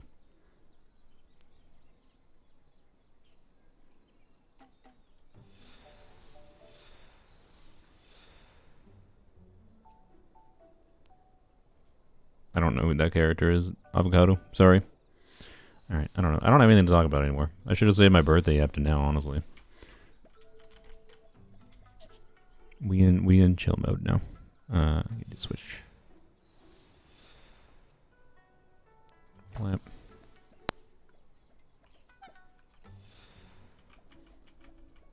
Any ZZZ streams? I can probably do Shield Defense Wick at least at the end of the stream. But I don't really have that much else to do in the game right now other than story and or tower. I'm not gonna do tower right now. Sorry.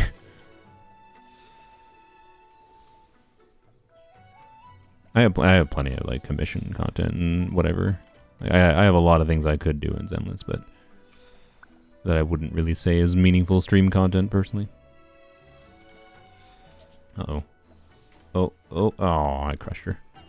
Rip. Really, I started on here? That's rude. Oh, I killed her again. God. Wait, did I not pick up the tofu in the previous one?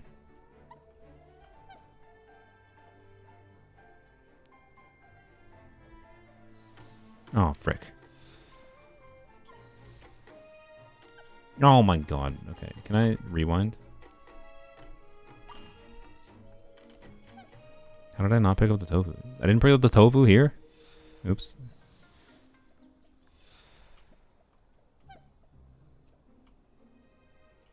It was in the next one I didn't pick it up. Okay. How dare I?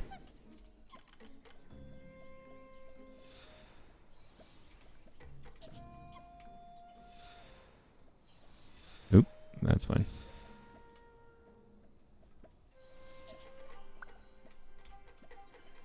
Alright, where did I miss it? Oh, I just didn't pick that. Oh yeah, I just didn't go back and pick it up. I just left. Oh god.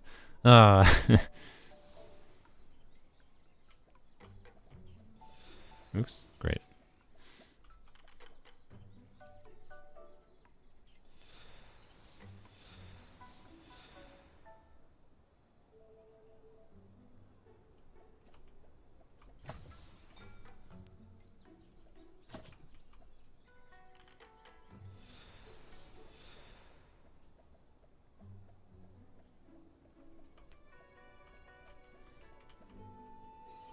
Alright.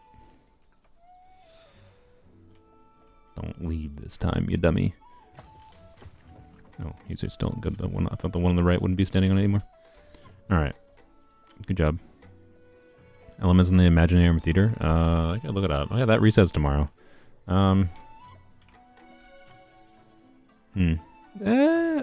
Crap.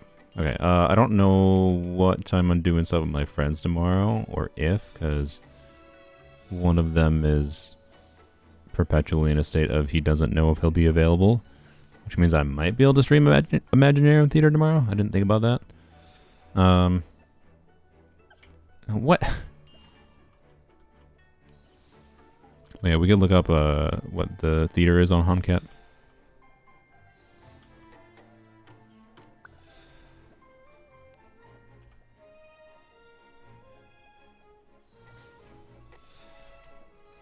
Alright, here we go. Here we go. Electro Cryo Hydra, is it really? Where's my Chrome browser? There it is. Cat.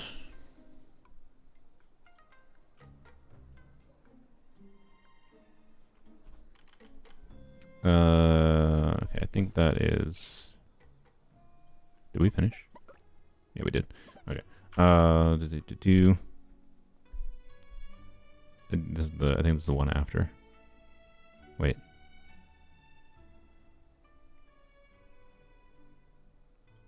This one, yeah, okay. Yeah, because this is the current one, I think, right? Yeah, 225, yeah. This is 325, yep. So I didn't know we had until the 5.5B.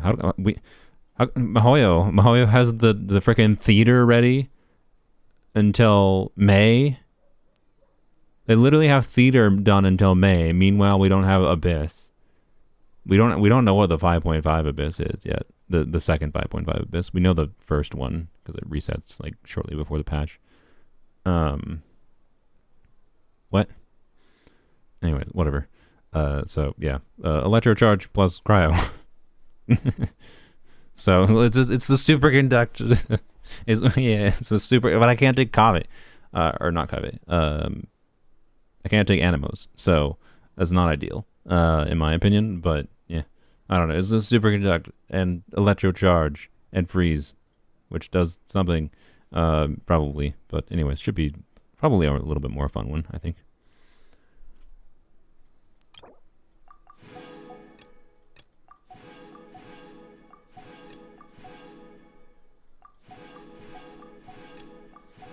Alright. No, not that. Let's do. We'll do size last. That's the most interesting one.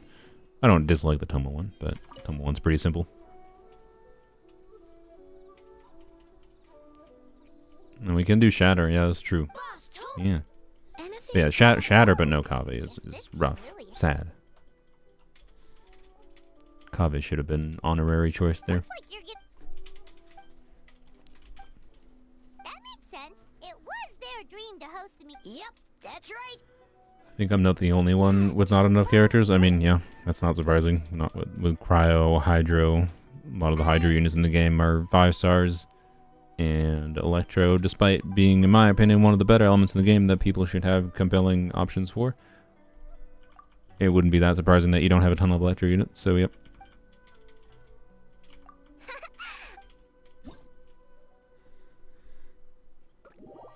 Wait, there's co-op in this? Interesting. Oh, I haven't done any co-op in the... Has anyone tried any co-op in the tower event? I might, if I'm going to have a video on the tower, it's probably going to be co-op with Tars Blamo, I think. So, we'll see. You can do that, supposedly.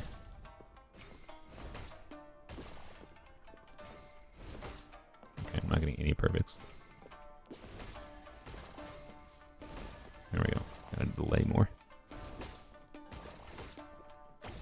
Oops.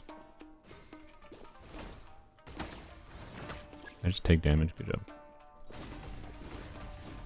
What? Okay.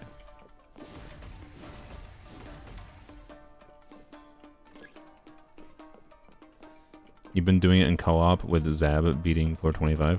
I mean, Zab has M6, or M6, the C6 Mavuika, right? The HP scaling will be insane, yeah. It's a mess, yeah, I'm not, okay. So, yeah, it's exactly what I'm guessing. It's probably just got stupid HP scaling that's basically impossible. But I don't know. If the fact that it has floors means I think it'll be interesting to see how far we can get in co-op without leading into, you know, abusing constellations to some degree or another, but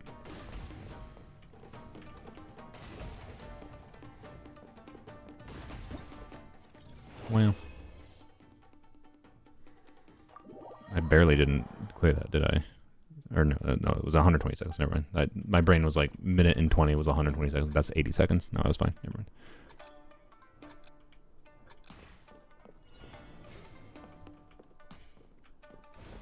What?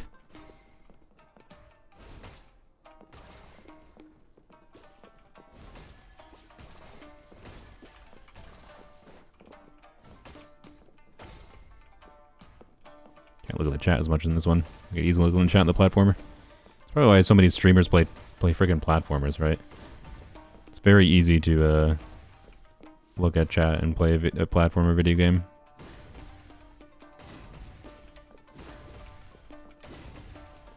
Same thing with just any video game that isn't like real-time combat focus in general.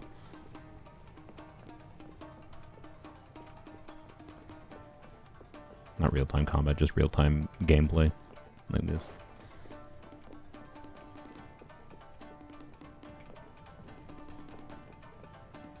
We take our whaled out units and try and beat its actually a struggle. Yeah, like the real whale test I think in the event is actually co-op with that event.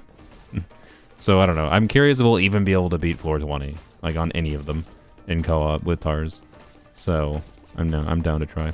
That's why Jeff was still streaming. I was gonna bug him earlier, but we mostly stream at mismatch time. So I also haven't DM'd about it because I'm a bad person and I want to pressure him to do it live.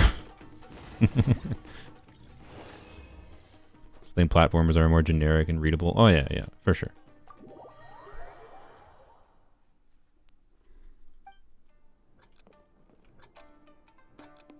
Mm-hmm.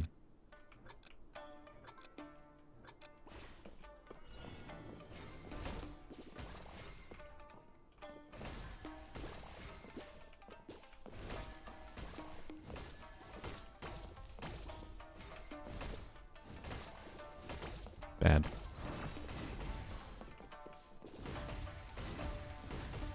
I don't really like the big thing. Like, it's like you just remove it. Just like removes the actual gameplay here when you have this thing. Like, okay, sure. What co-op on the tower? I'm missing something. Yeah, the tower. Oops. The tower has the ability to do co-op. Does it have a limit on the players? Can you do 4 players or 3 players? Anyone know that, or is it just 2 players?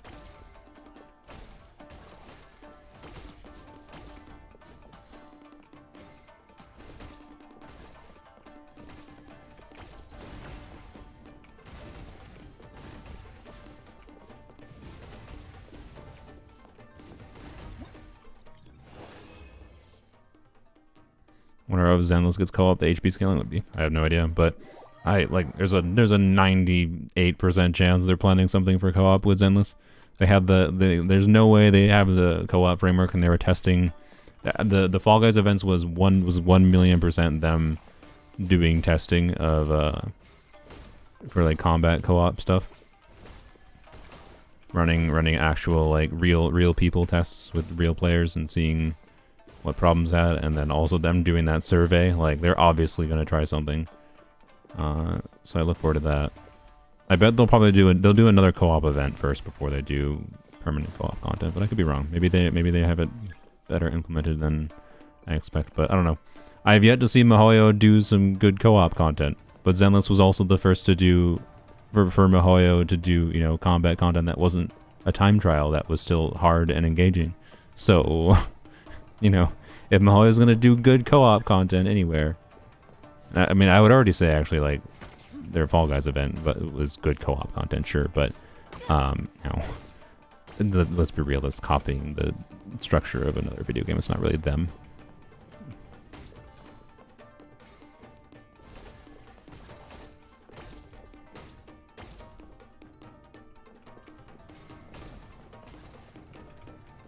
Oh, that one's just being missed. It's fine. And now we can just brain off.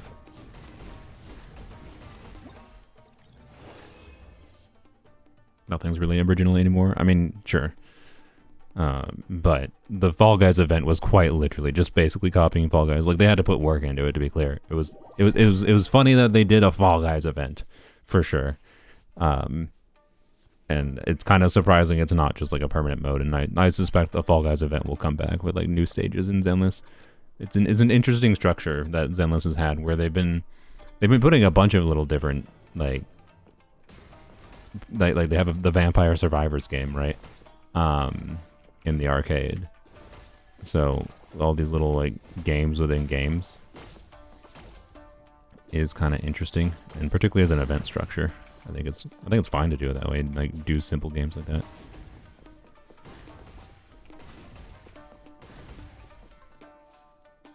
We got to be a bang boo. I'm satisfied. Yeah. So, anyways, there's definitely gonna have to be some actual combat stuff in Zenless for co-op. Which, annoyingly, by the way, you know, it's gonna have the region lock presumably, which is lame, but oh well.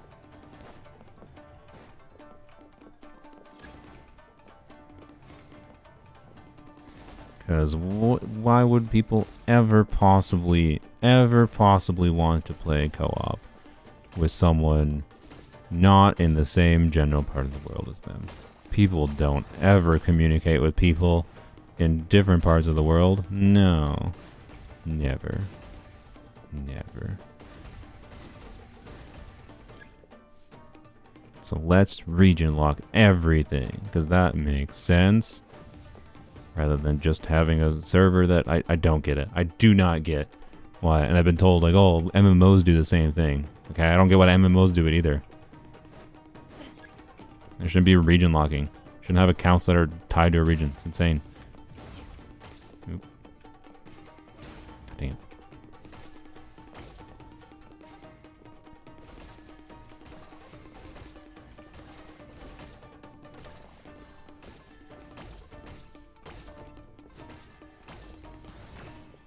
Oh, and brain off mode. I don't think there's any way that changes, by the way, with these gotcha games. If they have regions from the start, there's like some fundamental like stuff they have set up on the like the back end of how these games function, that they would not be able to unregional the game very easily, I don't think. All right, that one was simple. Yeah, I don't know, enjoyable little mini game. Didn't dislike it. Didn't have any meaningful commentary to say there, of course, but yeah. All right, Asayu won. This is probably the best puzzle event I think they've ever put in Genshin, honestly. Like, I would like to see more of this idea for this puzzle. It has the same problem as always, where it's just like you don't even get into the meaningful ones, and then like the last two puzzles are kind of like actual real puzzles. But it was an enjoyable puzzle event. So you could say that your game back end lag between original server instances can make this squirrely. Yeah, I understand. I understand that's problematic. That lag is problematic between different servers. But like, so? Yeah, it's based on a dream I had with my clones. That's like dealing with lag is like, no, F you. You don't have permission to play with people at all from other like what. Like, obviously, co-op systems are always going to prioritize playing with people that are near you, right? And like if you're going to do random matching in a game, it's going to match you with people near you to have not latency problems, right? But if you choose to actually directly match with someone, I think most people understand the nature of online co-op, and if someone lives in another country and you have 200 milliseconds of latency between you, you understand that there's going to be some problems, right? And it's fine. So, I don't know. Anyways. It's probably financial or political reasons. I think it's just because it's normal to make the games this way. It's for some reason it's just normalized in the East to have gachas and whatever like this. And I think MMOs is what started it originally, and then gachas adopted that structure. All right. Whoop, whoop, whoop. All right, let's see if I can just end, I think, after there. Played an MMO for 9 years, so I agree with wanting everyone to be able to play together. However many glitches and abuses are possible with hard lagging, so it's part of the direction as well, maybe. But I don't know. Gacha games. This is a single player game mostly, with like a not like I don't know. What's the reason for Genshin, right? Why does Genshin have to adopt that structure, right? Like, really? The multiplayer is garbage anyways. So, you know.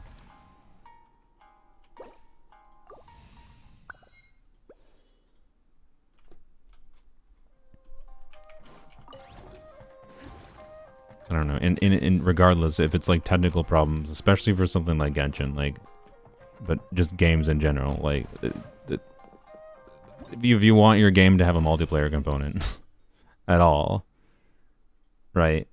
That's their technical problems to figure out as best they can.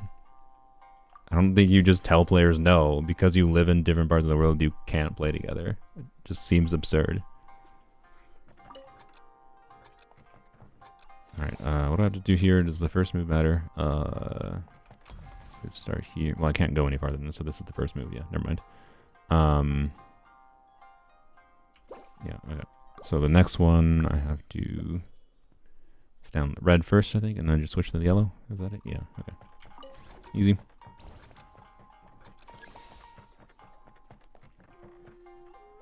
Why did I wait so long? There we go. And do that. That should be enough time. Let me do that.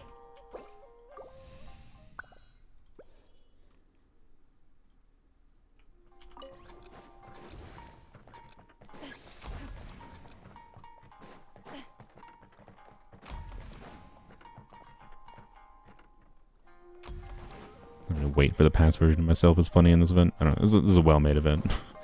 It's just like, you're just like, dang it, past me. Why'd you do it that way? All right, next. But yeah, this is just like a good puzzle idea. This puzzle idea could probably turn into its own video game. I don't know if there's a video game. Does anyone know? Is there a video game this style of puzzle is like based on, where like you just have you know, things following your past movements. I'm sure some video game has done something like this. But if there's not, it easily could be its own whole game. Potentially. But yeah, anyways.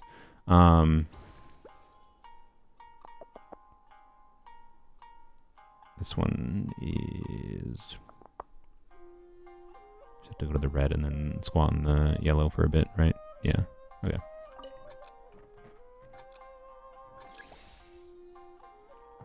The red. I go run across and get that. And I go here.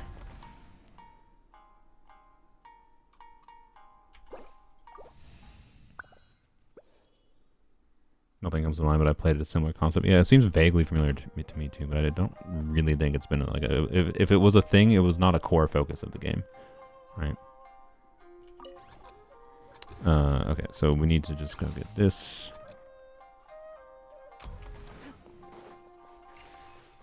And then... I think I waited there a lot longer than I needed to. And then... we just do that. Okay, that's it.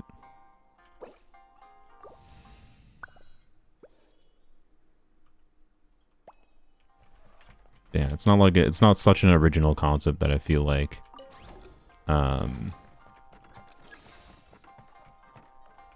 there has to be other games that have done it in some form, right? But yeah, I don't know. I just curious if there's like a game that more tried to like go all in on the idea. Easily be some like time-based story gimmick or whatever. Gotta go play Talos Principle. Yeah, nice. I haven't played Talos Principle. I need to do that. There's many a game I need to play. Alright, this one. Okay, so... green. Wait. The flower's over there. Okay, so... red. Start on red. Give time to get the thing. Go to green. And then the next round... go grab the thing. Go over here. And I just stay there. Yeah, I mean, I just have to stay there. Yeah. Oh, I have to go back to the green on the first one. Okay, yeah. So I have to do... go to the red. Long enough to grab that. Go to the green. Long enough to just go over there in the second round. And then I just go back to the red. Yeah. Okay. Thanks, Lee.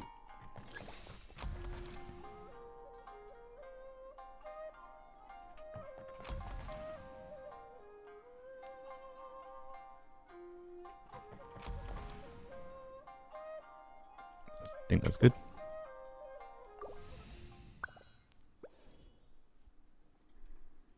Microtractions for more attempts. Oh boy.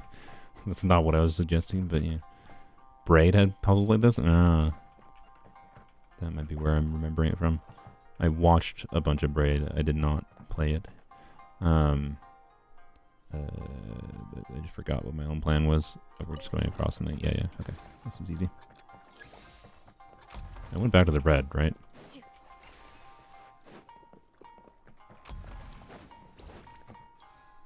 Just gonna watch, make sure I went back to the red. Yeah, I did. Okay, cool.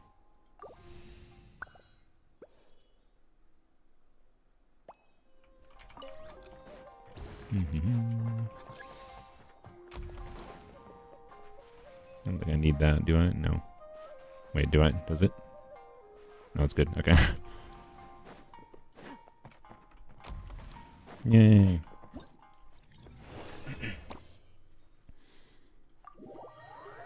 One more. I think this is the last one, right? Oh boy, yeah, okay. So... first round, blue. Second round, grab that. So you can walk through the yellow. And there's another blue thing, though. Okay, so it's probably go on the blue.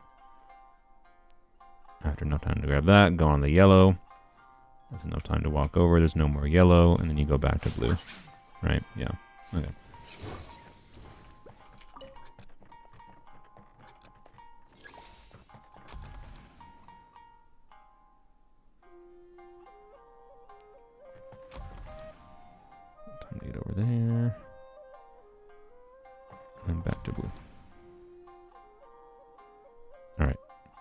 then this round is go grab the thing, go across, go on the red, and then go across the blue to the green, right? Just gotta stay on the red long enough to grab that thing, and then can go across. Yeah, okay.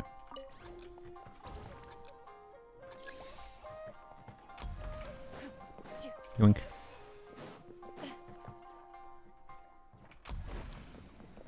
Alright, see a squad here. That should be enough time. And then go here. And that's it. I think we're good. Thanks, Dornib. Yeah, this one is a fun one. It still has like the issue of like when there's the rare good Genshin puzzles, like, well, a little bit of pity that there's only like 2 meaningfully compelling ones towards the end. But hey, it's still enjoyable. It's a very good concept.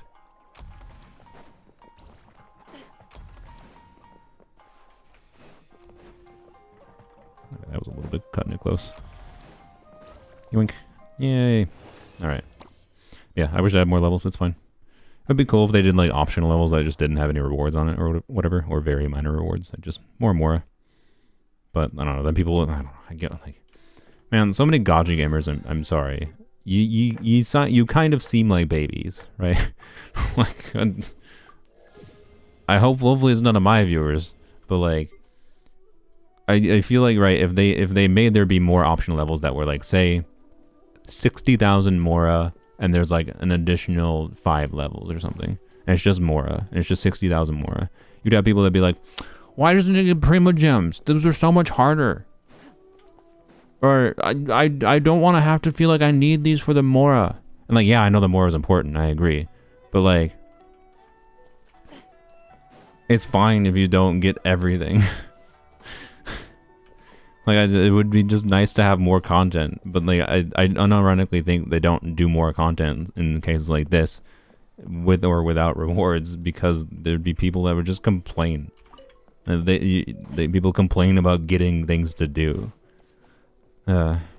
So, anyways, yeah, but good event though. I'll if you want my updated feeling on the story, I'll have to update you on that in the future. Because for now, I think I'm gonna go to Zenless, and then that's gonna be the end of the stream.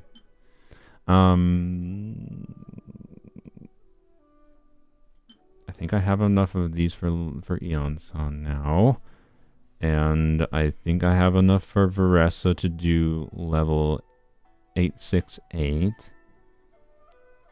It's possible I end up wanting to do 969 Veressa. It depends on how much she actually feels like she's fun to play. I suspect she's not gonna be a character I play super long term. So I don't think I need to choose extra materials for her. I think I'm gonna choose Lanyan materials. Lanyan is like the next character. She might be the next character I triple crown. I'm not kidding. Like, her normal attack talent isn't that relevant. It's very not relevant, honestly. But like, her charge attack can deal, like, at level 6 right now, do like 20k damage easily, if not more. And like, increasing that damage, it's more tools in the toolbox for, you know, killing that enemy slightly quicker without having to use like another ability. So like, point is, I'm choosing Lanyan materials, which I'm pretty sure these are. I think like 90% certain. She's not gonna be triple crowned like directly soon, but like, you know, she'll get there. I'm gonna crown her burst skill, obviously, long before I bother crowning her normal attack talent. It's not that relevant, but I don't know. I was surprised with a level 6 talent how much, you know, 53% times 3, you know, can scale to do enough damage that sometimes it'll matter. Not often, but sometimes. So, anyways, she might stay at level 6 for a long time. Don't be surprised. But my point is like, I can use those materials in some minor form, whereas the other ones I don't know right now. Who knows? I might need some other ones, but I won't know until we have the future characters. I should go claim all my rewards, by the way.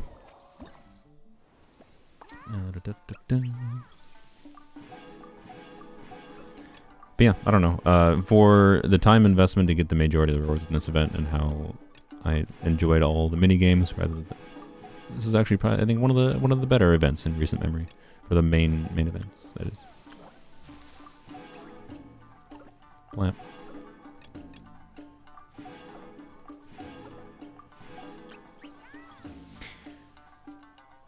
Sometimes I hate being a gacha content creator, by the way. It's still nagging at my brain. I really kind of want to just see a 5-star on the standard banner today. Like, my brain's just like, I'm gonna do money for the freaking Neon Sun video anyways. Like, does it matter? Does it really matter that much? It doesn't really. But, like, it's stupid. It is really stupid to do that.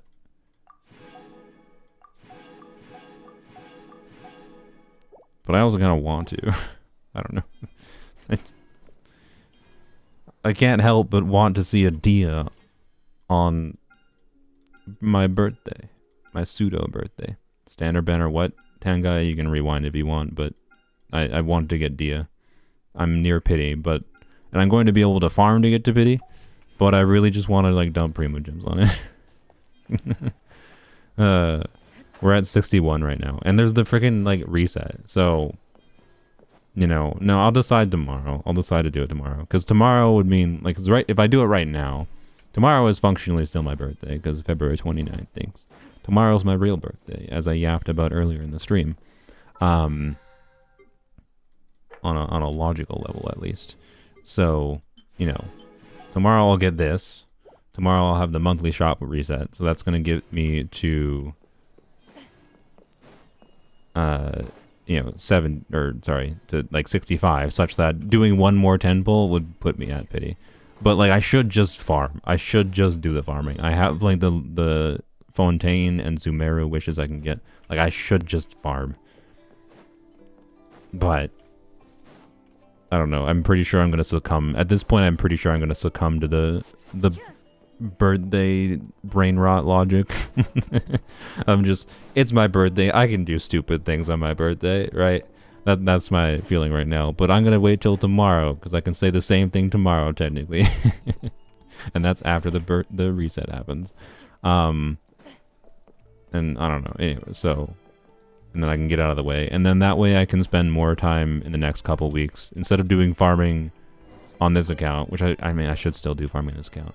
But I can do farming for Furina on formerly weapons only, right? What the frick was that? I think the cat is climbing on a shelf outside the room and just dumped something onto the dryer because it made a loud sound. Anyways, any level 20 wishes? Nope. Nope. So yeah, anyways, I might have a stream tomorrow because theater resetting is interesting, but it depends on when I wake up. Oh wait, we're gonna go do Zenless. I forgot. Yeah, it depends on when I wake up, because this theater, this theater seems like it could be interesting. But yeah, the typical theater Polearms only situation. I don't know what characters do I have in Polearms only for this. I have no idea. I don't know if I'd be able to do the hard mode or not. I haven't checked.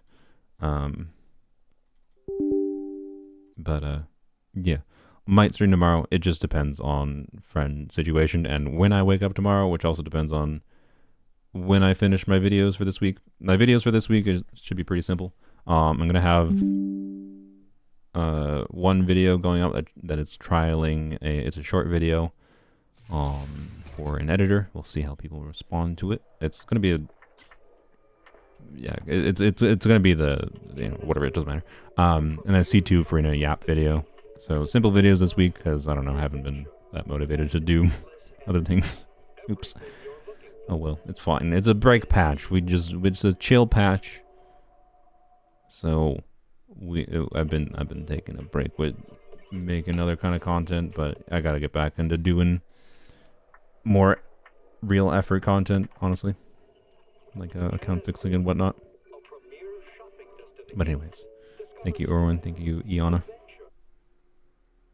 Being not able to sleep in 3 a.m. is a good time for stupid polls. Yeah, exactly. Oh, it's not visible. No? No? No? No? Oh. Oops. It still didn't work. Oh, there we go. Alright, there we go. Bam. I already did my daily farming, so it's just to do shield defense quick. Come take a look. Alright. See if there's any electric weak enemies in shield defense. Do I have any? I do have a little bit. Yeah, we can go do one little farming run too. Actually, yeah, let's just.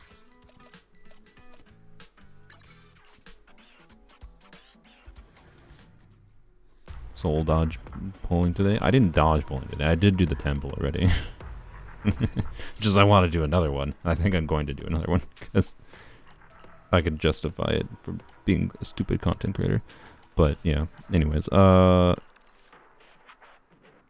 one run here. It's a Soldier 11 fast? Ah, yeah, I guess that makes sense with Evelyn running. That's fine. I have damage numbers on right now because I've been testing stuff with DPS Chingy.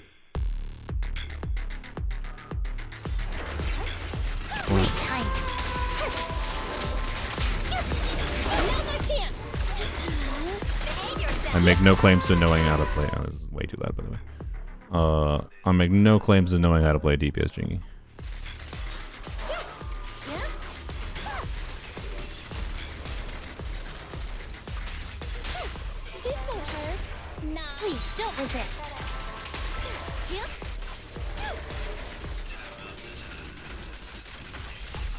Cannot see anything with this lady.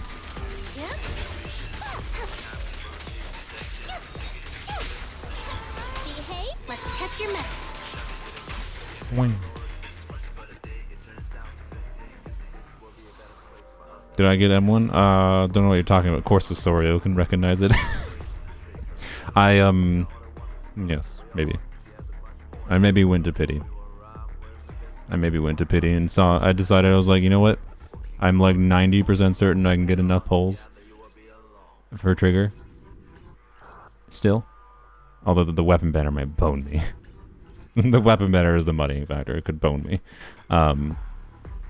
And the reason I did it was because, like, I was looking at my build and I was like, 20% crit rate would really help. But also the death shred would really help. Ready and waiting. So yes, I have M1. This is the build currently. So functionally 80% crit rate. Was it worth it doing M1 versus getting, you know, C0 or M0, whatever, and then getting Silver Soldier? Yeah, probably not. Like, it would have been smarter to get the separate thing, but I think I'm gonna enjoy her more. So See you insta charge attack at the start, gave it away. Oh, oops, my bad. Oops. All right. Resistant to electric. That's rude. All right. Well, can I view the other ones yet? No, I can't. That's fine. Okie dokie. Let's just do brain off for this floor. Blep. What? What just happened? Yeah, okay. My bad. I derped. For the B-Day, it's fine. I mean, I decided to do that earlier this week, to be fair. Maybe I could have done it on this stream and justified it from a birthday perspective. I should have waited. I could have given you Gamma content, but, you know, for what it's worth, she did not show up early. Oops, that was fun. I'm stuck in this one. There we go. She did not show up early. But, yeah, I'm scared her. I can't see anything. But she did show up literally right at 74 pity, which was nice. Press forward. You literally can't see anything with her. I just...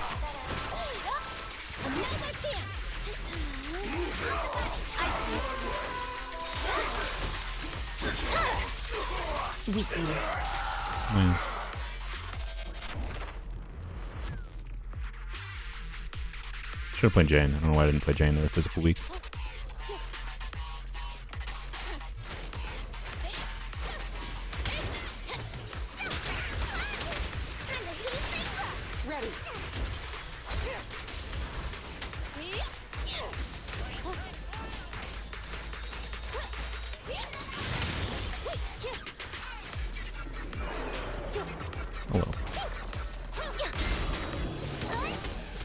Yeah, I won a 50-50. Yeah, Chingy M1 was my third 50-50 win.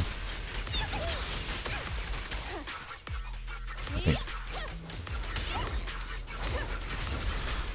I haven't kept that close to tracking, but I've won enough 50. Not definitely won. Haven't won 50% of my 50-50s, but I've won enough of them at this point for that. Oh, that was sunning it. In conjunction with, I've gotten, I think, fairly lucky with earlies. I am satisfied with my experience pulling in Zenless. It's not as bad as like Star Row was. Star Row was so bad for a long time for me. Oh, I thought I could parry that.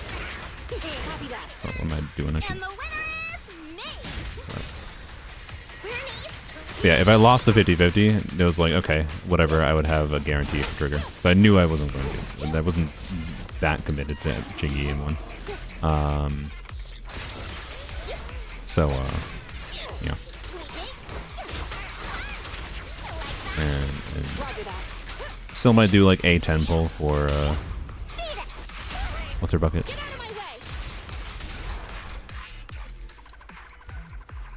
But I also maybe not, I don't know. HSR new character situation is insane. I think 99% of the community hates her. Wait, what? Why? The new Tribby? The new lowly character? I heard about her, or is there another new character? Ice weak, fire physical. Okay. Well, there's no electric weak. Okay. It's fine. I'm not gonna truly be able to test Chingy DPS until next version anyways. Oh boy. That's fine.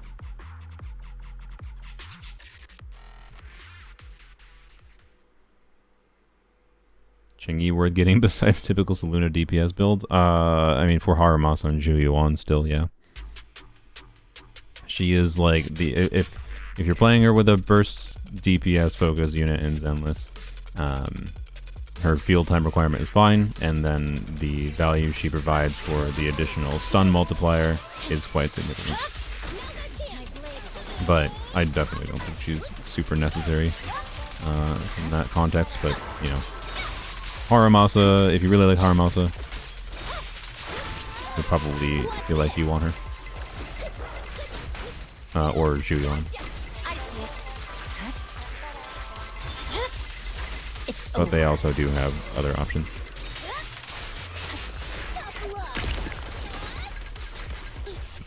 I do that in normal test. Okay. You need to die. Be closer to okay, well, this is the worst gameplay. I don't want to emphasize that. Really. I killed whatever, my god. I need to turn on the damage numbers. I can't see anything with this team.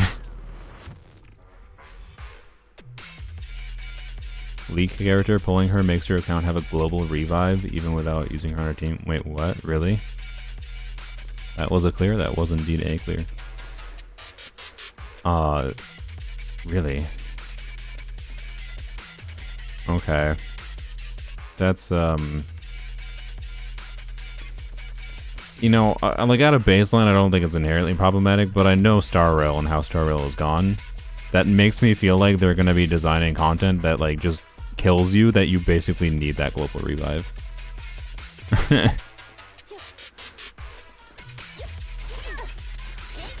That would be the worry.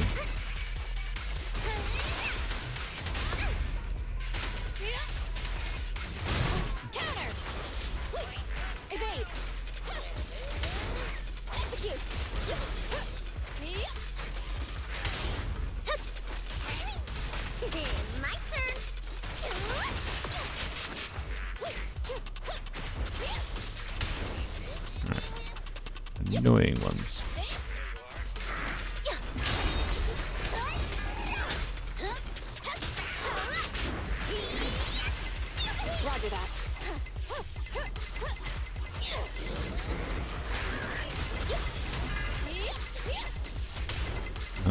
We should just use ult. It's fine. Open fire!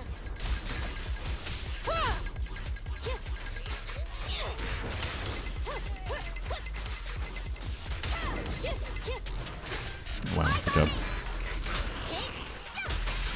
A beautiful shooting star!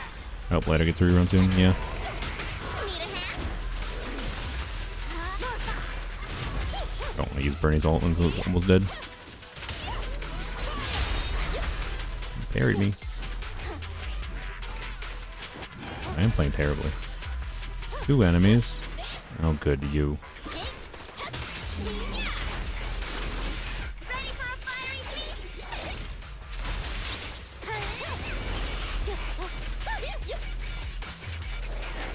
I think they were gonna screw me over in the. So that's probably the real reason I shouldn't have gone for Chingy. Is like, they're probably. Oh my god! Yeah. My turn! Am I even gonna clear this? I think I will clear it still, but yeah, Shield defense is like, funnily not hard at all. Time for a comeback! Okay, the timing on that was amusing. What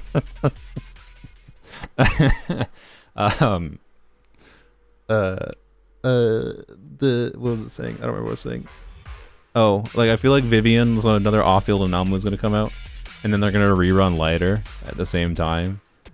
And I'm just gonna be like, well, F me, I guess. F me, I guess. Oh boy. Okay. Also, look, wow, Zenless, you don't have to redo both sides when you die. You can redo sides individually. Crazy.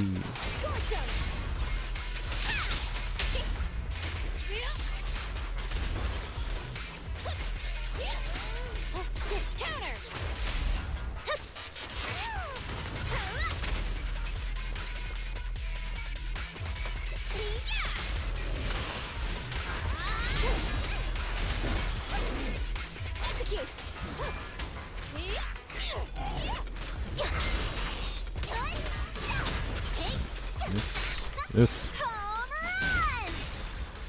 Need a hand? Ready for a fiery feast?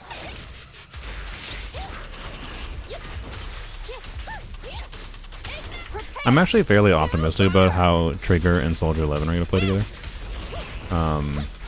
Like, one of the weird things I want to try... Anyway, okay, we're playing a little bit better now. One of the weird things I want to try is, like, Ching-Yi, Soldier 11, and Trigger together. There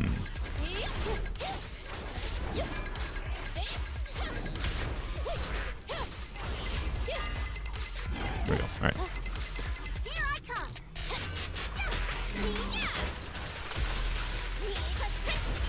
And like, yeah, I know that there's basically no enemies that are fire weak and electric weak at the same time, but having both Ching-Yi and Soldier 11 should be fine.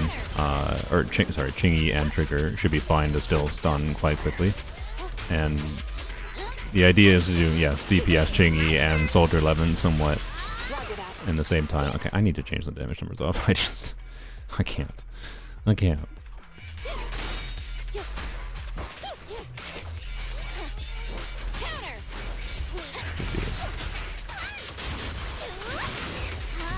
Here. Yeah, I don't think she'll be better than Lighter, like, but I think there'll be some weirdly usable team options. I think I'm doing a good job at not taking damage against these. These enemies are somewhat away. God.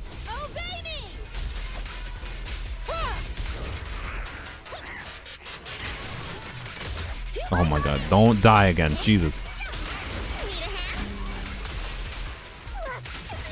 Stun them. Alright, surely I don't die. Nope. I forgot these weren't bosses. Alright, wow. It wasn't even close. Yes, the exclamation point is for crit hits. Alright. Oh, I just hit exit. Whoops.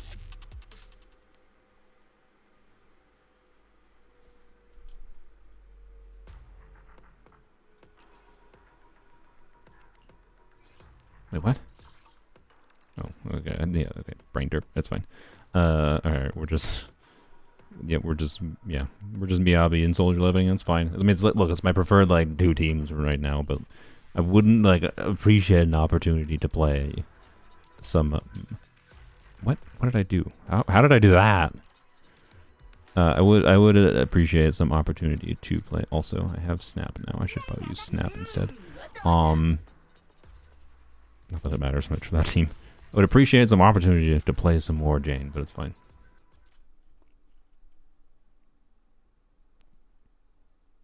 Polka is my least liked enemy in Zenless. I don't feel like I have control over dodge when the entire game I feel in control. Yeah. She's a awkward enemy.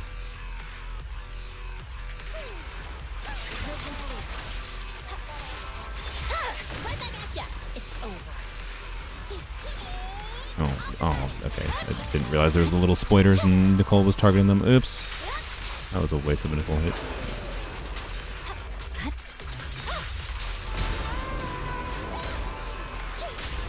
No.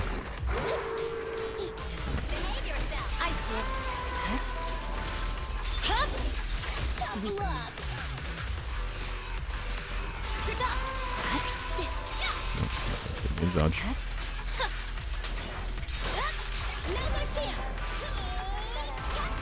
There's no time to lose. It's over. I'll eat everything! I swear on my blade. Oh, well. I just did that for style. Alright.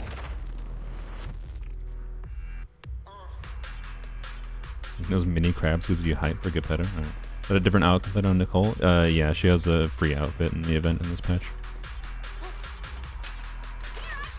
Oop. I didn't look at what the enemies were, by the way. Copy that. Surprise attack. I don't think the burn set, by the way, will work in that hypothetical Soldier 11 team, by the way. But that's fine. I've tested Soldier 11 on 4-piece Woodpecker and not noticed a crazily different experience in like this same style of team, so I'm not too worried about that aspect. Should lock on. You're annoying. Oh my god. Can I just play this video game better?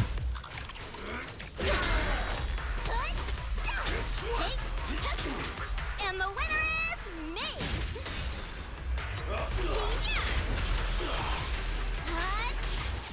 Ready for a fight? I'm trying to stun it with Bernice if that was close enough.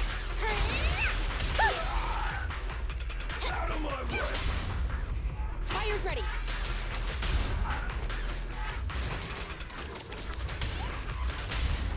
Target acquired. Open fire!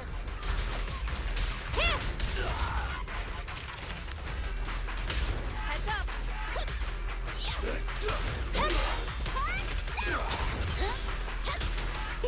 My turn!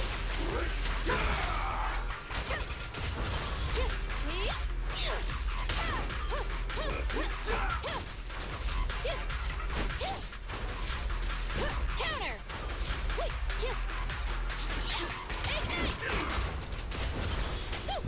Didn't realize I was gonna get a burn there. There we go. That was a nice pose.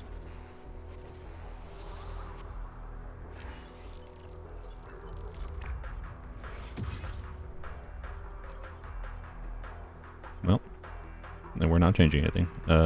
What is this? Friday Energized. I don't know if I've ever fought Friday Energized. Alright. Yeah, that'll be fine. More spoilers.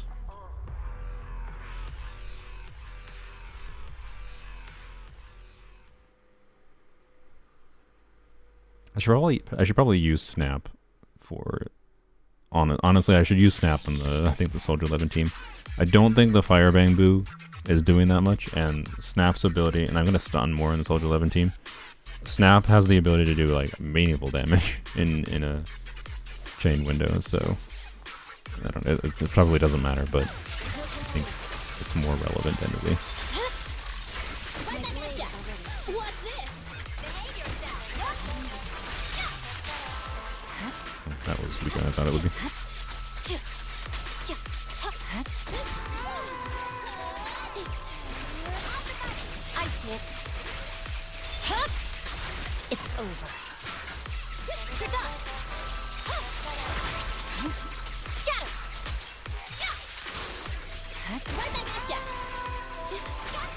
There's no time to lose.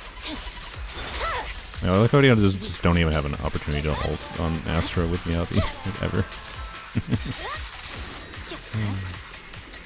Like, how far was she away? She wasn't even close. I mean, not that far away, but yeah. Lighter buffs Rocket Boo. No, that's fair. Yeah.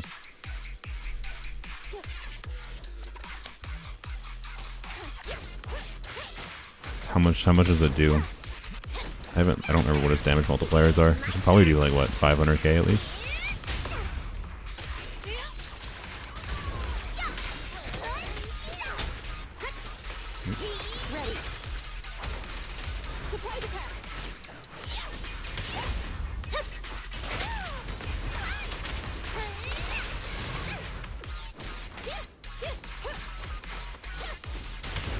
So I cleared this optimally, but it's fine.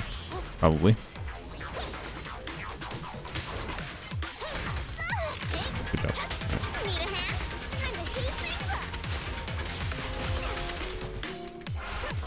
Right. Can you impair this? Or is impairing only on the ones that are electric? Should I save the ult? No, I'm not gonna save the ult. I don't think it's worth it. Alright, didn't know you jumped. And the winner is me! Hey, let's have some fun!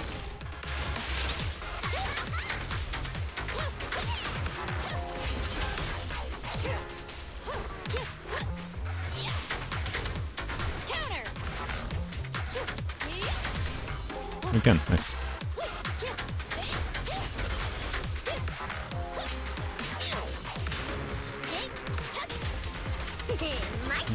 Okay. That's... Fire's ready.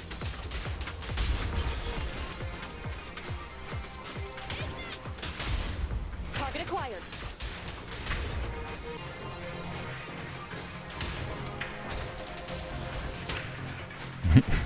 With the pig landing there, I don't know. The timing on that pig flying down was really funny. Oh. Oh god. Oh, really? Why did that one miss? Whatever. I think it's fine, but...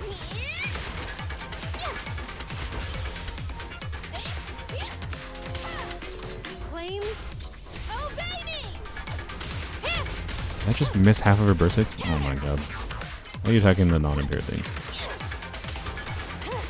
Oh my gosh. I better not die against this.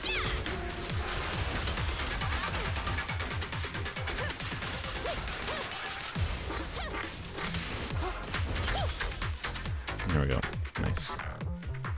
That's a lot of damage taken. Yeah, I played terribly. I honestly just played all that terribly.